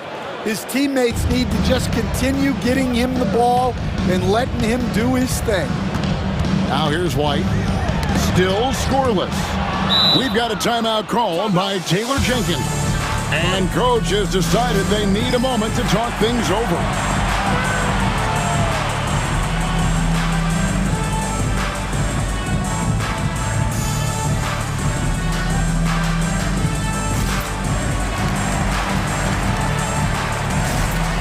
And a whole new group out on the floor for the Celtics. Some changes for Memphis. And here we go with the breakdown tonight of the front court and back court rebounding numbers for Memphis. And their bigs are doing the heavy lifting on the boards. Everybody's handling their business right now, and that's why we see them out with a comfortable lead. Now here's Jackson.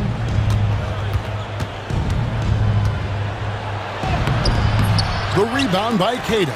Well, clearly it hasn't been his best game offensively, but collectively, they've still found a way to get the lead. Holiday against Kennard. The kick out to Brown. Here's Pritchard. The shot's good. Brown making the play. Pritchard's got 9. Well, there's an example of Brown's ability to see the floor. Nice pass right there. Outside Jackson. Pass to Aldama. 4 seconds left. Nice fake, but the layup off the mark. The shot, no good. And so it's the Memphis Grizzlies up by a dozen here at the end of the quarter. And we'll see if they can keep up their trust. And let's take now this moment to bring up our State Farm assist of the game. And I'm glad this was the pick because I love this pass. Such a great dish. That's what I call court vision. Yeah, he puts that pass right on the money and made things look easy for his teammate. And And 1 quarter to go in a game that to this point has not been an evenly fought contest. Taking a look at the Grizzlies. Santi Aldama is out there with Wells. Then it's Luke Kennard. Then it's Brandon Clark. And it's Jackson in at the 1. And let's get your take, guys, on the hustle stats for the Grizzlies. Well, all you can ask for is your guys to be really active on D, and they've been more than that tonight. And they've also not only created turnovers tonight, but converted on them. All game long, that strategy has been paying off. And some changes here for the Grizzlies. Jackson, he's checked in for Santi Aldama. Marcus Smart comes in for Wells. And it's Morant in for Jackson. And now the latest from our reporter, David Aldridge. Hey guys, I caught Taylor Jenkins' message to his team. He told his players, I love the energy right now. You look like you're having fun out there. Keep playing for each other because our chemistry looks great right now. Back to you guys. Thank you, David.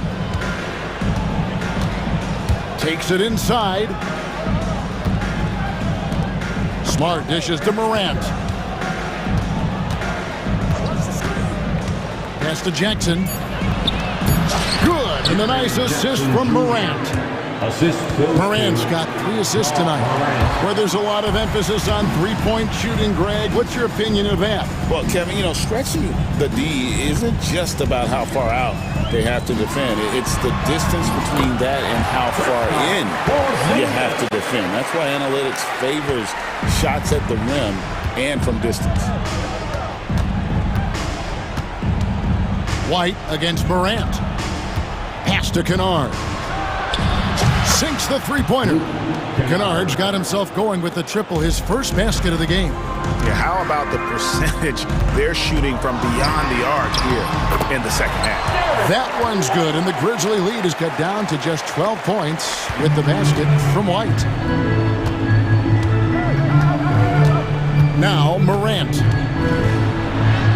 Gets it to go for bucket number 8. He's taken just 10 shots. Yeah, so tough to knock Morant off balance, and he's so talented at keeping his focus on the basket. Tatum, no good.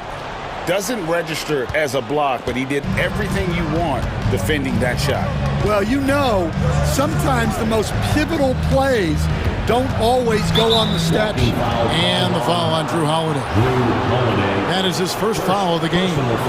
And really, these are some of the toughest calls an official has to make.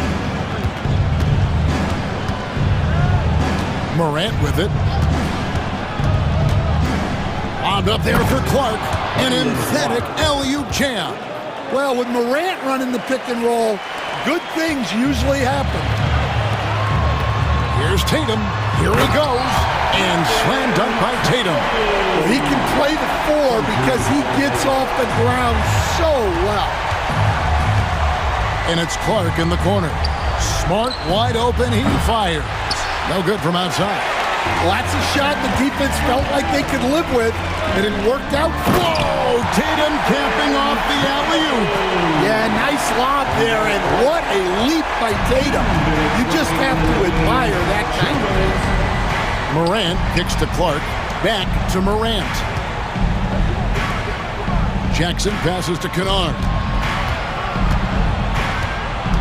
Jackson a screen on White.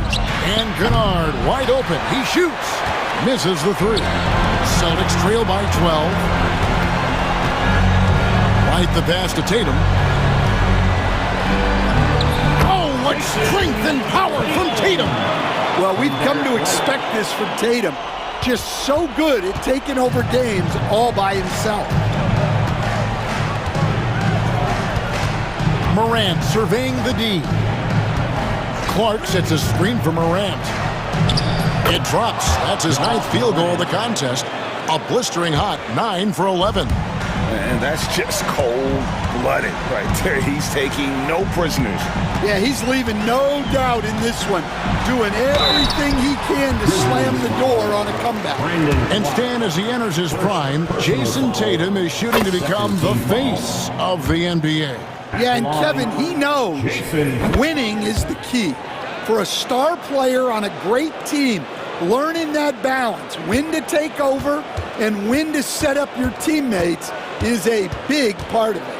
Guys, I think this is a game they have to feel good about as we wind through the final moments here in what looks to be a solid win for Memphis. You know, it's tough to put your finger on the deciding factor in this one, but I'd say that the shooting accuracy made the difference. Yeah, I think you're on point, Kevin. They got better looks, and that tends to lead to a better field goal percentage.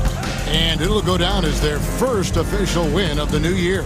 And in a 3-game season series, they take the first 2, and certainly they've had the edge in this matchup. The one player that really stands out, of course, in this one, it was a dazzling game for Ja Morant. Well, offensively, they needed him to be aggressive, and he delivered. What a game. Boy, he'd sure like to have that this back. Hard to chip away at a lead when you're leaving freebies at the line. It's 9 seconds separating the shot clock and game clock.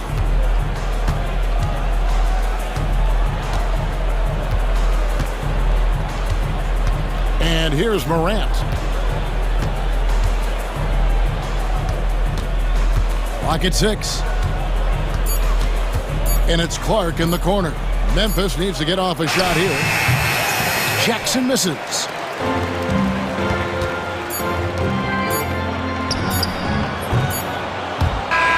And so the Grizzlies take the win. And in the win, a comfortable win in what was, I think, Jay, a pretty hostile environment. It really was. You know, it's never going to be easy on the road, but they didn't have too many problems with that tonight.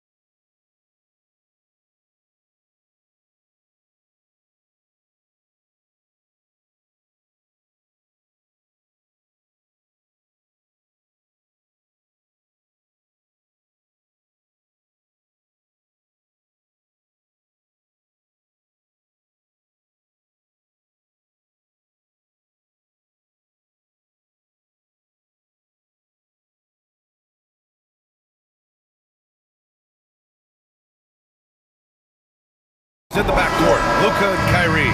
Maxi Kleber out there with Klay Thompson. And it's Lively in at the 5. And for Minnesota, Ant is at the 2 with McDaniels playing the 3. Julius Randle out there with Rudy Gobert. And it's Conley in at the 1.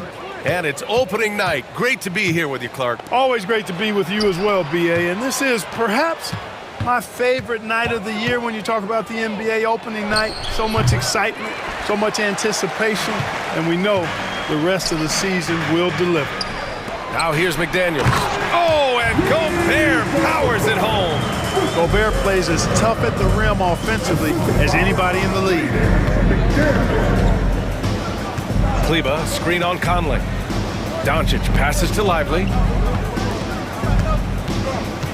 Here's Thompson. The rebound by the Timberwolves. The last time these two clubs came together was also in this building, with an unfortunate ending for the home team. And in their last game against this club, turnovers really were a problem for them. Yeah, sloppy play sabotaged them. I mean, they'll have to be much more focused this time around. Now here's Irving. He had a 21-point outing in their last game against Golden State. So much of the offense ran through him. Looking at the assist total, we saw how unselfish he can be. Hits the trifecta. Don't know what you're thinking, but you got to get out on that or Luka gonna cook you. First quarter and about a minute and a half in. Edwards finds McDaniels.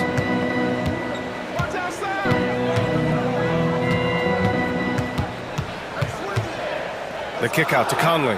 Just 3 to shoot. Here's Edwards. That one's good. And it's Conley who picks up the assist. Edwards just doesn't allow defenders to bottle him up. Great focus and persistence. Pass to Lively. Back to Doncic. Now Kleber.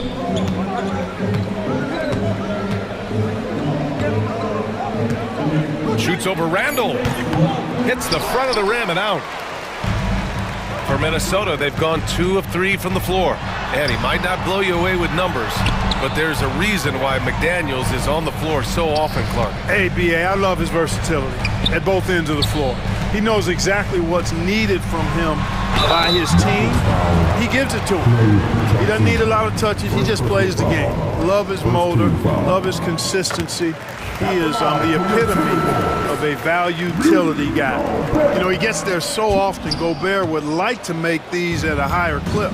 Grant, as long as the Mavs have Luka Doncic, they'll be a contender in the West. Yeah, no doubt. Luka is the special guy who can carry a team. He's an MVP candidate year in and year out, and Dallas is just very lucky to have him. Now here's Conley. He had 9 points in his last time out. And he ends that fast break chance. An intentional foul. That's a textbook example of the transition take foul rule. A taller guard with a quick trigger, Klay Thompson, is also an impressive perimeter defender and playmaker. Here's Doncic. He played a great game against Golden State. About 3 minutes gone in the first quarter. And here's Thompson for 3. And it's Gobert with a rebound. Defense dodged the bullet that time. Total breakdown. And Edwards with the basket on the assist by Randle. Edwards has gotten his second bucket. Built like a linebacker, Edwards is not your average off guard, folks. Doncic with it. And it's Gobert picking him up. Irving looking around. Back to Doncic. Dallas needs to get off a shot. Kleber's shot is off. Probably should have scored there. He usually does. Edwards, the pass to Gobert. Outside McDaniels. Tries the spin move. Randle. Can't convert off the spin. Mavericks trail by 3. 1:02 left in the first. From deep, here's Doncic. That shot is off. And you just can't afford to give up that kind of look very often. Here's Randle. Yes, great play by Conley to set it up. Leave somebody open on Conley's team at your own peril, because he's going to make you pay for that. Doncic on the wing. He's guarded by Conley. And finished off by Kleba. You could just see how in sync they were there. That's what it takes to pull that off. Boy, both ends of that play, guys, were fantastic. Now here's Randall. 11 points for him last game against the Spurs in San Antonio. Inside. McDaniels passes to Conley. Here's Edwards. And he wills that one in, sinking it right through the back of the iron. Edwards got 6. Really like what Edwards did there, assertive in the two-man game. Lively with a screen on Edwards. Irving for 3. No good there. Good if it goes. And no good. Trying to get that one to fall. And we've reached the end of the first quarter.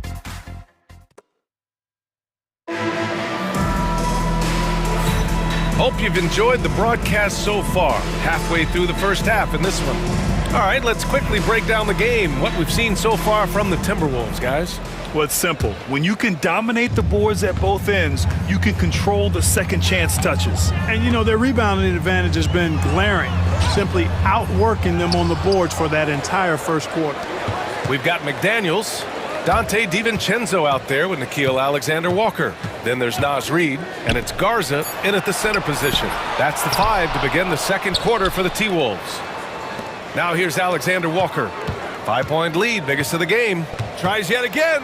DiVincenzo driving. Here's Garza. Well, it was only a matter of time before they finally get the bucket. And force-feeding the ball inside. I mean, no reason to go away from what's working. And when you make 5 in a row in close like that, it also takes pressure off your perimeter guys, too. Pass to Gafford. Here's Prosper. Back to Gafford. From deep, here's Doncic. It's rebounded by Minnesota. Let's check in with our reporter, Allie LaForce. Well, the Timberwolves are one of the biggest teams in the association, and Coach Chris Finch said, quote, "That's how we're built. It's part of our identity. That's what we have to lean into. We want to be big at the rim and force our size on opponents." Brian, he loves to see other teams hesitant to venture into the paint. Hearing footsteps, right? Allie, thanks. Well, last season we saw Luka Doncic score 73 points, tied for 4th most in NBA history club. BA, he is so special, and the thing about the 73 he got, it was the most efficient 70-point game in league history. And with how offense-heavy the league is going, I wouldn't put it past him to go north of Kobe Bryant's mark of 81 at some point. He's got that kind of ability. Reid passes to DiVincenzo. Back to Reid. Outside McDaniels. Here's DiVincenzo. Doncic grabs the miss. Very surprising that he came away empty there, especially given room to operate. Alley-oop up top, hammer it home. Tell you what, very few players have the playmaking ability of Luka Doncic. This guy is special with his vision and passing. Garza passes to Reid.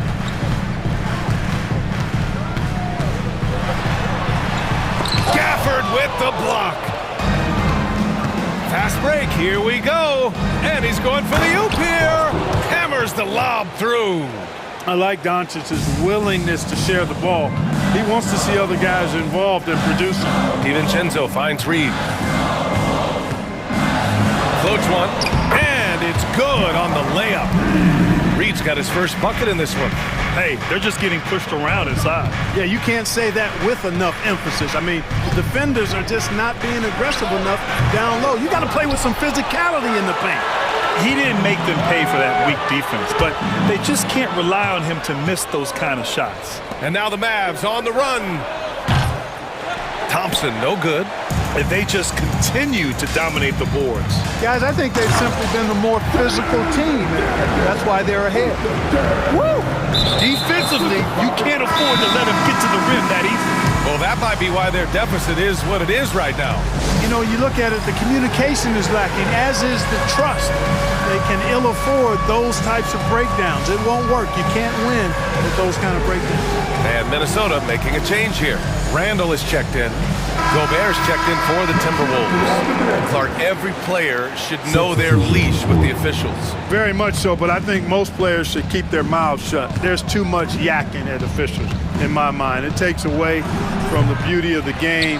It's an eyesore, and I wish more players would just play and keep their mouths shut, especially when it comes to talking to the official. Knocks down the triple. Sweet shooting from DiVincenzo. Really comfortable getting that shot up quickly. Now here's Doncic. He's guarded closely.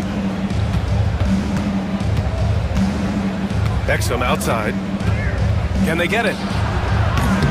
Dallas, no good that time either. The Timberwolves lead by 12.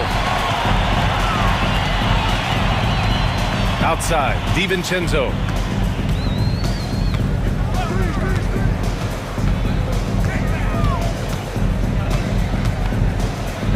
Pass to Gobert. Here's Garza. Rebounded by Prosper.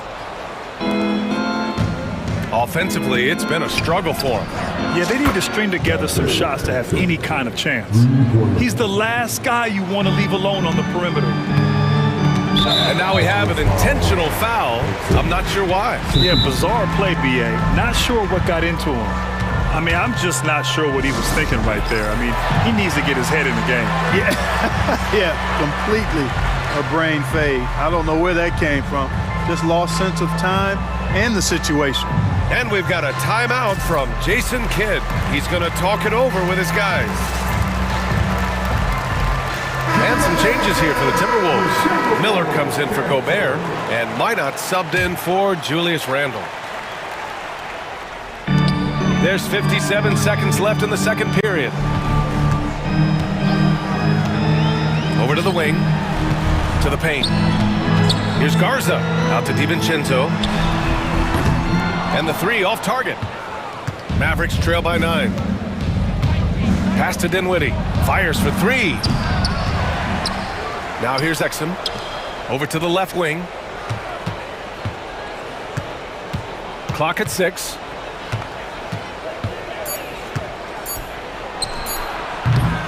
No good. Tight defense there. Bothered that shot. Here's Alexander Walker. Here's Garza. Now Miller. Outside, Alexander Walker. Here's DiVincenzo. Out to the wing. Here's Miller. Oh, no good on the last second attempt there. And so it's Minnesota with a 9-point cushion at the end of the quarter. And they push the tempo in this one, getting out in transition and making the defense pay.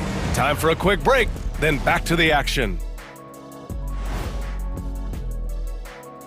Welcome to halftime, and after 2... You can see their game plan. Play outside in. They just haven't gotten to the end part. And maybe they won't. They would if I were.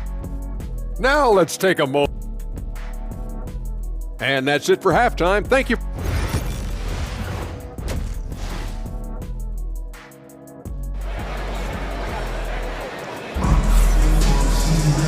Well, for those just tuning in, thanks for being with us. Second half of this game still to play. Boy, you gotta like what we're seeing from Anthony Edwards. You just love his patience offensively in the first half. Waited until he got the looks he wanted. Well, you know what, guys? It was all about efficient offense, not rushing things, taking your time, finding the best shot on every possession. And on the floor for Jason Kidd as we get into the second half, Irving and Thompson fill out the wings. Derek Lively is out there with Maxi Kleber. And it's Doncic in at the point. Good. And the Timberwolves lead by 11. McDaniel's saying to himself, okay, you want to give me that? I'll take it. Here's Doncic. And it falls all over the rim and in. Doncic has got 6. He does not lack for confidence. He shouldn't. I mean, this guy's a dangerous scorer. Edwards against Doncic. Edwards, a pass to Gobert. Back to Edwards. And the rebound goes to the Mavericks. Clark, when you watch Luka Doncic play, how is he able to just control the games like he does? He's a savant. That's all I can say. He's way ahead of himself. I mean, this guy's been a pro since he was 13 or 14 years old. There's nobody else in the NBA that's been a pro that long, I don't think. So, unique in that regard. Great size, uncanny, underrated strength.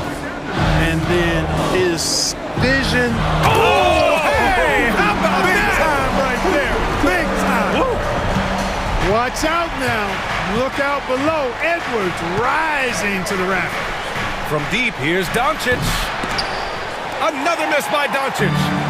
And I'm surprised that didn't go down. I mean, I'm sure he is too. Here's McDaniels. Pass to Gobert. Edwards looking it over.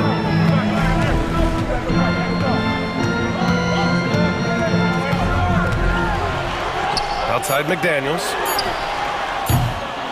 Three-pointer off the mark.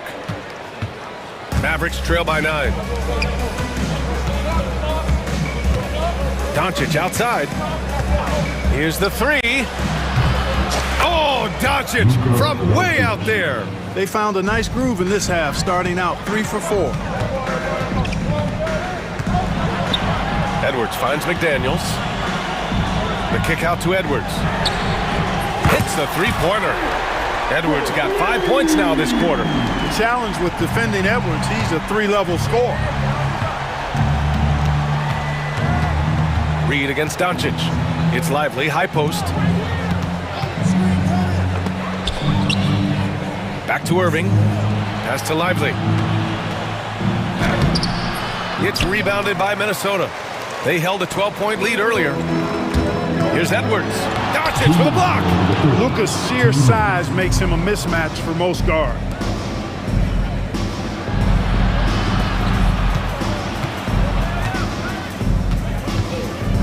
.149 left to play in the third quarter. The three from Thompson. That one falls. Great setup by Doncic. Doncic has got his 4th assist with that last one. Now here's Edwards. He's got 11. Misses off the left iron. Boy, the defense got lucky there with him missing it, but they don't want to chance that again. Lively with a screen on Edwards. And here's Doncic outside, and it's Gobert with a rebound. The Timberwolves lead by 6. Edwards with it. Now Doncic defending, and they'll hang that foul on Maxi Kleber. That's his first foul of the game. And so Jason Kidd calls for the timeout. He'll take the opportunity to regroup. There's just a lot of wide open lanes to the rim here. That'll drive your coach nuts. And, you know, I think he's going to tell them simply, we have to show more fight on the interior. That's the top priority right now. And Minnesota with some changes. Garza's checked in for Rudy Gobert. Alexander Walker comes in for McDaniels. And it's DiVincenzo in for Anthony Edwards. A big group substitution here for Dallas. Gafford, he's checked in for Lively. Prosper comes in for Kleber. Exum's checked in for Klay Thompson. And Spencer Dinwiddie is subbed in for Doncic.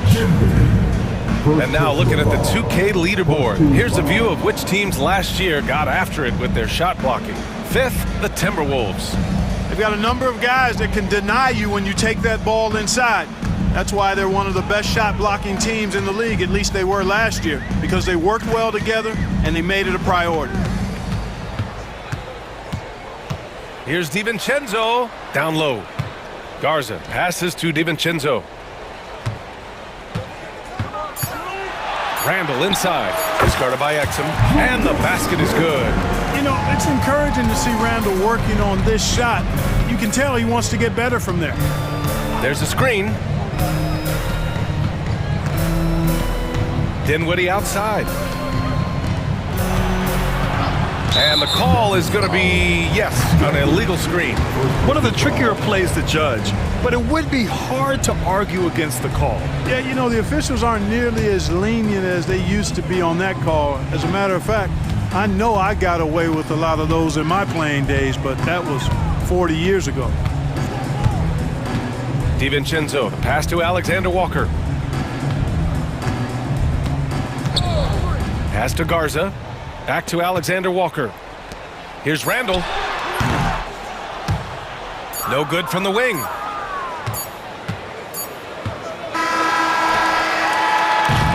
And so it's the Minnesota Timberwolves closing out the quarter ahead by 11. And let's take this opportunity to show you our State Farm assist of the game. And the winner today coming from an unlikely position. It's the big fella with the sweetest pass of the day. Boy, that's a nice asset to have. It's a huge boost to any offense, too. It adds a whole nother dimension when you've got a big guy that can pass. And there have been two very different performances from these teams today as we get going in quarter number 4. Dante DiVincenzo out there with Nickeil Alexander-Walker. Then it's Julius Randle. Then there's Naz Reid. And it's Garza in at the 5. So that's the lineup for Minnesota. DiVincenzo against Dinwiddie. Outside for Randle. Pass to Garza. DiVincenzo with it. He's covered by Dinwiddie. 5 to shoot. Reid sets a screen. Here's DiVincenzo. And there are the Timberwolves with another bucket. Their success from mid-range has really set them apart today. Simply taking advantage of what the defense has given them, and they've really made the most of it. To the inside. Gafford passes to Irving. Kicks it out to Dinwiddie. It's Exum on the wing. DiVincenzo covering. And play stops. A whistle there on what looks like an illegal screen. Well, the league has put an emphasis to crack down on illegal screens. Yeah, you know, he might have gotten away with that a few years ago, but not anymore. No way. Now you've got to be stationary on those screens. No extra hips or elbows, or they'll call it. And Dallas making a change here. Lively, he's checked in for Gafford. Kleba comes in for Prosper. Klay Thompson, he's checked in for Exum. And Doncic has subbed in for Dinwiddie. McDaniels can't hit. Mavericks trail by 7. Kleba passes to Doncic.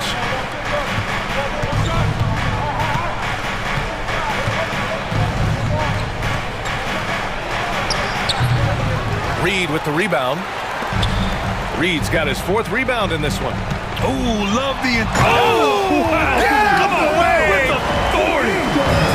Edwards is rolling right now. If I'm his teammates, he's getting the rock every time. Doncic with it. Pass to Thompson. Lively with a screen on Randle. Here's Thompson. And it's Dallas scoring again. Defense wants to guard Thompson close so he can cleverly shake them off with a pick to get a shot. And here's Edwards. Randle outside.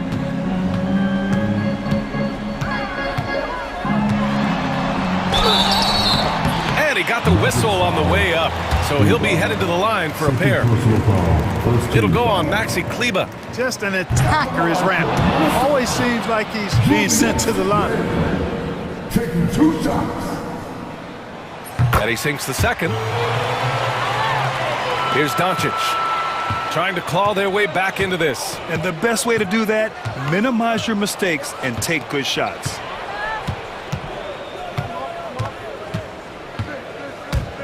Thompson outside. From outside the arc. McDaniels with the rebound. You know, to cut deficits, you got to be making smart basketball plays out there. Taking care of the ball. It's not done by hoisting up bonehead threes like that.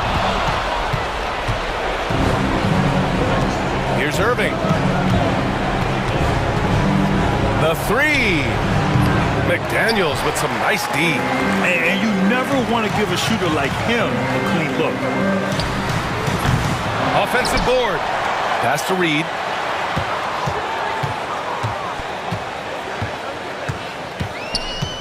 Randle outside. Over Thompson.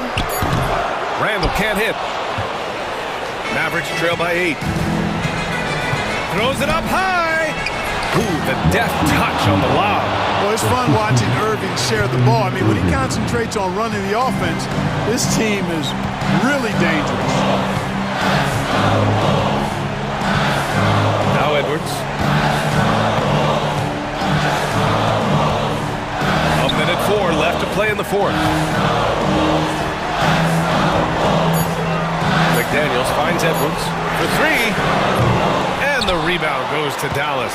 And the defense got away with one there. I mean, that's a shot he typically makes. McDaniels against Irving. Beyond the arc.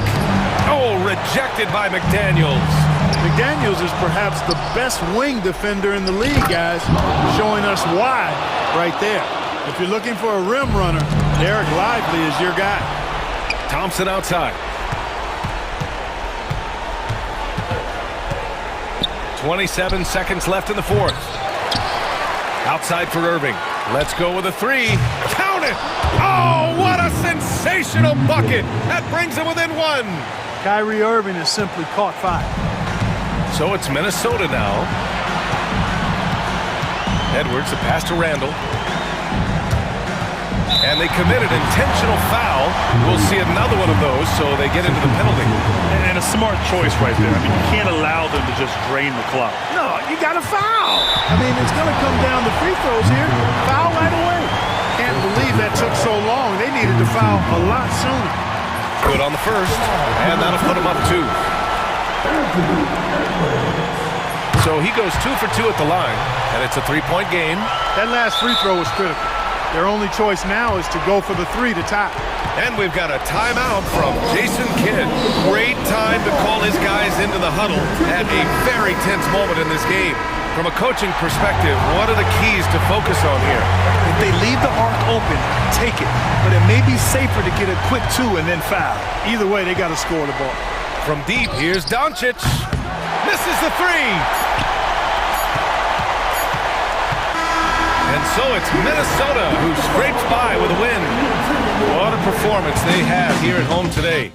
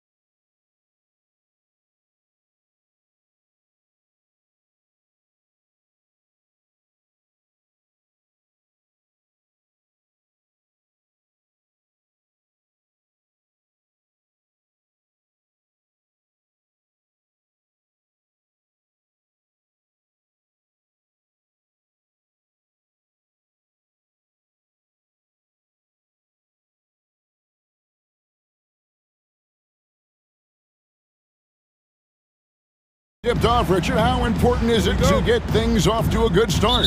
I'd say it's fairly important, but this is a long season, Kevin. It's about sustaining a high level of play consistently. And now the opening lineup for Boston. The small and power forwards, the star pair of Brown and Tatum. Holiday in the backcourt.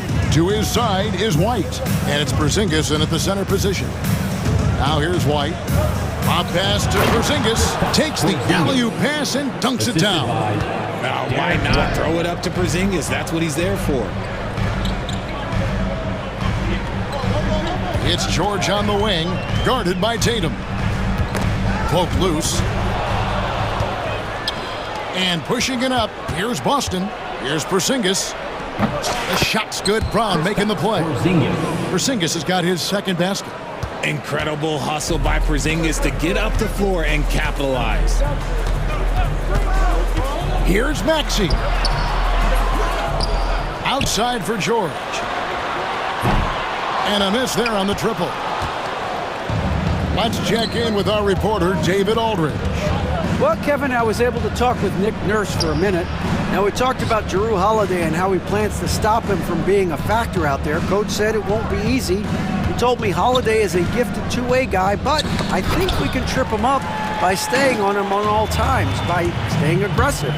So that direct approach is what they hope throws Holiday off his game, guys. Okay, David, thanks. And putting his explosive athleticism on full display there. George is capable of some highlight reel dunks. Now here's Tatum. Last game he had 28 points. Holiday with it.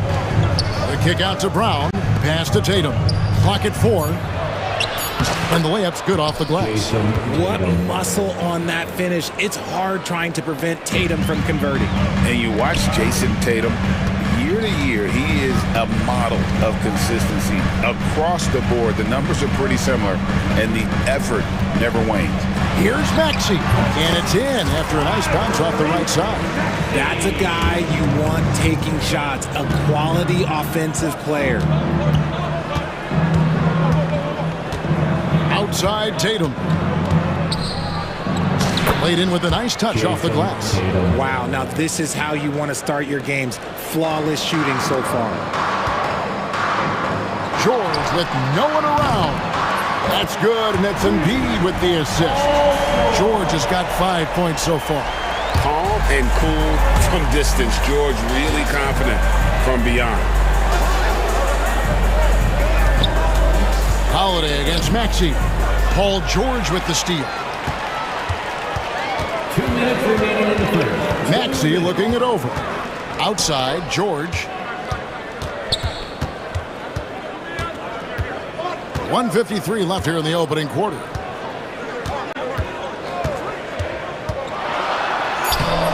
And trying for the go-ahead basket. It doesn't go in. And here's Brown. He'll bring it up for the Celtics. And guys, this is the first they're seeing of the 76ers this year. Yeah, and they're hoping for a better showing against this club this season. Last year they came out on the losing end. Rebound, Boston. Had enough room to finish, and that's one he'll usually make. Oh, Tatum in position. Hammers the alley-oop through. Terrific lob, and Tatum takes care of the rest. This is how it's done. Those passes dunk themselves. And it's Nick Nurse calling timeout here. He wants to regroup and go over the strategy.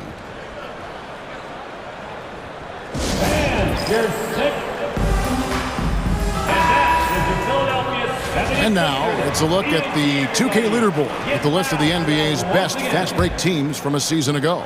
Fifth on the list, the 76ers. Yeah, I mean, it's a crowd-pleasing style, right? I mean, this club just got out and ran at every possible chance. Stolen by Tatum. That's tipped. Outside, George.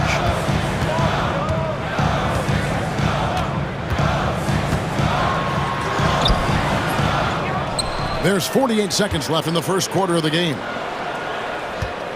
Embiid with a screen on Holiday. Maxey, and a little luck that time, but it drops. Maxey He's got his second bucket of the night. You see how creative Maxey is, just dissecting the defense with his handles. Brown sets a screen for Tatum. And he goes right over Paul George and slams it down.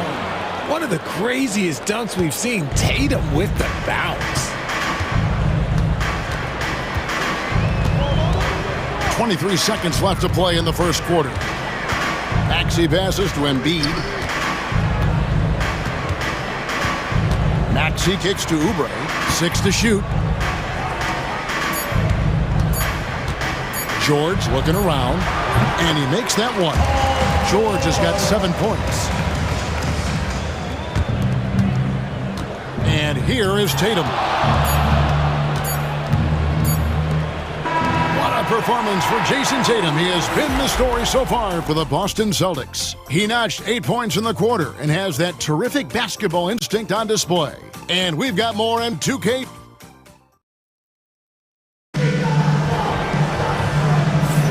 And this has been a fairly close game through the first quarter, and we'll see what happens here in the second. And breaking down some numbers here, the hustle stats for the Celtics.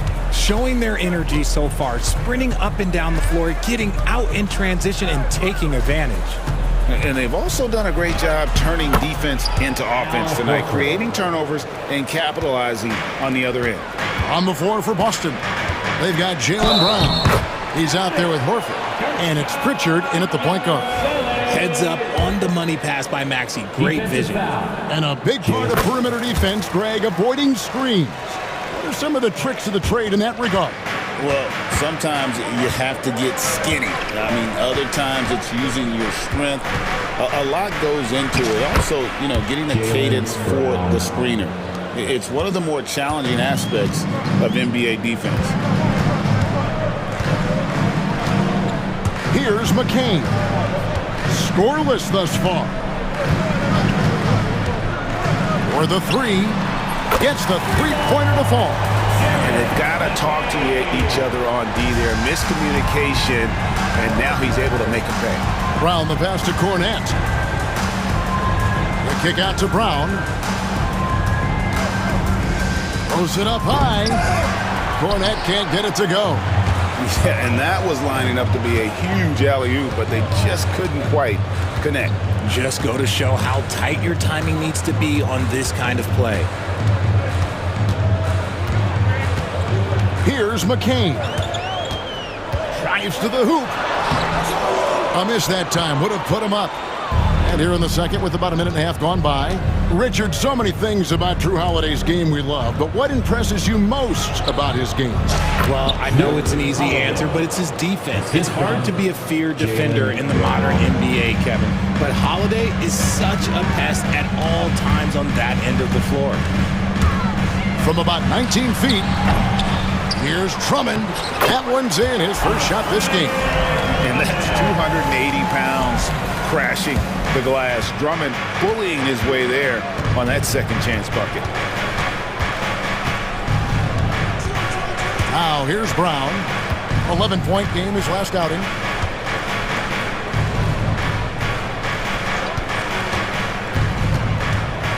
Pass to Pritchard. Down to 5 on the shot clock. Releases from 15. Tyrese Maxey grabs the miss. You're not going to see that very often. Plenty of space, but he just, let's face it, he whiffs on that one. And Drummond kicks to Maxey. No luck that time in the shot that would have put them on top. The Celtics have gone 3 of their first 5 shots to drop here in the second quarter. Here's Pritchard. Great D that time from Martin. 76ers trailing, and now we've got some time to check in from the sidelines. You got for us, D.A.? Kevin, thank you. Tyrese Maxey has stepped up into a starring role with the 76ers. He says these guys have the ultimate confidence in me, all the way from the organization down to the players. So I can just go out there and be aggressive, play my game, even through mistakes. It's all part of extraordinary growth for the guard. Kevin? Yeah, thanks. He is rewarding their faith. And I love his statement on growth. He's always looking to expand.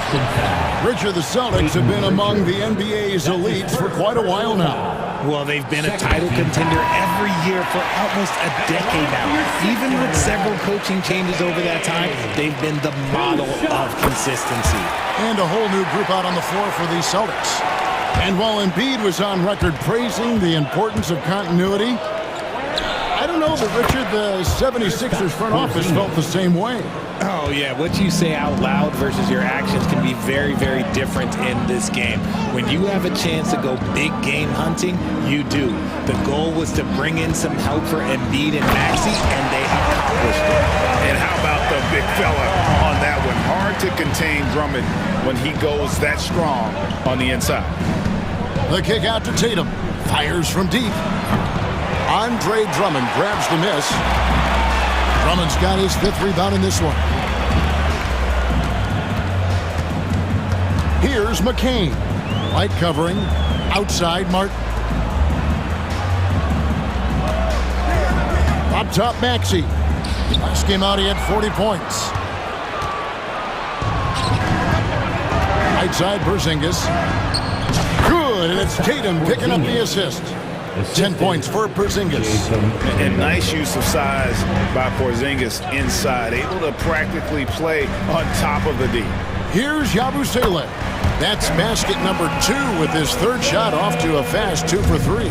Several lead changes going on here in the early portion of this game. It reminds me of that cameo song, Back and Forth. He had a nice open look right there.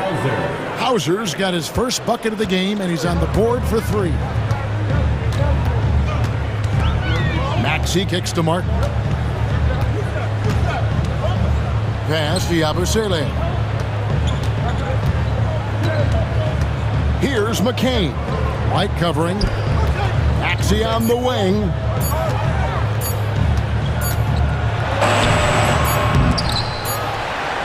And some good action through the first 2 quarters as we reach halftime. Celtics lead by 2. It's time now to go courtside, as we said. All right, David, thank you, and stay with us, folks. We'll be back just after halftime to get the 3rd quarter started. And get ready.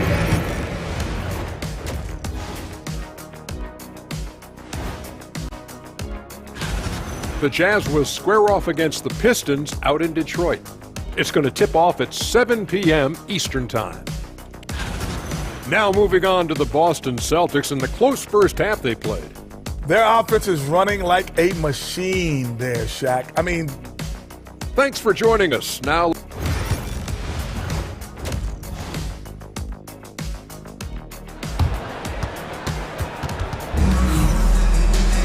and as we get into this 3rd quarter, as we've seen so far, neither team able to create much separation on the scoreboard yet. Porzingis having a dominant impact in this game. You just love the patience in that first half. Waited until he got the look he wanted. You love guys who can get their shots within the flow of the offense. George is out there with Embiid. Then it's Martin. Then there's Lowry. And it's Oubre in at the 3 slot. That's Nick Nurse's 5 as we get into the second half. And George gets it to go. And it's really hard to knock George off his balance. He's just so long and strong. Nice take there. And Holiday throws it down. And how about the incredible timing on that alley-oop? He absolutely hammered it down. Embiid finds Lowry. It's up a 3.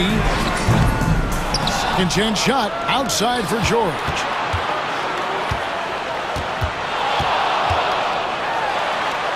Down through the hoop it goes. That's his 5th make on 9 shots from the floor. Just a great hustle play there. Energy and passion. This is what you play the game for. Assists like that have typified their effort today. Terrific ball movement. No holding back. Embiid takes it in. Oh, good execution there. Lowry with a pinpoint pass. And you know, guys, with Embiid on the floor, it's not just about his individual play. He changes everything for everyone on that team. That's how dominant he is. It's not just statistics. His presence alone propels the game. And some hang time on the rim. Puts a little cherry on the top of that slam. Well, those kind of displays of strength can get one team rolling. More good work on the glass there. When it's all said and done, I think rebounding might tell the story in this game. And so Joe Mazzulla calls for the timeout. Looking for a breather and maybe just one or two things to talk about.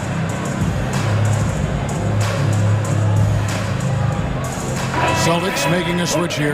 Kate is checked in. Right now, let's bring up the 2K leaderboard and see the teams that really knew how to clog the passing lanes last season. The 76ers, number 1. You know, I don't know if the numbers even told the story. I mean, their defense was as good as it gets, often just leaving their opponents completely demoralized.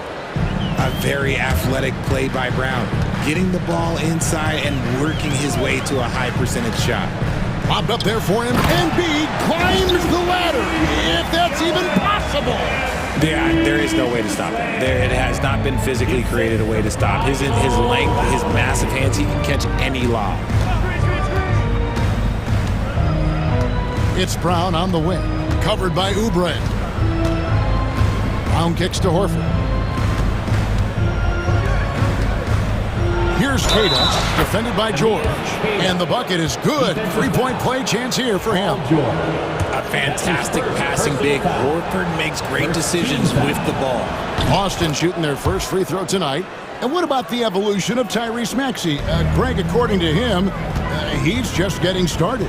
Well, Kevin, I'd have to agree. I mean, he's got some big shoes to fill with James Harden leaving, but each year this guy has just gotten better. And not only has he matched Harden's production in Philadelphia, I think he's exceeded it. Outside Holiday. Brown outside. 2 minutes remaining in the third. Pass to Horford. Over George. Horford, no luck. And so Lowry will bring it up for the Philadelphia 76ers. It's a one-point game. Following this one, they get to host the Hornets. And that game is the second of 2 straight at home. And we know George can score from all 3 levels, which is why he's capable of catching fire. And so Joe Mazzulla calls for the timeout. Wants to talk some things over, might be seeing some things to adjust. And the 76ers with some changes. Drummond's checked in for Embiid. Abusele comes in for George. And Caleb Martin subbed in for Oubre. And let's head over to the sideline and catch up with David Aldridge.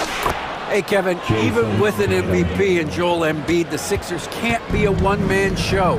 Embiid says, I watch a lot of games and I see what's working. Good basketball means cutting, moving, guys getting off the ball, and it's moving and not sticking. But you need the right guys to execute that system. I think we've got the right guys. Kevin? I know you and I agree they do, David. Thank you very much. Tatum wide open, he fires one. And right away, they match it with a three-pointer of their own. This is what great scorers do. Tatum rises to the three-point challenge. Left side, Lowry. Yabusele passes to Martin. Here's Yabusele.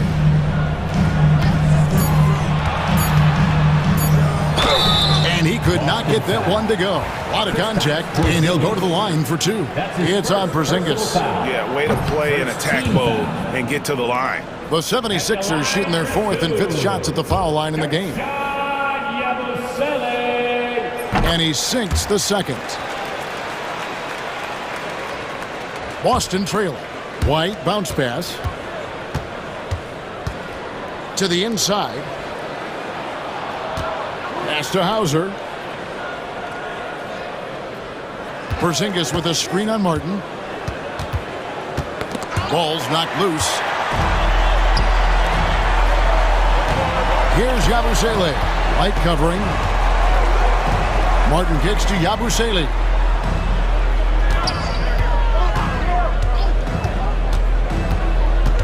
Outside Lowry. 6 on the shot clock. From outside the arc. Unable to get that one. Paul George, he's been the guy making things happen for the Philadelphia 76ers. He got into double digits for the quarter. And with 3 quarters behind us, we start the 4th quarter in what is still anybody's ballgame. And for the 76ers, they're shooting the ball really well in this game, 58%. And a look at the 5 for the Celtics to start the 4th quarter. And in the front court, Brown and Tatum. Holiday in the backcourt. To his side is White. And it's Porzingis in at the center, filling out the middle. Want to talk about a guy who can completely take over, Tyrese Maxey. Oh, I love his energy. I love his focus. I love his love for the game. He is relentless. What's amazing is that there's still so much upside there, Kevin. Tatum with a screen on Maxey. The kick out to Tatum. Yes, and it's Holiday with the assist that time. Holiday's got his 3rd assist on the night. Maxey finds George. Pass to Oubre.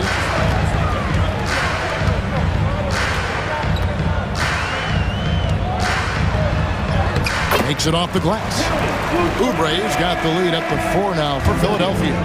Crafty at cashing in from there. Oubre Jr. enjoys working on his interior game when given the opportunity. Porzingis sets the pick for Holiday. And stolen by Maxey. And here's the fast break. Oubre with it. Picked up by Brown. Oubre dishes to George. Out of bounds, Boston takes possession. Boston ball. And now a chance to see what's coming up for Philadelphia. On Friday, they'll host the Charlotte Hornets. Then on Saturday, they'll face off against Donovan Mitchell and the Cleveland Cavaliers. And that game against the Spurs, that'll be their 4th outing in this young season. Coach will want to have his team starting to build a rhythm by then. And we'll get a look at how the hustle stat game has been going for the 76ers. They've been defending with excellent anticipation all game long. Just look at how many times they've managed to get their hands on the ball. And just a great job converting those second chance points as well. They're having a great night getting those second and third shot opportunities. Now look, from the moment he stepped into this league, Jason Tatum has been a difference maker. Every team in the league is looking for guys like him. Long, athletic, and most importantly, winners. Outside, George. Embiid with a screen on Holiday. Maxey finds Embiid. Throws down the alley-oop slam. It's near impossible trying to guard Embiid in the pick and roll. He's just so clever. That's good, and the 76ers lead is cut down now to just 4 points with the basket from Tatum. And that's right in his wheelhouse, looking to make an impact when it counts. And his team needs every bit of his production if they want to pull this one out. It is neck and neck here in the final period. That's his 2nd. I mean, even from over here, you can see that one pretty clearly. The thing you love about Maxey is that he always has a smile when he's out there. He's enjoying himself, and he embraces the challenge that the game presents. George against Tatum.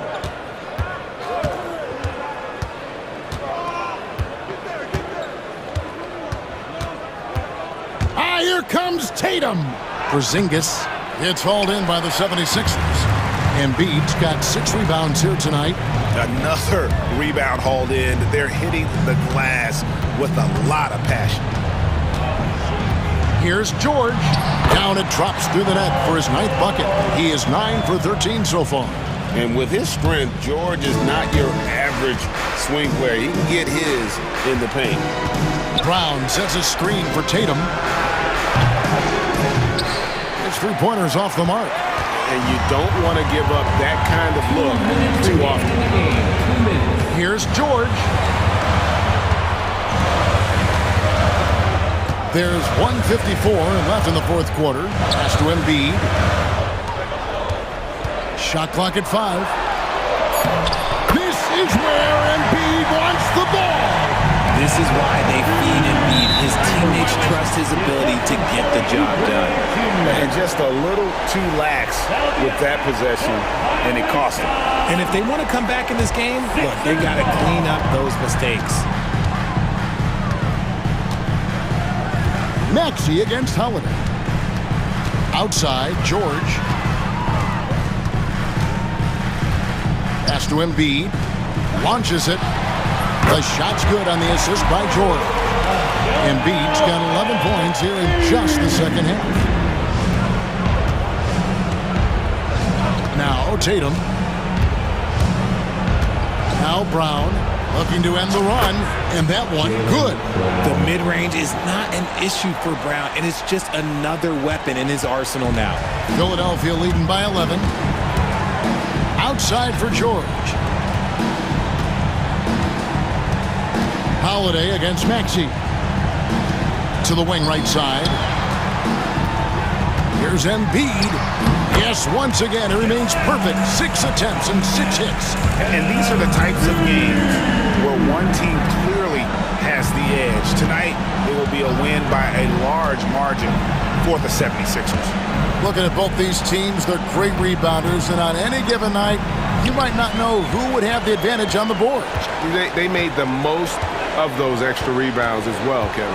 And it'll go down as their first official win of the new year. And you know, looking back at all the contributions tonight, it was a really phenomenal all-around game for George. There wasn't much they could do to slow him down as he was converting every good chance he got. Paul George with the steal.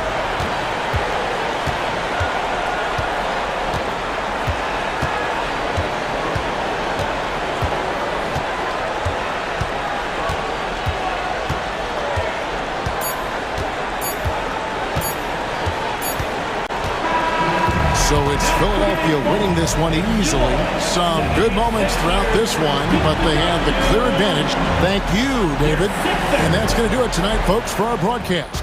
And so for Richard Jefferson, Greg Anthony,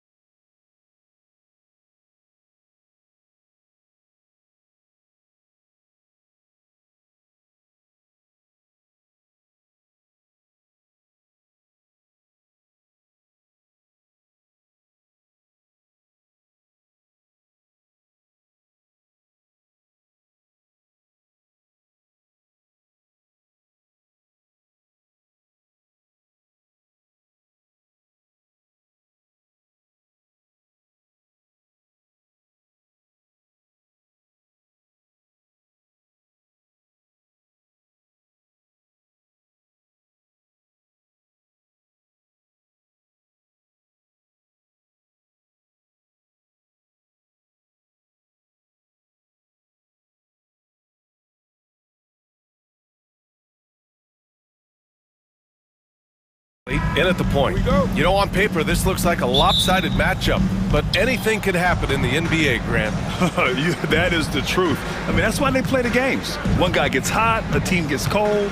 That's all it takes to swing the entire outcome of a game. Morant, the pass to Jackson, kicks it out to Bain. Conley against Morant, just 5 on the clock. Edey, that's good. Well, known for being a terrific passer, he shows you right there. Case in point. Edwards with it. And down it goes. 2 points. Boy, that defense must be better. Anthony Edwards getting it done on the interior. Here's Morant. Takes it inside. Oh, there's Morant with the slam. Woo! When you finish like that, you deserve to brag. Impressive, no question. How about that from your point guard, gentlemen? Playing big at the rim. Okay. Great contest by the defender, but that's a dunk you've got to put down in his face. You know, part of what makes Julius Randle so effective is that spin move, Doris. He does like to use that on the interior against taller players to get enough separation. But the number of finishing moves that guy has off the spin, it is really an effective tool. Now here's Morant. His last outing, he had 20. Oh, there's Morant with the slam. And you know you're always going to see some highlights when Morant is on the court. I mean, he loves to use that incredible 44-inch vertical. Edwards finds Gobert. The open shot, Randle. The rebound by Jackson. You got to move past that one. I mean, they'd want him to take that again. And they should, because it's when you start turning down that kind of look that your offense can start to bog down a bit. Now here's Morant.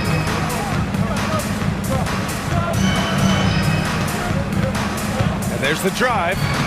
Count it. All 3 of his attempts have gone in. I love the execution we are seeing thus far. 4 shots and 4 makes. Here's Edwards. And Edwards slams it in. Oh, my goodness. The athleticism of Anthony Edwards on full display. A chance here to catch up with Allie from the sideline. I caught up with Coach Chris Finch. He said John Morant is so good and so entertaining that some guys on both teams just stand around and watch him. He told his players, if you let him get to the rim and do something spectacular, you're not only giving up points, you're energizing the guys around him. Coach wants to prevent the highlight reel kind of plays. And Allie, thanks. Ooh, Gobert with a steal. And he lobs it up top. Stolen by Jackson. Williams on the wing. He's guarded by Conley. Pass to Morant. 2 minutes remaining in the first. 2 minutes. Shot clock at 5. The kick out to Williams. No good with the triple. Timberwolves trail by 4. Here's Edwards. And the shot goes. Edwards has got 6. Boy, Edwards so good in close. This guy has got touch and strength, everything you could ask for. 1:33 left in the first quarter. Offensive rebound, Jackson. McDaniels with some nice D. Well, we didn't see the same kind of control we're used to seeing from him. This guy is usually a tremendous finisher. Edwards for 3. The rebound by Edey. The Grizzlies have gone 4 of 7, shooting a solid percentage. Well, Doris, if you're a Wolves fan, you really have to enjoy the present. Well, think about it. 56 and 26 last year, their second best record ever. A 3 seed in the West, also their second best ever. As long as they have the Ant-Man, Anthony Edwards, that team should be a factor in the West. Oh, and Gobert powers it home. This guy always amongst the league leaders in dunks. Gobert is a force around the cup. Morant surveying the floor. Oh, the big dunk right over Julius Randle. Oh, putting on a show for the fans. Morant's skills making it look like a circus in here. Gobert up top. Pass to Edwards. Randle on the screen. From downtown, sinks that one after missing his first 2 attempts. Now 1 for 3. And that's what they want to do. Get him open looks early. Moran against McDaniels. Now here's Moran. Tight defense on him. Kicks it out to Jackson. Launches a 3. Counted from distance. That's how you up the ante. Come right back at him. And you would expect nothing less from these two, taking pride and making plays. Ja Moran, he's feeling it tonight and has been the driving force for the group.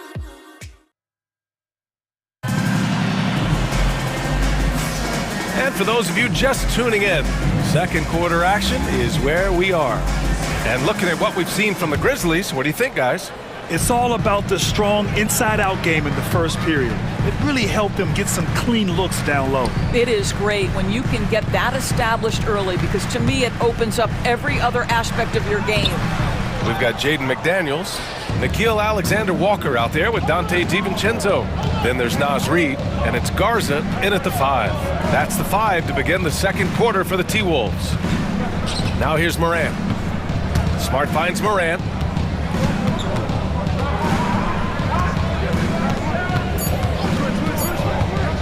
Memphis needs to get off a shot. And the shot goes in. And there's the IQ from Morant, knowing where his man's gonna be. DiVincenzo against Moran. Pulls up on the wing. DiVincenzo can't hit. And this is a shot he can definitely make, and the defense not a factor at all. And coming off arguably the best season of his career, Dante DiVincenzo on the rise, Doris. No question about it, BA, becoming one of the feared shooters in the game from three-point distance. He's bounced around a little bit, but had his best season on both ends of the floor. This guy is a tough two-way player. From deep, Bain, and a great assist by Moran as that one goes. Moran's got 4 assists now tonight. Reid to screen on Moran. DiVincenzo against Moran. Outside, DiVincenzo. Pass to Alexander Walker. Nice start for him, sinking his first shot. And we've got a timeout from Taylor Jenkins. I think right now he must be looking at some adjustments. Year after year, this early portion of the season is characterized by a great deal of overreaction, Grant. The media and fans build up a lot of expectations in the offseason. And it's not that bad, but when those expectations aren't met, watch out. Listen, we all just need to settle down and see how things play out. The season is still very young. Julius Randle's checked in for McDaniels. Kennard, he's checked in for Memphis. Jackson comes in for Ja Morant. And it's time to give you a look at the top three-point shooting teams from a year ago. In the third spot, the Timberwolves. Last year, they were so good at generating open looks from distance. That's why their three-point shooting was so high. And the second free throw is good. Timberwolves trail by 8. Here's DiVincenzo. And he's going to the line for 2. The official saw contact while he was going up. It'll be on G.G. Jackson. And even from where we're sitting, you could clearly tell it was a foul. Both free throws good from DiVincenzo. Here's Jackson.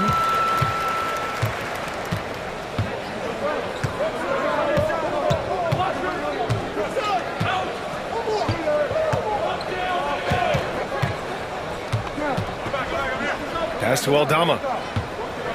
Now Kennard. Lets it fly. And another miss by Memphis. And a little under 2.5 minutes gone by here in the second quarter. Back to DiVincenzo. Here's Garza. Lays it up and banks it in. Garza's got his first 2 points of the night. Good execution. They're getting some short-range looks here. Jackson surveying the D. Launches it. Reid with the rebound. Timberwolves trail by 4. Randle outside. Not sure why he committed the intentional foul. No purpose. I think everyone's a little confused, but weird plays happen. you don't want to stop the clock right there. I'm not quite sure what he was thinking. Grizzlies on D. They've only given up 6 here in this quarter. If the basket is within reach, Julius Randle understands how to finish. Now here's Jackson. No points yet. Drives to the hoop. And the dunk by Jackson. He's just an aggressive finisher there inside. Hey, when you got bounce like that, you feel like you can take on anybody. Here's DiVincenzo. Closing in on 4 minutes played here in the second quarter. From behind the arc, fires in the triple. Alexander Walker's got his second basket of the night. This is as pure a shooter as there is. You've got to stay connected or it's a problem. And it's Jackson on the take. And the dunk by Jackson. It's just a great screen. And they got a high-powered finish out of it. And my question is, where was the help? Someone rotate over and challenge. Now here's DiVincenzo. 50 seconds left in the first half. Pass to Alexander Walker. Clock at 4. And another 3 from Minnesota. I just love the ball. And here's Jackson. He'll bring it up for Memphis. Looking ahead, they've got the Warriors coming to town for their next game. It'll be a quick stopover at home before they have to get back out on the road to the paint. DiVincenzo with the steal. And here we go, the Timberwolves on the run. Here's Randle. A chance there to take the lead, but a miss. The Grizzlies have gone 4 for 7 in the second quarter. Now Kennard. Still no points. Lets the 3 fly. Randle pulls down the board. Outside Reed. Excellent D there from Aldama. So a tie game here as we finish the first half. And we'll be back for the second half following the break. Keep it right here on 2K Sports.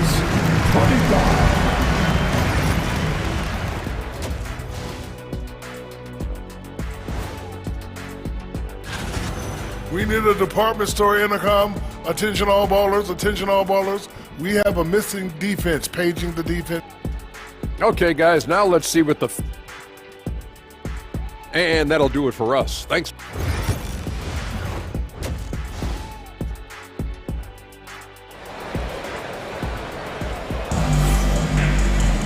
And after a fairly even first couple of quarters, this second half could turn out to be a great one, as both teams trying to gain an edge. Oh, a fantastic game from Ja Morant in this one. Yeah, tonight, he's done a great job of slashing through the lane and finishing. And part of that has to do with his mindset. He has been looking to push the action at every opportunity, and he has been in attack mode all night. On the court for the Grizzlies, we've got Edey, Jackson out there with Marcus Smart. Then it's Luke Kennard, and it's Morant in at point guard. This guy is constantly refining his game, and Anthony Edwards is dangerous from 3. Now here's Morant. Over McDaniels. Reed with the rebound. Edwards with it, guarded by Morant. And Nas Reed has proven to be a matchup nightmare for opposing big men, Doris. He has, BA, and the reason is he's bigger and stronger than most 4 men. Traditional 5s are too slow to stay with him. He can space you out to the 3-point line, or he can punish you on the inside. Nas has got big-time game. Well, the advantage they have right now is largely based on his play. What an outstanding night. Outside Morant from the arc. Rebounded by the Timberwolves. Now here's Edwards. He's got 11. Inside, Edwards lays it in. Excellent execution coming out of the break. They've taken 3 shots and made 3 shots. Outside Morant, driving in. Jackson with a screen on McDaniels to halt the run. And another miss by Memphis. Boy, that makes him 0 for 3 to start the second half. Not the start you were hoping for here. Pass to Edwards.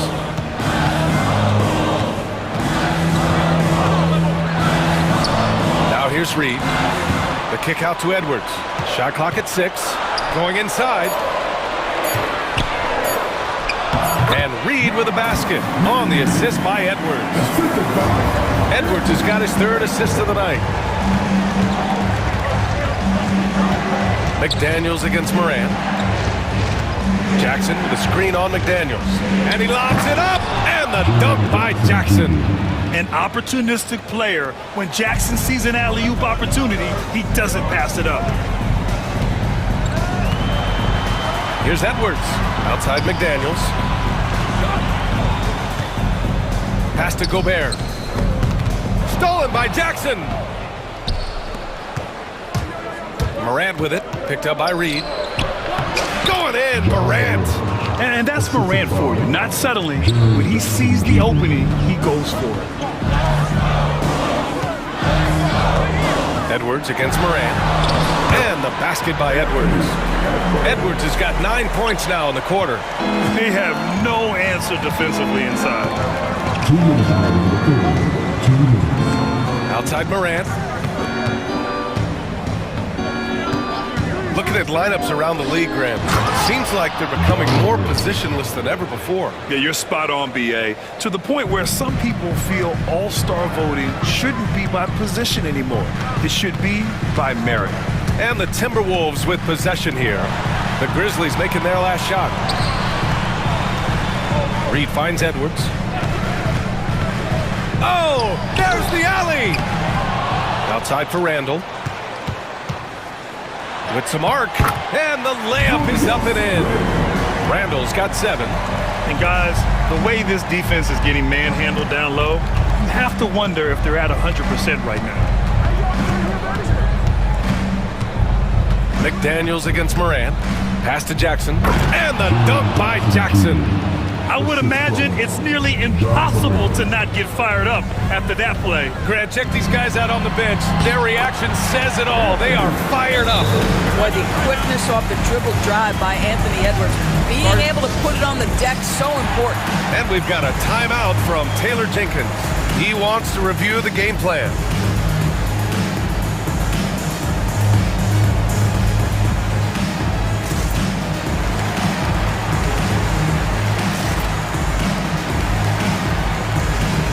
Minnesota will go for a different look here. Garza's checked in for Reed. Minot comes in for Randall. Alexander Walker, he's checked in for McDaniels. And it's Dante DiVincenzo in for Edwards. Now here's Jackson. And the foul called on Nickeil Alexander Walker. That's his first foul. First team foul.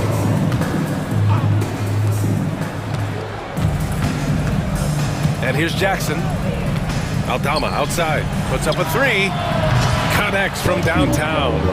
Aldama's got his second bucket of the night. Pick works well there, but the defense left a lot to be desired. It takes incredible effort to stay connected to the hip of the offensive player. You've got to want to work. Pass to Minot. Jacks up a 3. The rebound by Jackson. Grizzlies trail by 4.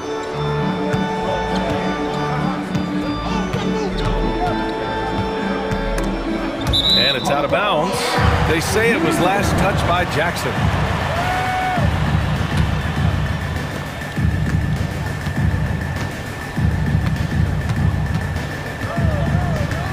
DiVincenzo against Jackson. To the left wing. Here's Minot. No good. Would have counted had it gone. Anthony Edwards has been on display for minutes. And with 3 quarters behind us, we'll start the 4th in what is still anybody's ball game. And so Jackson Jr. will bring it up for the Grizzlies. Anthony Edwards out there with McDaniels. Then there's Naz Reid. Then there's Rudy Gobert. And it's Randall in at small forward. So that's the Timberwolves 5. Now here's Edwards. Edwards with some muscle. Every aspect of Anthony Edwards' game is on display. This guy has been cooking from the outset. Jackson with it.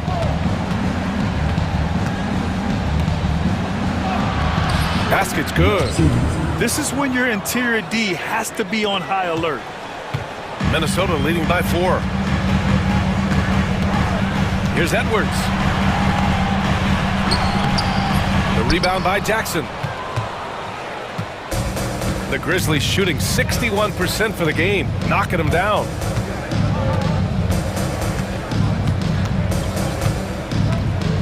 Pass to Aldama. Kicks it out to Bane. Nails it from beyond the arc. Yeah, we've seen Bane make a leap offensively because of his ability to bury shots like this. Reed with it. McDaniels from long range. That one is off. And timeout called by Taylor Jenkins. He's looking to make some very important adjustments here. Look who's coming onto the court. Come on.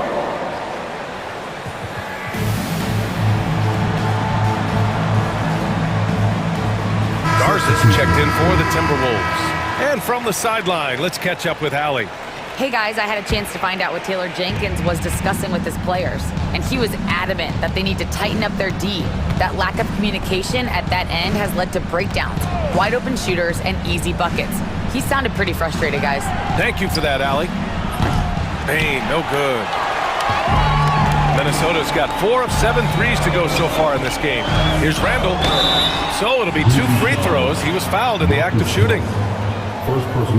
Julius Randle is never going to back away from a defensive player. He knows he's got the strength to play through contact. Nice job drawing the foul. Taking 2 shots. And he's good on the second. And right about now, at this point in the game, there can be a massive difference between a 2- and 3-point advantage. Morant against McDaniels. Morant, the pass to Smart. Back to Morant. 6 on the shot clock. To tie it up. Circus shot, Ja Morant. Once Ja Morant gets rolling, there is no stopping him. Ja is feeling it tonight. Edwards against Morant. Down low and stolen by Clark. Kicks it out to Smart. Edwards against Morant. Jackson with a screen on Edwards. Here's Morant driving to the basket, and he makes it on the layup. And the Grizzlies lead by 2. And breaking down some numbers here, the hustle stats for the Grizzlies. Their defensive intensity has served them well. It kept the offense scrambling and resulted in several steals. I think one of the things that also strikes me is their activity forcing turnovers, coming up with steals.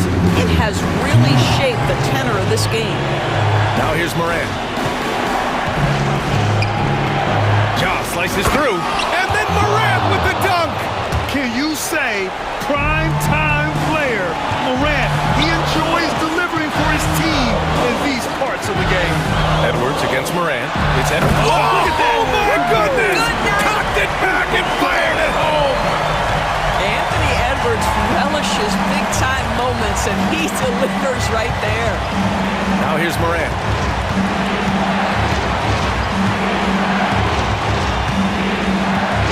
Jackson with a screen on McDaniels. Morant. Oh, okay then. Yeah, teams try to get physical with Morant, but he shows exceptional body control off the contact. The free throw drops for Morant. The and one puts a little extra insurance on their lead. What a play. Randall, pass to McDaniels. And he takes that one up and powers it through. Oh, such an impressive athlete. Mr. McDaniels sends it in. Morant against McDaniels. Kicks it out to Clark. Back to Morant.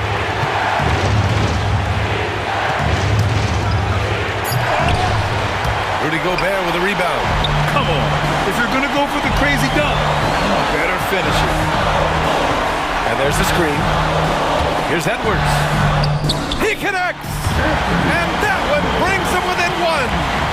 Talk about stepping up in a big way. I'll tell you, it takes confidence to pull the trigger in that situation. You love guys who relish the moment. Now here's Morant.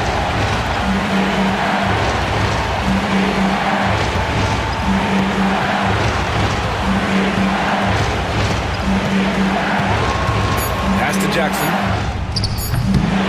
And another miss by Kansas. Fast break, Minnesota. Money. Big-time bucket to put him in front.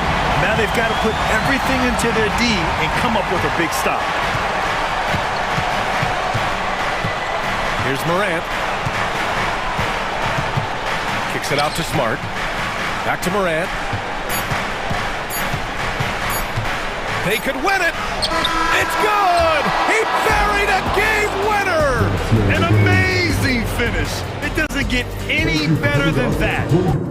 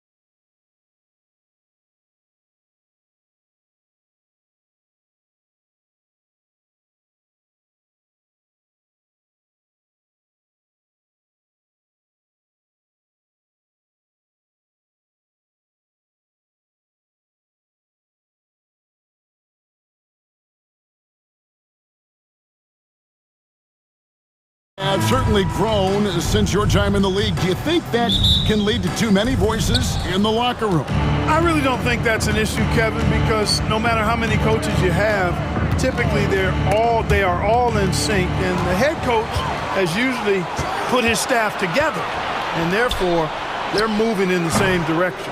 Now a look at Dallas's starting lineup. The star backcourt, Doncic and Irving are the guard set. And there's Klay Thompson. Then it's Derek Lively. And it's Prosper in at the power forwards position. And here are the Mavericks now. Paul George unable to get his shot to go. Irving can't hit. And close to making the defense pay for the lax coverage that time. Maxey in the corner. Down low. Well-timed pass, and he goes straight to the bucket for the layup. Always able to see the complete floor. Maxey, great vision. A moment now to hear from our sideline reporter, Hall of Famer David Aldridge. David. I caught up with Coach Nick Nurse. Now, when it came to Kyrie Irving, Coach said trying to contain him tonight won't be easy. He told me Kyrie is a fantastic player, but I feel confident that our guys will be all over him tonight. Pretty strong words, guys. All right, thank you, David. Greg, you think about oversized point guards, and the gold standard has always been Magic Johnson. Now you look at Luka Doncic, and he's certainly big for that position. Definitely some positive similarities, right? But the big difference is one of those guys has 5 rings, and that's not a knock on Doncic. This is a team sport, but Magic's ability to affect winning was right there with another MJ, Michael Jordan. Now, here's Doncic. Paul George unable to get his shot to go. And the dunk by Embiid. Boy, it really puts pressure on the defense when Embiid makes an effort to run in transition like that. Dallas, no good that time either. They are 0 for the game thus far. 0 of 4 here, still looking for their first make. Outside for Martin. Embiid wide open. Off target from three-point range. For Dallas, they've gone 0 of 4, missing their first 4 field goals. Irving for 3. That's in, and he found his range with that one. Now 1 for 2. You got to run Kyrie off that line. If you let him get comfortable and find his shot from behind the arc, it's a wrap. Latrey, that's his second shot and his second basket. He's 2 for 2. Lorenzo, come at us, and we're coming right back at you. A little back and forth from long range. I love it. That's a terrific answer there. Here's Lively. 8 points his last outing. Doncic with the bucket. He's trying to get it going offensively, but right now just 1 of 4 to start. Maxey looking it over.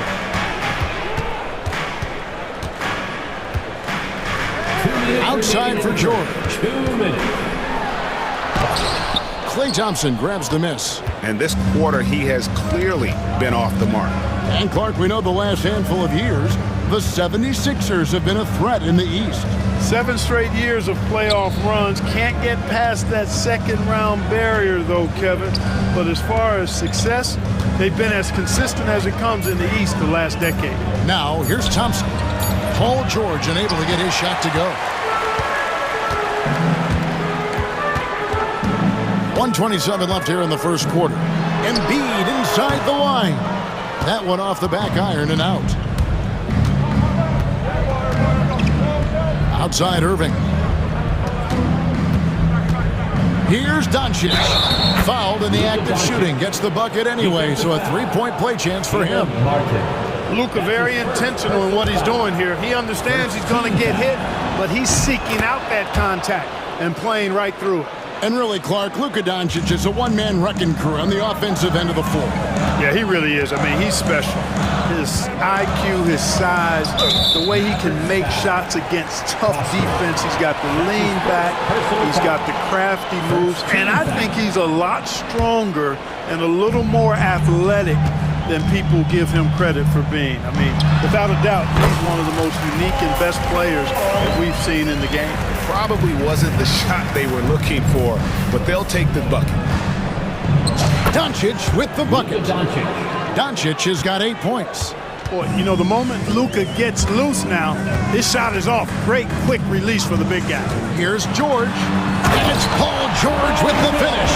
You know, George really enjoys being in the air. I mean, this guy has great body control and bounce, and his slams at times can be absolutely sick. Now, here's Doncic. Turned in an outstanding game against Golden State. Shot clock and game clock separated by less than 6 seconds. At the elbow, it's Maxey. And Lively pulls it down. You almost have to assume he's going to knock those down when he is that open. Thompson outside. Oh, he's going up for the alley-oop here. Takes the alley-oop pass and dunks it down. And the pass there floated it up to the precise spot it needed to be. And no messing around on the finish. He powers it through. And that's an alley-oop that'll be loop-to-loop all day long on the highlight reel. It's all tied in Philadelphia. And we'll get the second quarter underway on the other side of this break.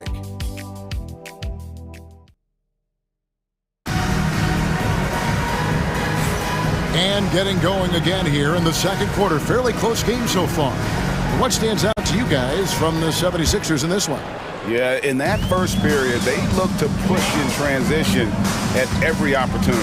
Yeah, I like the way they play. They're looking to get up and down the court every time. Racehorse basketball here tonight. Strap it up. Don't look down. You'll miss something. We've got Tyrese Maxey. Andre Drummond is out there with Yabusele. Then there's Kelly Oubre. And it's McCain in at the shooting guard. That's the group for Philadelphia to start this second quarter. Boy, the defense was looking for something different there. Maxey kept it himself off the pick that time. Doncic finds Exum. Washington with it. Back to Exum. 5 on the clock. Washington sets the pick for Exum. That doesn't go in. Had a chance, though, to take the lead. Pass to Oubre. 76ers moving the ball around. Here's Yabusele, covered by Gafford. Here's McCain. He has 5. Philadelphia needs to get a shot off. Here's Maxey. No good on the 3. The Mavericks trailer.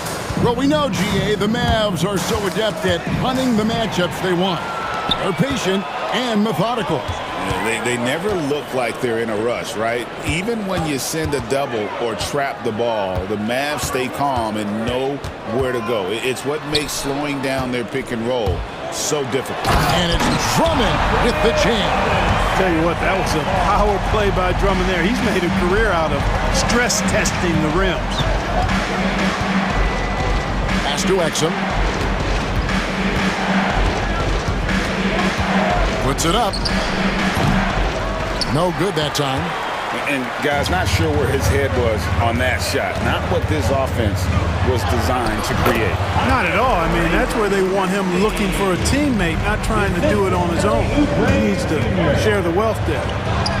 Doncic converts inside. You know, as I watch Doncic, I think it's futile to try to distract this guy. His focus and concentration and control of himself is excellent. Maxey into the lane. Oubre on the wing. And he drives in and finished off by Oubre. Oubre, extremely focused that time, was not going to be denied. And a chance for just a second to check out the scoring breakdown for Philadelphia. People say the mid-range shot is dying, but so far in this one, that has not been the case for this team. But how about their scoring in transition as well? That's been a big factor to this point. Are those high tops or track shoes these guys are wearing? My goodness. Spins. Pass to Yabusele. Cranes the three-pointer. And it's a 10-point 76ers lead. Yeah, and they're starting to warm up from the field this quarter. Adding to their lead. You see that field goal percentage of the game steadily heading north. And here's Doncic from the arc. And right on through for another basket. He's got 5 made on 5 of 9 shooting. Maxey against Doncic. Maxey kicks to Yabusele. Kicks it out to Maxey. Stolen by Washington. Thompson outside. The three. Andre Drummond grabs the miss. The 76ers leading by 7. Here's McCain. Kicks it out to Maxey.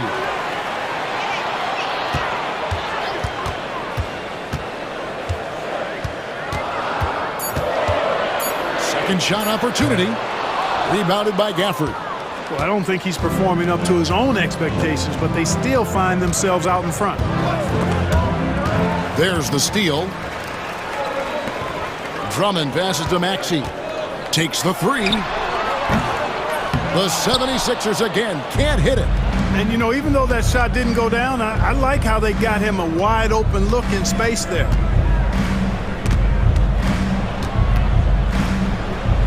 Exum kicks to Thompson. For three. Thompson with the three. Arguably the smoothest jumper in the game. Klay Thompson. Pass to McCain. Here's Maxey. And slam dunk by Maxey. And we always talk about making your teammate better. That assist was right on target. Now Exum. There's the triple. Washington passes to Doncic. Off target from three-point range. No one near Maxey as he lets it fly. And so it's the Philadelphia 76ers with a 6-point lead at the end of the quarter. They're pounding the ball inside, and that's where they've gotten their best production tonight. And now let's catch up with David Aldridge, who's standing. All right, thank you, David. And folks, don't go away. After the break, we'll see you right back here for the start of quarter number 3.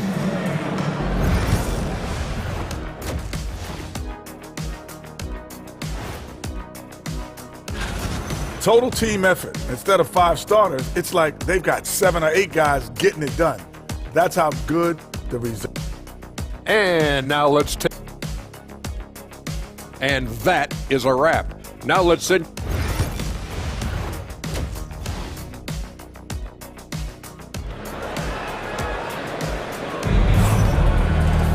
And we're halfway through this one. Plenty of basketball left in a game that's been fairly even so far.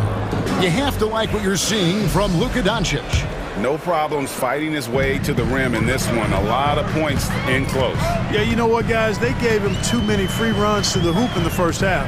I think they've got to be a lot tougher on him. Body him up. Be physical with him. Getting underway in the second half. Here's the 5 for Jason Kidd. Irving on the wing along with Thompson. Then there's Luka Doncic. Then it's Derek Lively. And it's Prosper in at the 4 slot. Mavericks trail by 6. And you know, Clark, you look at the switch the Mavericks hit last year. This is a team that has certainly bought in. It's pretty clear, Kevin. They believe in their coach, and they know they can make it to the finals now. They look to empower one another. They play as more than the sum of their parts, that's for sure. A well-oiled, cohesive group. Boy, that is a rarity. When he takes flight, he usually hammers that thing home. No one near Doncic as he lets it fly. Buries the long-range jumper. Doncic has got 16. Yeah, they're relying on their three-point shooting and getting pretty good results. Here's George. Cranes the 19-footer. He's got 8. Mid-range, no problem for PG. He's really improved as a shooter. Lively a screen on Martin. Irving looking for an opening. Shot clock at 6. Dallas needs to get off a shot for the tie. And it's Philadelphia with the rebound. They've led by as much as 10. Following this one, they get to host the Hornets. That'll be the latter half of this 2-game homestand. Clark, how much weight do players put on individual awards or something like an all-star nod? You know, I think players always have a level of respect for each other, but awards help validate your level of respect. How you win, how you perform, consistency, and awards are typically well-earned and well-deserved. As a matter of fact, in most cases, they are well-earned and deserved. And players acknowledge that and respect that. A different look for Dallas. Dante Exum, he's checked in for Thompson. And Dinwiddie subbed in for Luka Doncic. Three-pointer, Lowry. It's rebounded by Dallas. Lively's got 4 rebounds in this game. Far from an ideal start here. I mean, this half just 1 for 4 so far. There's a good screen. Irving. Fires for 3, and the call is going to be, yes, it is, an illegal screen. Personal foul. And not the most common call you'll see in the NBA, but hard to argue that pick wasn't illegal. Yeah, you know, the officials aren't nearly as lenient as they used to be on that call. As a matter of fact, I know I got away with a lot of those in my playing days, but that was 40 years ago. Clearly out of rhythm now, guys. I mean, just 1 for 5 to begin the second half. George with the steal. Now Martin. Still yet to score. Outside, George. Martin with a screen on Lively. George dishes to Martin. Outside Lowry. Pass to Martin. Embiid in the corner. Martin kicks to George. Goes back up. And he lays it up and in. George has got 4 points this quarter. George takes the contact, but good body control there allows him to finish. And foul on the shot. He'll shoot 2 at the free throw line. Kyrie Irving has got to be as skilled a player as we've seen in the NBA. Well, I tell you what, I don't know if I've ever seen a better layup maker than him. And I played against Isaiah Thomas and read about Nate Archibald and some of the other great small ball guards. But, man, this kid, Kyrie Irving, well, young man now, 50, 40, 90 on the season. And a lot of times he's making acrobatic layups against 6'9", and 7-foot guys. Special. Dinwiddie wide open. Again, the miss by the Mavericks. Philadelphia leading by 4. And it's George finishing it off. There is no slowing down Paul George. A volcanic eruption from PG tonight. Dinwiddie passes to Irving. Good on the three-point shot. Irving's got 12. And really, as the three-pointers keep dropping, you get the sense that the frustration is mounting for the defense. Yeah, they either have been unwilling or unable to take that shot away. And we will have a timeout called by Nick Nurse. He's made the decision. He wants to huddle up with his guys.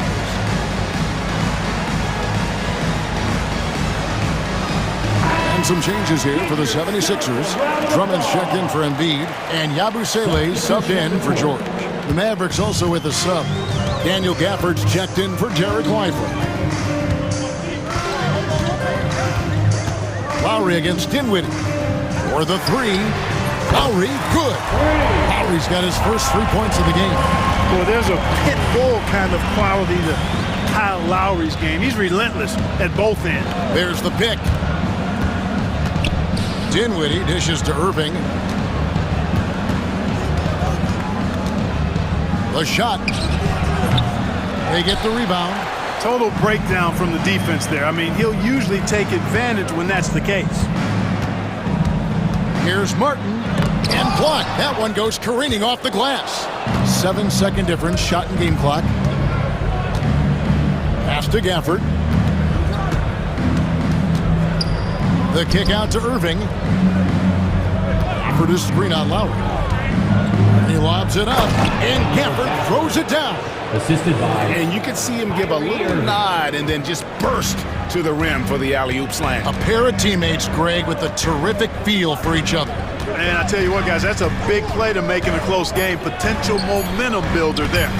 Dinwiddie with the steal. That one misses. And we've reached the end of the third. 76ers lead by 4. Live from Philadelphia, you're watching 2K. And how about a look now at our assist of the game? Brought to you by State Farm. And how about the big fella here showing us he's got some point guard skill here with the tremendous setup. Hey, that was a high-level pass no matter what position it came from. But it does make it stand out a little more when it's made by the big fella. And I know I speak for all of us when I say I can't wait to see what kind of finish awaits us here in the fourth quarter. Joel Embiid out there with Paul George. Then there's Oubre. Then there's Tyrese Maxey. And it's McCain in at the 2 spot. That's the group on the floor for Philadelphia. And the shot goes down. And of the last 6 baskets, 5 have come on the interior. This is just smash-mouth physical basketball, guys. Here's Prosper. Luka throws it down. Boy, there is no quit in Doncic. He competes every play, every game. Here's McCain. Covered by Irving. Shoots from 14. It's rebounded by Doncic. For Dallas, they've gone 2 of 3 from the field to get the fourth quarter started. Pass to Thompson. They set the pick, and the officials will call the illegal screen right there. That's only the first turnover, guys. He's been safe as an option for them at the offensive end.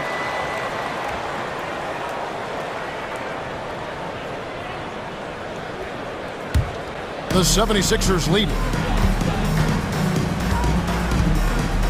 And here's George. Pass to McCain. Maxey with it. He's picked up by Doncic. Doncic against Maxey. Here's Oubre. And Lively pulls it down. Lively's got rebound number 5 here tonight. Thompson passes to Doncic. Lively is screen on Oubre. And here's Doncic from the arc. For Philadelphia, they've gone 1 of 4 since the end of the third quarter. Back to Oubre. And there's the call on Kyrie Irving. That's his first foul. First personal foul. First team foul. We're about 2 minutes into the fourth quarter in this one. Embiid kicks to George. Embiid sets the pick for George. 5 to shoot. Up again. And Embiid detonates for the putback slam.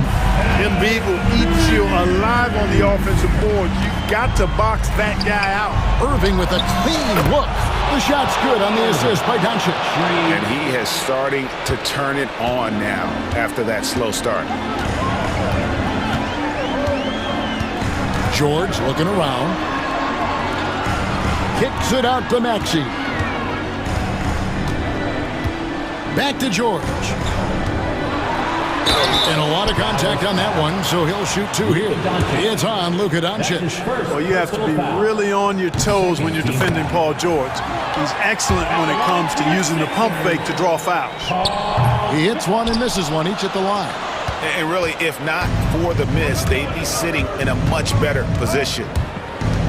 Pass to Lively. Lively sets a screen for Doncic. On the wing, Thompson. And there's the whistle. 3-second violation. Oh, in a game this snug, you can ill afford to commit those kinds of turnovers.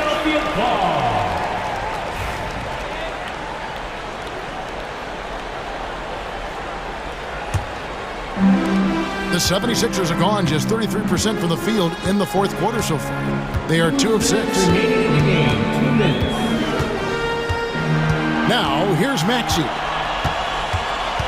Lobbed up there for him. Oh, Embiid with the throwdown. Joel Embiid on top of things there, folks, recognizing the big possession and commanding the ball. Doncic passes to Irving. Thompson with it. 1:37 left to play here in the fourth. From outside the arc. And it goes out of bounds. Last touch by Embiid.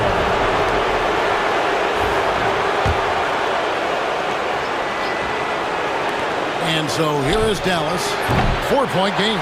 You know, the ill-advised threes isn't how you want to close the gap. They've got to have better shot selection. And 2 shots coming up at the line as he gets fouled on the shot. In a moment now to quickly take a look at the offensive approach for the 76ers. They're looking to attack in transition every time down the floor, just wearing the defense thin at this point. And I've also noticed how opportunistic they've been off turnover, doing a really good job taking advantage of the opponent's mistakes. Three-pointer. Rebound by Joel Embiid. Embiid's got rebound number 7 for him tonight. Pass to George. There's a minute left in the fourth quarter.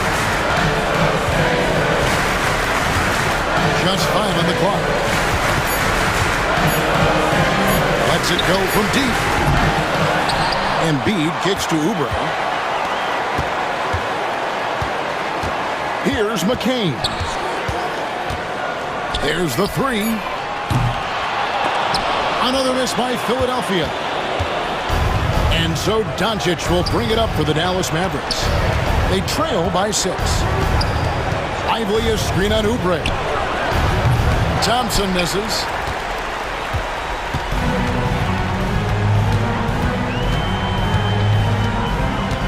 Embiid with it.